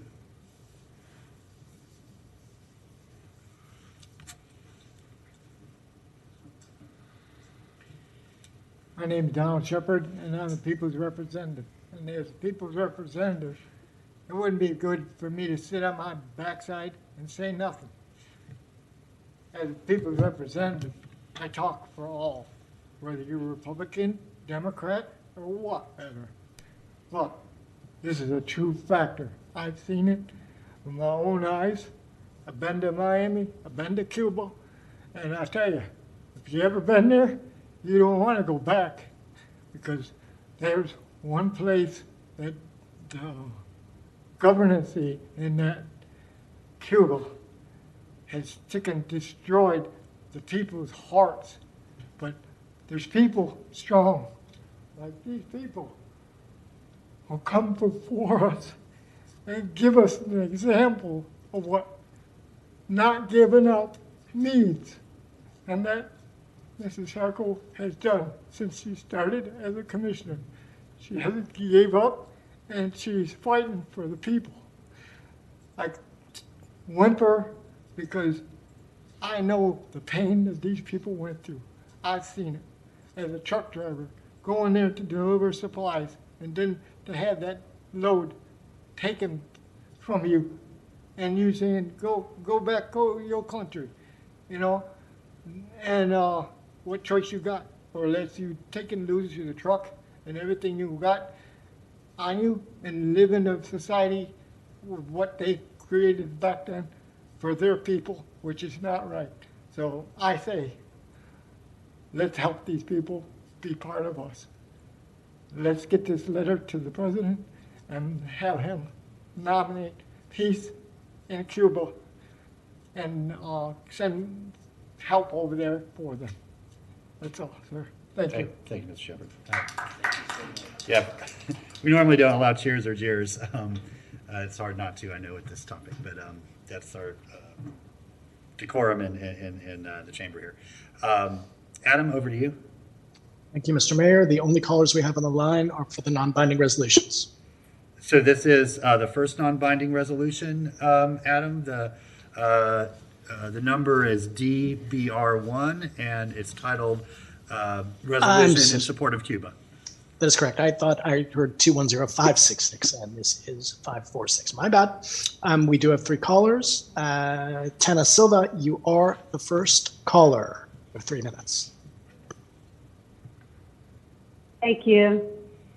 My heart goes out to all the families everywhere who suffered through abuses, and no less to these students and their families. It's, refugees everywhere. And I must say, victims of U.S. foreign policy. In my Latin American studies at UF and later in working in Latin America, I and many others could see the complexity of the issues in other sovereign nations. And especially in Brazil, U.S. involvement and often bloody hand in supporting horrible dictatorship. And it's not a simple thing. One of my awesome Latin American professors was Cuban American, up for tenure, and one of his Cuban American grad students denounced him very publicly throughout the state for maintaining contact with his home country. And he ended up having to basically disappear for a while because of death threats against him. So, I think it's, again, as I said earlier, I think it's inappropriate for and sets a very slippery precedent for any group in the city advocating for one side or the other of any issues, and particularly in foreign affairs, to use the city of Gainesville to advocate for their point of view. And everyone has the avenues that we all know to advocate for U.S. foreign policies through democratic means in the U.S. Congress and the White House. And I would suggest, again, that commissioners abstain from voting on this to not set the precedent, and to please go back and reconsider your extending advocacy non-binding resolutions for the city commissioners, that particularly that don't have any particular bearing on city government, and that over which the city has no means to influence the outcome. Thank you, Ms. Silva. All righty. Next caller, Armando Grundy Gomez. Mr. Gomez, you have 3 minutes. Thank you, Adam. Tana Silva took the words right out of my mouth and very artfully put that, Mr. Mayor. But the problem is the precedent is already now set. We are selectively cherry picking who and how we care about people and what matters we choose to address and who seems to matter most, especially when your representatives, whether you're a district or at large, we selectively pick and cherry pick the groups of people we care about. And there is no doubt that Cuban people have dealt with the historical precedences under this dictator regime. But go not very far across to the people of Haiti and tell that to them, who have dealt with it for hundreds of years. Hundreds of years. And we say nothing. And when we talk about the suffering of black bodies right here on our soil, we do it. We have a convenient parade, or we want to wear shirts, but we want to take positions. And some folks on that very day selectively represent people. So if you want to take this position, absolutely fine. But do know we need to talk about the suffering people of Haiti and black bodies, because a lot of y'all have very little to say about that. And people getting murdered. So remember that. And keep that same energy. Thank you, Mr. Gomez. Mr. Mayor, that's our last caller on this issue. Okay. Thank you again, Commissioner Sacco, for showing leadership on this and working with this group of extraordinary young people from the University of Florida. We want to be kept informed, and so let us know what your future efforts are, and we will, of course, be thinking about you and supporting you as our neighbors and our friends here in Gainesville. So thank you so much for being with us tonight. Madam Clerk, I think actually this is just a voice vote, so all in favor of the motion to adopt the resolution signify by saying aye. Aye. All opposed? That motion passes unanimously. Thank you all for being here. Appreciate it. Madam Clerk, next item. MBR 2, Commissioner Harvey Ward, resolution in support of Gainesville being a certified B City USA. So, fun to follow that, huh? Yeah, I was going to say. I don't remember ordering those in such a way, but nonetheless, here we are. Commissioner Ward, thank you for bringing this forward, and why don't you tell us a little bit about this resolution? Thank you, Mr. Mayor. Like many of our resolutions, this comes from the community. It's not something that I can take credit for, but community members brought it to me. The plight of bees is the plight of all of us. We must take care of our pollinators. That's how we are able to continue to eat. There's a long resolution here. Basically, what we're doing is certifying Gainesville as a B city. There are a few things to go along with that: putting a sign up, posting this resolution on our website. minimal participation on the part of the city, but it allows some folks out there doing good work in the community to be able to access some good nonprofit work because we are willing to do this. So having said that, I move resolution 210042 to certify the city of Gainesville as a B City USA. Okay, motion and second to adopt the proposed resolution. Anybody wish to speak to this item? No? Okay, Adam, over to you. Thank you, sir. We have two speakers on this issue, the first of which is Mr. Bruce Blackwell. Mr. Blackwell, you have 3 minutes. Good evening, Mr. Mayor, Commissioner Ward, and Commissioners. I'm sorry I was caught by surprise on this. When I went over the agenda when it was first published, I didn't see this. I only saw it today, and while you were on break, I sent you an email with some information, which you'll get sometime. I wanted you to know that OCAMIC at the University of Florida has several people who have put out bee hotels for bees. Now, what are bee hotels? Bee hotels are simple structures made for the large number of bees that are not honeybees. And they're solitary bees. They don't live in hives. They look for little crevices and cracks and hollowed out places. But as the trees are taken down and so much of the deadwood is taken away, there aren't places. So people can make these simple, what they call bee hotels for them. The non-honey bee population is very important in the pollination system. They are great pollinators, and of course the pollination is what keeps our produce and our flowers and our trees, which allows them to grow. I would suggest, when you have a chance to see what I have sent you, a project for Bee City would be to enlist the aid of middle school children who have houses to create these simple bee hotels in their backyard to aid in the pollination project. I think it would be a great thing, and I think Gainesville could gain quite a bit of publicity from it. Anyways, thank you, Commissioner Ward, for coming up with this sort of unusual thing. Someone must have put a bee in your bonnet, and I'm glad they did. And have a good evening. Thank you. Goodbye. I thought we were going to make it. I was incorrect. Adam, go ahead with our next caller, please. Thank you. Tana Silva, you are next. 3 minutes. All right, thank you. Yeah, I'm all about helping our pollinators, and I think this is great. I just have a question about if it's a non-binding resolution, does that, I mean, here are some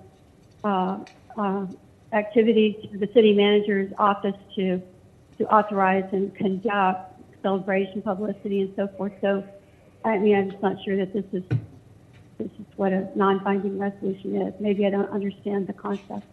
But yeah, all about pollinators, and I think further things that the city could do would be to really look twice at the mosquito spray program for reasons that I can tell you about later. But also supporting yards and grasses and flowers and trees and so forth.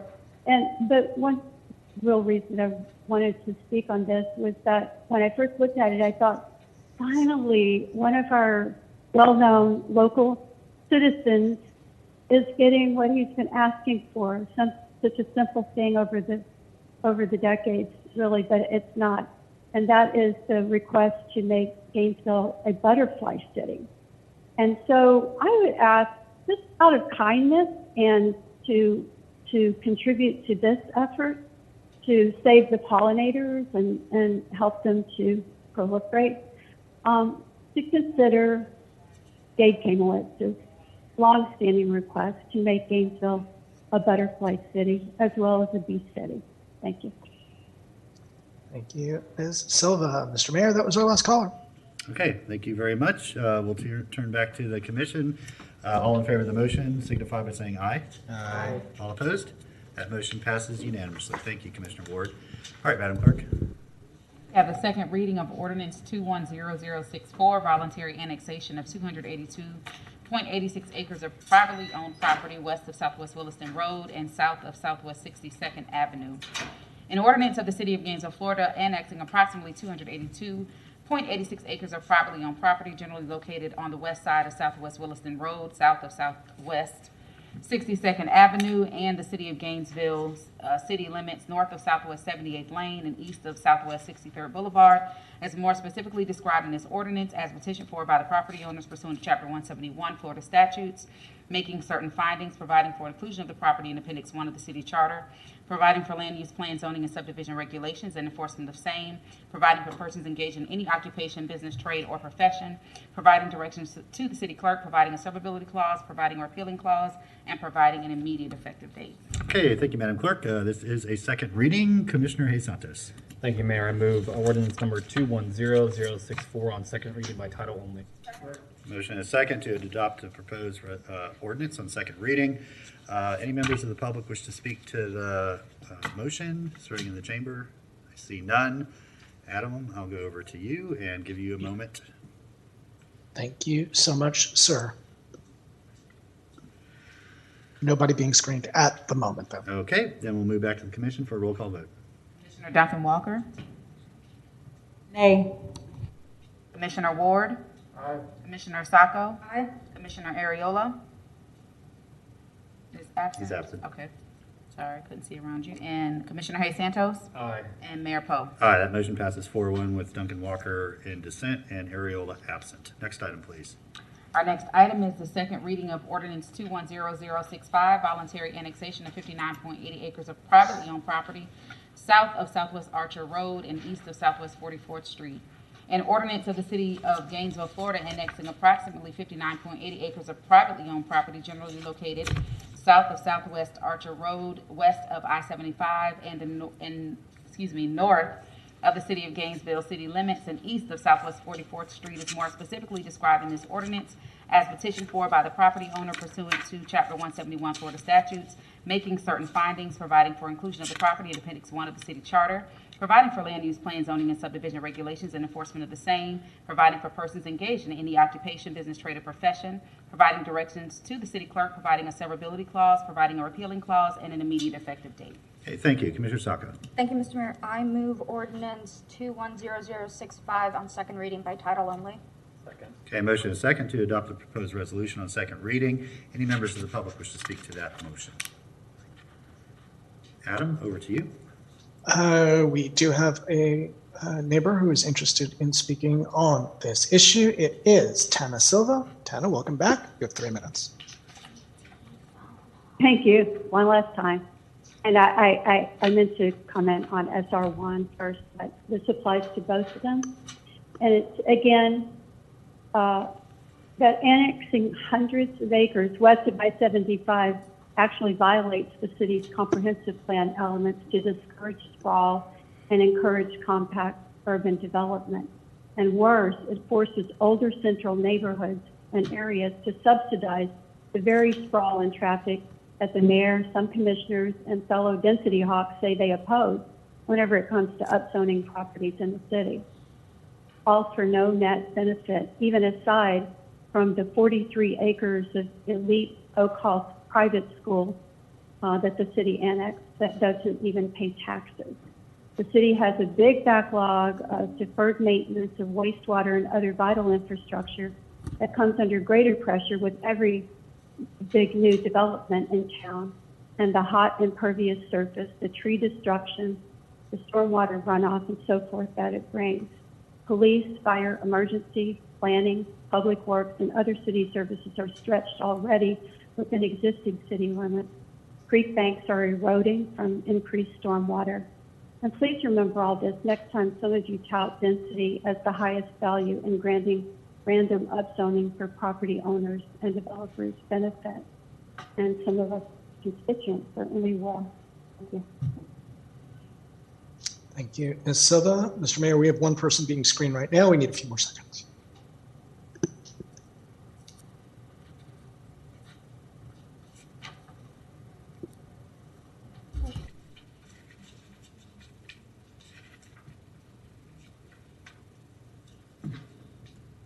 and just to explain the process. So I don't know how many are aware that there's a delay in the streaming between your meeting and what people see online. And then when they do call in, they get about a 15-second message that basically says, please hold on, you'll be screened in a moment. Then we do the screening. Then they come back to me if the issue that they're speaking on is the one that we are dealing with in chambers. We do have a call. So all in all, it takes about 60 seconds from the time you say, we welcome public comment. We do have a speaker who is speaking on this issue. She says she will introduce herself. I invite her to do so and give her 3 minutes. Thank you. Sure. Good evening. It's Joe Beatty. And I would just like to know what kind of data do you have to provide us with the financial impact of the annexation in terms of services and that we will have to provide to the area, if any of those studies are available or done when you choose to annex property like this. You keep expanding the boundaries. Well, we have a lot of problem with staffing and finances and that. So I'd like to that question answered. That's my comment. Thank you. I would like an answer. Sure. Mr. Murray, do you mind if I ask Mr. Persons to come up to just walk Ms. Beatty through the sort of the annexation report that staff goes through when any new annexation comes in? Thank you, Mr. Mayor. Andrew Persons, Director, Department of Sustainable Development. The city staff does provide a urban services report with your first reading of your annexation ordinances, which does look at city services across police, fire, GRU services, impacts to the ad valorem taxes, as well as fees on the property. We don't do a comprehensive sort of cost of service because oftentimes we may be annexing vacant property, as is the case here. So typically those types of services come with development, which we have other sort of standards to deal with. So when we go through the development review process, then those other things like traffic impact analysis and all Correct. that's when that stuff gets in. Right. So if you think about annexing a vacant piece of property, we're likely not going to get a lot of calls for service from police and fire, versus if we had developed property or a property that was developed in the city. That type of analysis comes during the development review process, and then of course we have a variety of other programs in terms of your fire assessment and things like that. Thank you. Okay, we will then move back to the commission for roll Wait. call. We Sorry. have a late caller calling in. I apologize. Go ahead, that's fine. We're just getting her back into our room. Give me 1 second.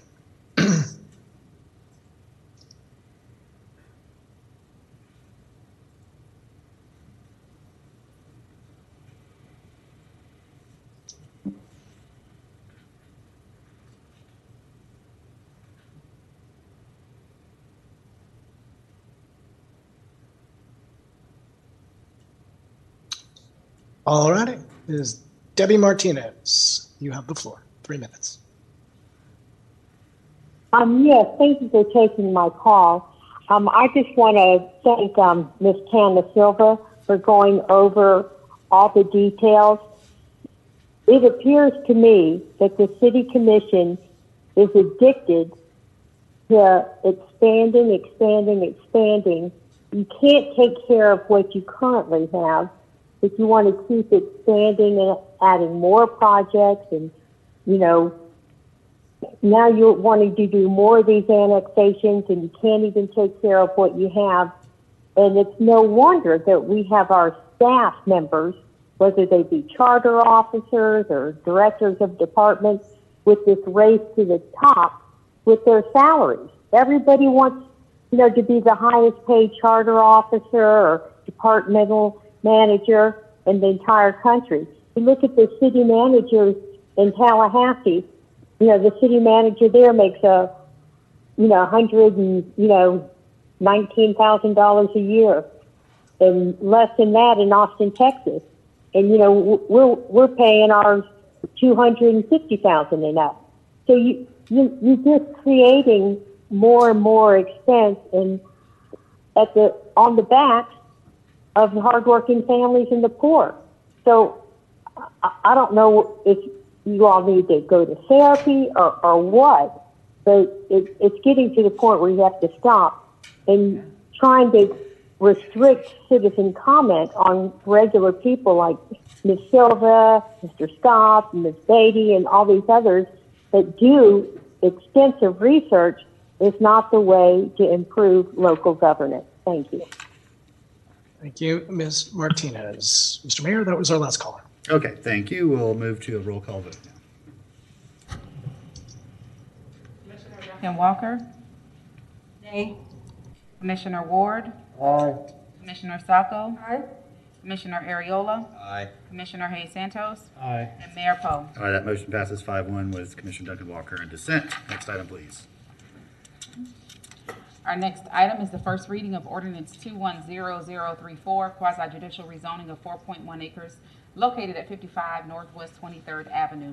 An ordinance of the City of Gainesville, Florida, amending the zoning map atlas by rezoning approximately 4.1 acres of property generally located at 55 Northwest 23rd Avenue, as more specifically described in this ordinance, from limited industrial to warehouse and wholesaling, providing directions to the city manager, providing a severability clause, providing a repealing clause, and providing an effective date.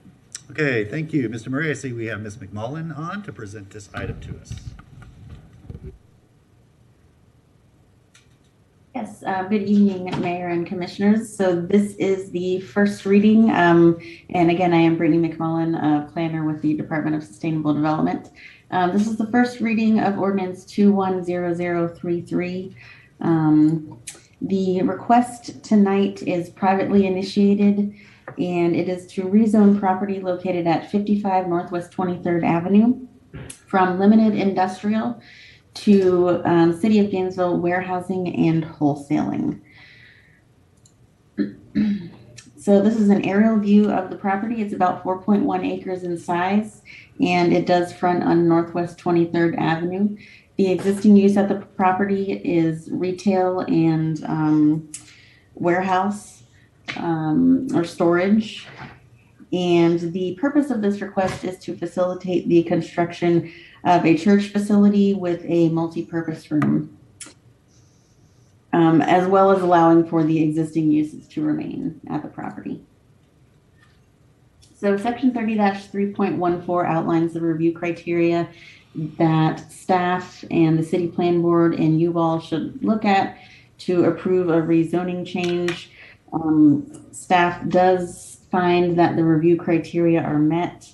In particular, the proposed zoning district is compatible with the existing uses at the property, as well as surrounding uses and zoning districts and the character of the area. So with that, staff does recommend approval of the request, as did the city plan board. And I believe that the applicant is on the line as well. I'd be happy to answer any questions you may have. No questions at this time, Ms. McMullen. We will welcome the applicant to make their presentation.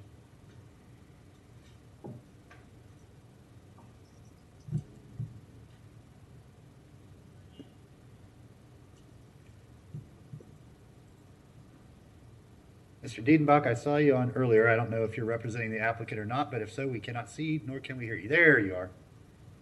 No, I'm not actually. Ryan Thompson is here tonight, Mr. Mayor, to represent that. I did want to thank you, though, on behalf of North Florida Regional Medical Center for the action you just took on the annexation to redevelop the former mobile home park into 55 acres of medical campus, which represents thousands of jobs to the Gainesville community. So with that, I'll let Ryan take this item over. Okay. I couldn't get the hand up fast enough before. Appreciate okay. it. Yeah. Sorry about that. Okay, thank you.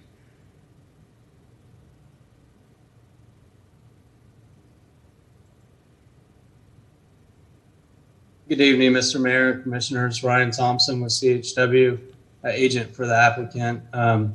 Very happy to be here this evening to discuss the rezoning of the Salvation Army property on Northwest 23rd Avenue. PB 21-31ZON. We held a neighborhood workshop in January, or actually February 3rd of this year, and we didn't have any attendees. This is the memorandum that went out to adjacent property owners, as well as the advertisement in the Gainesville Sun. As Ms. McMullen stated, this is a rezoning request from limited industrial I-1 to warehousing and wholesaling. It is consistent with the underlying future land use, and there's no companion request for that change. The intent is to allow a church facility with a multi-purpose room and storage on site. The existing facilities, the family store is intended to stay on site, and this rezoning will allow both uses. Benefits to the community: it'll enable urban infill redevelopment in urbanized Gainesville. It'll maximize the site's development potential, facilitate synergistic mix of uses in a compact area, and allows the Salvation Army to further pursue its mission. If you're not familiar with the Salvation Army, it was founded in 1865. It serves 130 countries worldwide, and 23 million Americans assisted annually. Their mission is to preach the gospel of Jesus Christ and to meet human needs in his name without discrimination. This is a timeline of the rezoning process. We had a first step in neighborhood workshop prior to submitting our application. Staff reviewed the application from February to April. On May 27th, we're before the City Plan Board and received their recommendation for approval, and we're before you this evening. This is a context area of the site. It is located west of Main Street on Northwest 23rd Avenue. The Cabot Copper site is located to the north. A closer look at the site, you can see that there is an existing facility, about 16,000 square feet of the retail store, as well as an 8,000 square foot storage area. The storage area highlighted to the south will be removed, and currently that's intended to be the church location. More images of the existing facilities. The underlying future land use is industrial. Again, the existing zoning is limited industrial, and we're requesting warehousing and wholesaling. This is a breakdown of the permitted uses, and again, this rezoning will permit retail sales and a place of religious assembly by right. Staff recommended approval in their report, and the City Plan Board on May 27th recommended approval, and we request your approval this evening. Mr. Mayor, that's my presentation. I'm happy to answer any questions you have. Okay, thank you, Mr. Thompson, Ms. McMullen. Appreciate you both giving the presentation. Are there any questions of the commission, or is there a motion? Commissioner Ariola. Mr. Mayor, I move adoption of ordinance number 210034, first reading by title only. Is there a second? Second. Motion and a second to adopt the proposed ordinance on first reading. We will now ask any members of the public if they wish to speak to this item. Anybody in chambers? Mr. Shepard, come on up. Welcome. Yes, my name is Donald Shepard, People's Representative. Did I hear right about a trailer park? No, not for this item. Okay. That was the last item. It was, this item is for the Salvation Army thrift store that is on 23rd, almost to Main. And they're rezoning it so they can put a church function in there as well. Okay. I am for this. Thank you. Okay, thank you very much. Okay, Adam, over to you. Thank you, Mr. Mayor. Nobody on the lines at this time. I think we've given it enough, so you can take the microphone back. Okay, then we'll move back to the commission for a roll call vote. Commissioner Sacco? Aye. Commissioner Ward? Aye. Commissioner Ariola? Aye. Commissioner Hayes Santos. We're waiting now. Commissioner Duncan Walker. And Mayor Poe. Aye, that motion passes unanimously. Next item, please. Okay, our next item is the first reading of ordinance 210107, vacation of public right-of-way portions of the 50-foot wide Southwest 8th Lane located in the 900 block of Southwest 8th Lane. An ordinance of the City of Gainesville, Florida to vacate, abandon, and close certain portions of a public right-of-way located in the 900 block of Southwest 8th Lane, as more specifically described in this ordinance, providing directions to the city clerk, providing a severability clause, providing a repealing clause, and providing an effective date. Okay, thank you. Who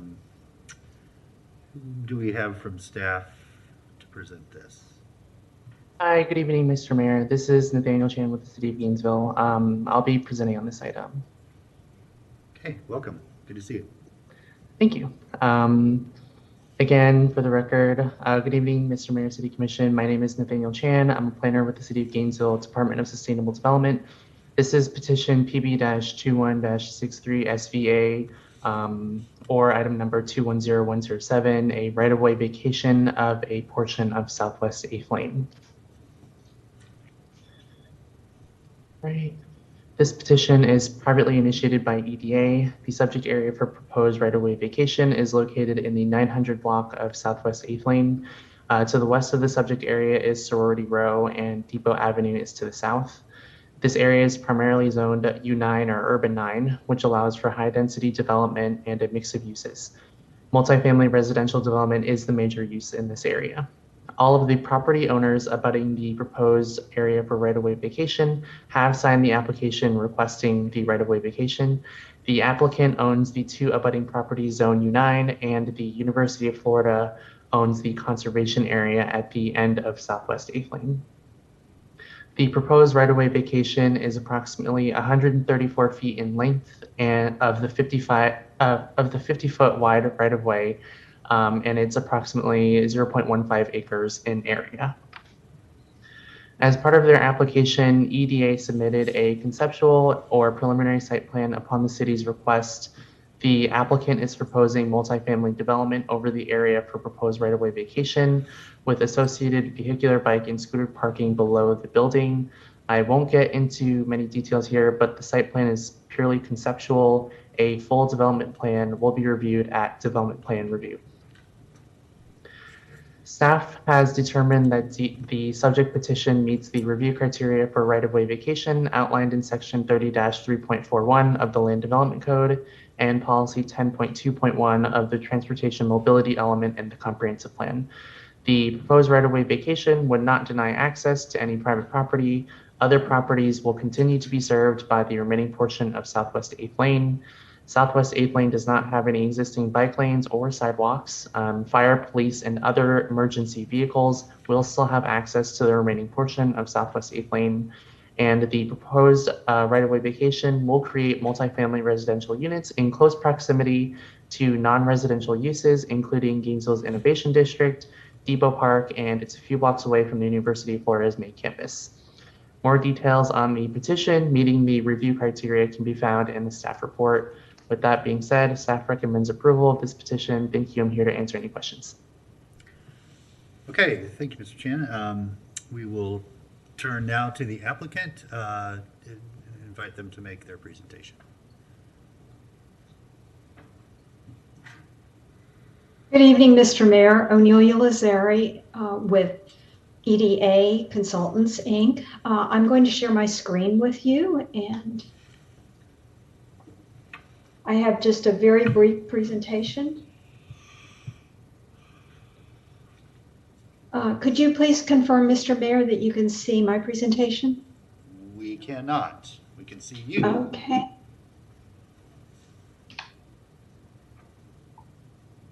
There we go. Thank you. As Mr. Chan pointed out, this is a street vacation or right-of-way vacation for Southwest 8th Lane and a portion of Southwest 8th Road. This is the portion of the property that is owned by the University of Florida, and this is the portion that is with the adjacent parcels that are to be redeveloped. And this is an aerial view. As you can note, this portion is a paper street. It's highly vegetated. There is also water here as part of the drainage system of the University of Florida. And again, to point out, as Mr. Chan did, that that portion is in conservation. And this portion that the applicant owns is urban mixed use high. The request is to vacate the portions. It's approximately 0.15 acres in size. And as I said, a portion is UF property that has conservation zoning and land use on it. And full access to all the other parcels on Southwest 8th Lane will remain. And this is the sketch of the right-of-way that is to be vacated.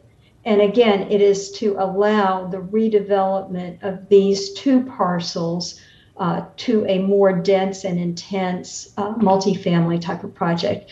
And as I pointed out earlier, part of that right-of-way already is a paper street because it is highly vegetated. This is the land use map, and this is the zoning map, U9 here, which will allow significantly higher density than what exists on that property now. The justification for this is that there are no plans for Southwest 8th Lane to be extended.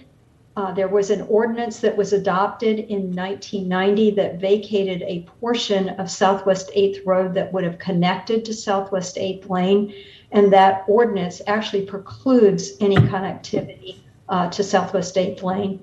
The added land area, as I said, will promote the redevelopment of two parcels into higher density transit supportive development.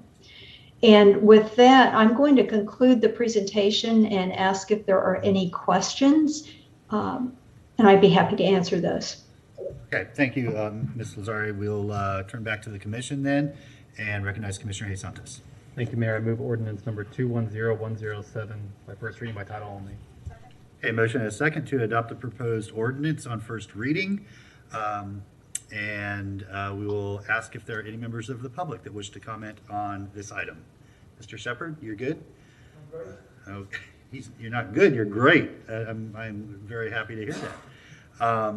Okay, nobody in chambers then, Adam. You notice I'm talking slowly and dragging out the obvious to allow you enough time to screen any potential callers that would like to comment on FR2, the vacation of a right-of-way.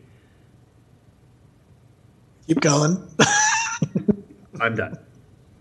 No, I don't think we're going to get anybody to call in on this one, sir. The floor is yours. Okay, thank you. Seeing no further lights, we'll move to the commission for a roll call vote. Commissioner Ariola. Aye. Commissioner Sacco. Aye. Commissioner Duncan Walker. Aye. Commissioner Ward. Aye. Commissioner Hayes Santos. Aye. And Mayor Poe. Aye, that motion passes unanimously. Next item, Madam Clerk. Our next item is commission comment. Okay, Commissioner Sacco. Thank you, Mr. Mayor. I just wanted to thank you and all of the rest of my colleagues for that non-binding resolution. As I mentioned earlier, I didn't want to make it something that I wanted, but I'm sure, as you all know, when an intrepid group of young people get involved in civics and contact local government and they want to see what they can do, I really think it's up to us to help lift those efforts up. But on a personal level, I do thank you for your votes today. Thanks. Thank you very much. And thanks for connecting them with our local government. That's a very meaningful experience. Yeah. Commissioner Duncan Walker. Thank you so much, Mr. Mayor. I kind of started talking to you a little bit about this earlier. Unfortunately, about 2 days ago, we had a tragedy on East University. 4-year-old Dylan Roberts lost his life. And there have been a number of senseless deaths on East University Road that I'd like for us to start paying close attention to. I have asked staff to meet me out tomorrow at the site. I do realize that FDOT has to be involved, but if there is anything that we can do, I've asked staff to take a look at what can happen immediately in terms of any type of mitigation, whether it is some sort of creative signage that the city can do in the interim to help the children and the people who know crossing the street, whether there's some lighting, something has to happen, not just in that area. I will tell you that I live on Northeast 8th Avenue, and that is another street of concern. Hawthorne Road is another street of concern. 25th, just last year, I believe it was, there was another tragic accident. And so as we pay attention to the fact that there's this tremendous tragic loss of life, I want us to just be very mindful. I will be coming back to the commission with some specific requests. I'm aiming for the next commission meeting, but I thank you in advance for your support. I do believe that this commission understands the issue, obviously, of equity and making sure that whatever we do on West University, we also do on East University. So I want to thank you. And for any individuals who are watching now and who would like to meet me out at 3 o'clock tomorrow, I certainly invite you to do that. We'll be out at the Cone Park where we'll be having a conversation and where we'll be walking that site and possibly some others. I may extend that walk to some other portions of that area to hear your concerns and to learn more about what your desires are so that we can begin to address these long-standing issues of safety for our pedestrians as we navigate the roadways in East Gainesville.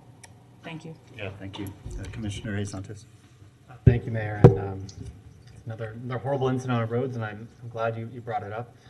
I think there is one thing I think we can, it is an FDOT road, so that does make it more difficult for us to do anything, but I think one thing we could consider is the extension of kind of the complete streets. We currently is at Northeast 15th Street, but we could consider expanding that to kind of the, I guess, into city limits for both Hawthorne Road and University Road. Those are both, in essence, highways, in essence, through our cities, and trying to make them complete streets. I'm pretty sure they meet they're probably under the 20,000 people driving on it too, so there probably could actually be changes made to them.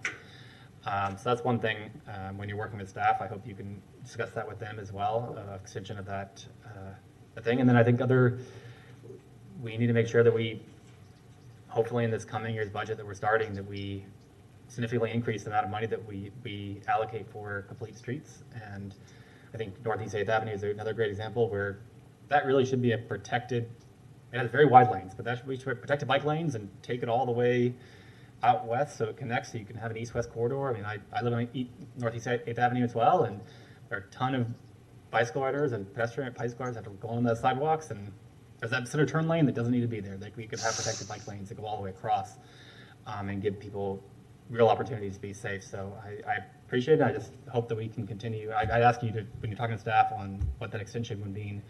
But then we come in this next budget year for us to significantly increase the funding that we're putting in. Thank you, Mayor. Thank you. Commissioner Ward. Thank you, Mr. Mayor. So there's a national epidemic of pedestrian deaths on our roadways. Florida continues to be, unfortunately, the leader every year. This is the most dangerous state in the nation to be a pedestrian. We have made an effort to stretch from East 15th Street to West 34th Street, try to start rebuilding our signature roadway, but that isn't enough. I don't know what FDOT is going to say, frankly, when we go to them with this. We've asked for years, begged FDOT for years on 39th Avenue, east of Waldo Road, to put a lighted crosswalk in front of Grace Marketplace, to no avail. We have asked for crosswalks on 34th Street. It's nearly impossible for anyone on the west side of 34th Street to access the wonderful facilities at the Senior Center and Northside Park. If you live in Pine Ridge, your ability to use those amazing facilities a few hundred feet away is nearly impossible, because you have to go through the sidewalk ends that would get you to the street where you could cross. and you have to walk through a convenience store parking lot that people drive into at 25 or 30 miles an hour. I wouldn't send my kid through that parking lot. So we have a number of areas throughout the city, and certainly East University Avenue past 25th Street is one of them, where we've identified problems that FDOT has got to step up on. And I'm not saying this to try to make FDOT look bad. They're doing a job. They don't want people to die, but we need action from them. We need action. The stretch from 25th Street on University Avenue, from 25th Street down to 43rd, where it starts to become a little more dense again, it feels like a freeway. You know, there's nothing to naturally slow drivers down. You just hope they pay attention to the 45-mile-an-hour speed limit, which in itself is too fast. You can't stop, even if you're obeying the speed limit, you can't avoid a child wandering out into the road if you're driving that fast. And if the light's not turning red at 25th Street, there's nothing to slow you down as a driver, to get your attention. City streets, absolutely, there are things we can do. 25th Street, 15th Street, a number of others, 8th Avenue, we need to take further action. We took some nice action on 8th Avenue 3 or 4 years back when we put the lighted crosswalk by the slab. But there's so much more that needs to be done. And if I'm listening to this with a 4-year-old who's been hit by a car, this all rings hollow. And there's nothing we can do to make that better. Nothing we can do to make that better. But we might be able to stop the next one.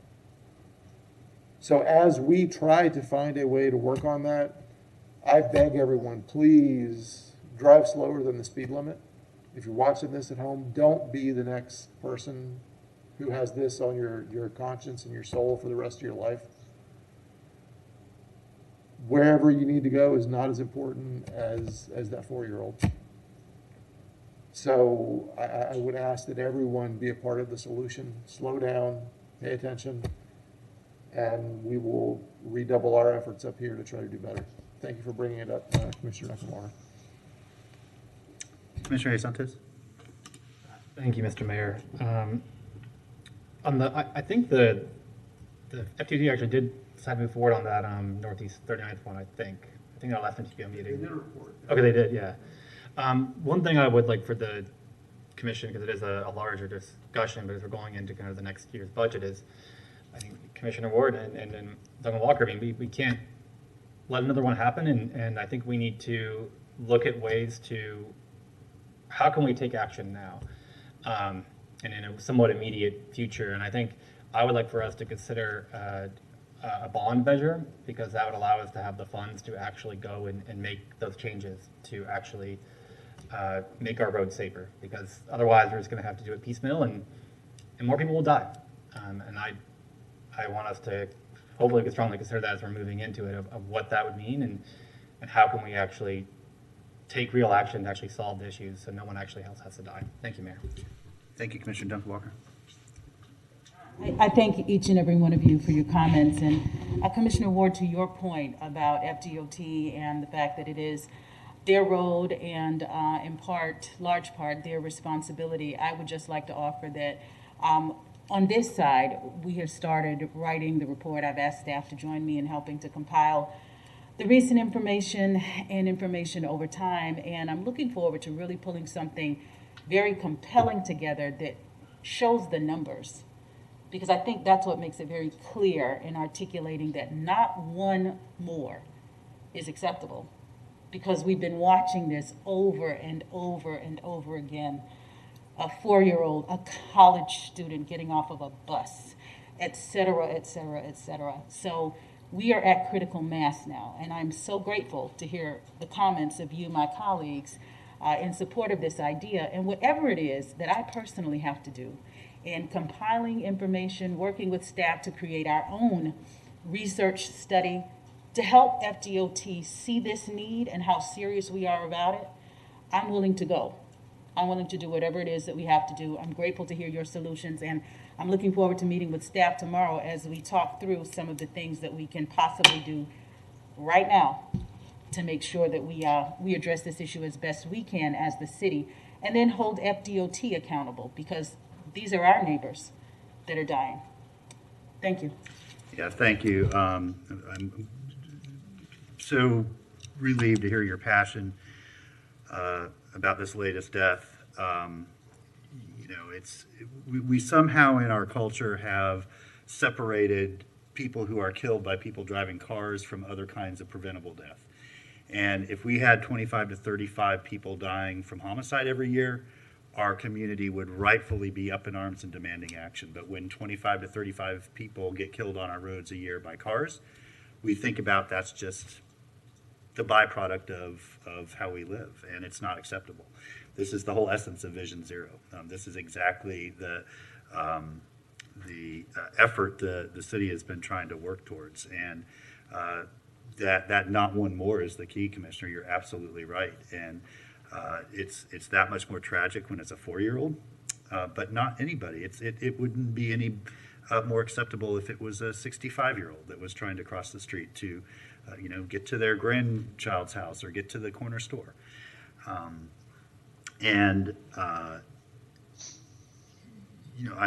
very interested to hear what you and staff are able to come up with. And I don't want to be the wet blanket. I'm usually the guy that tries to not be that. But I know for years and years and years we fought on 34th Street to get some very basic safety improvements.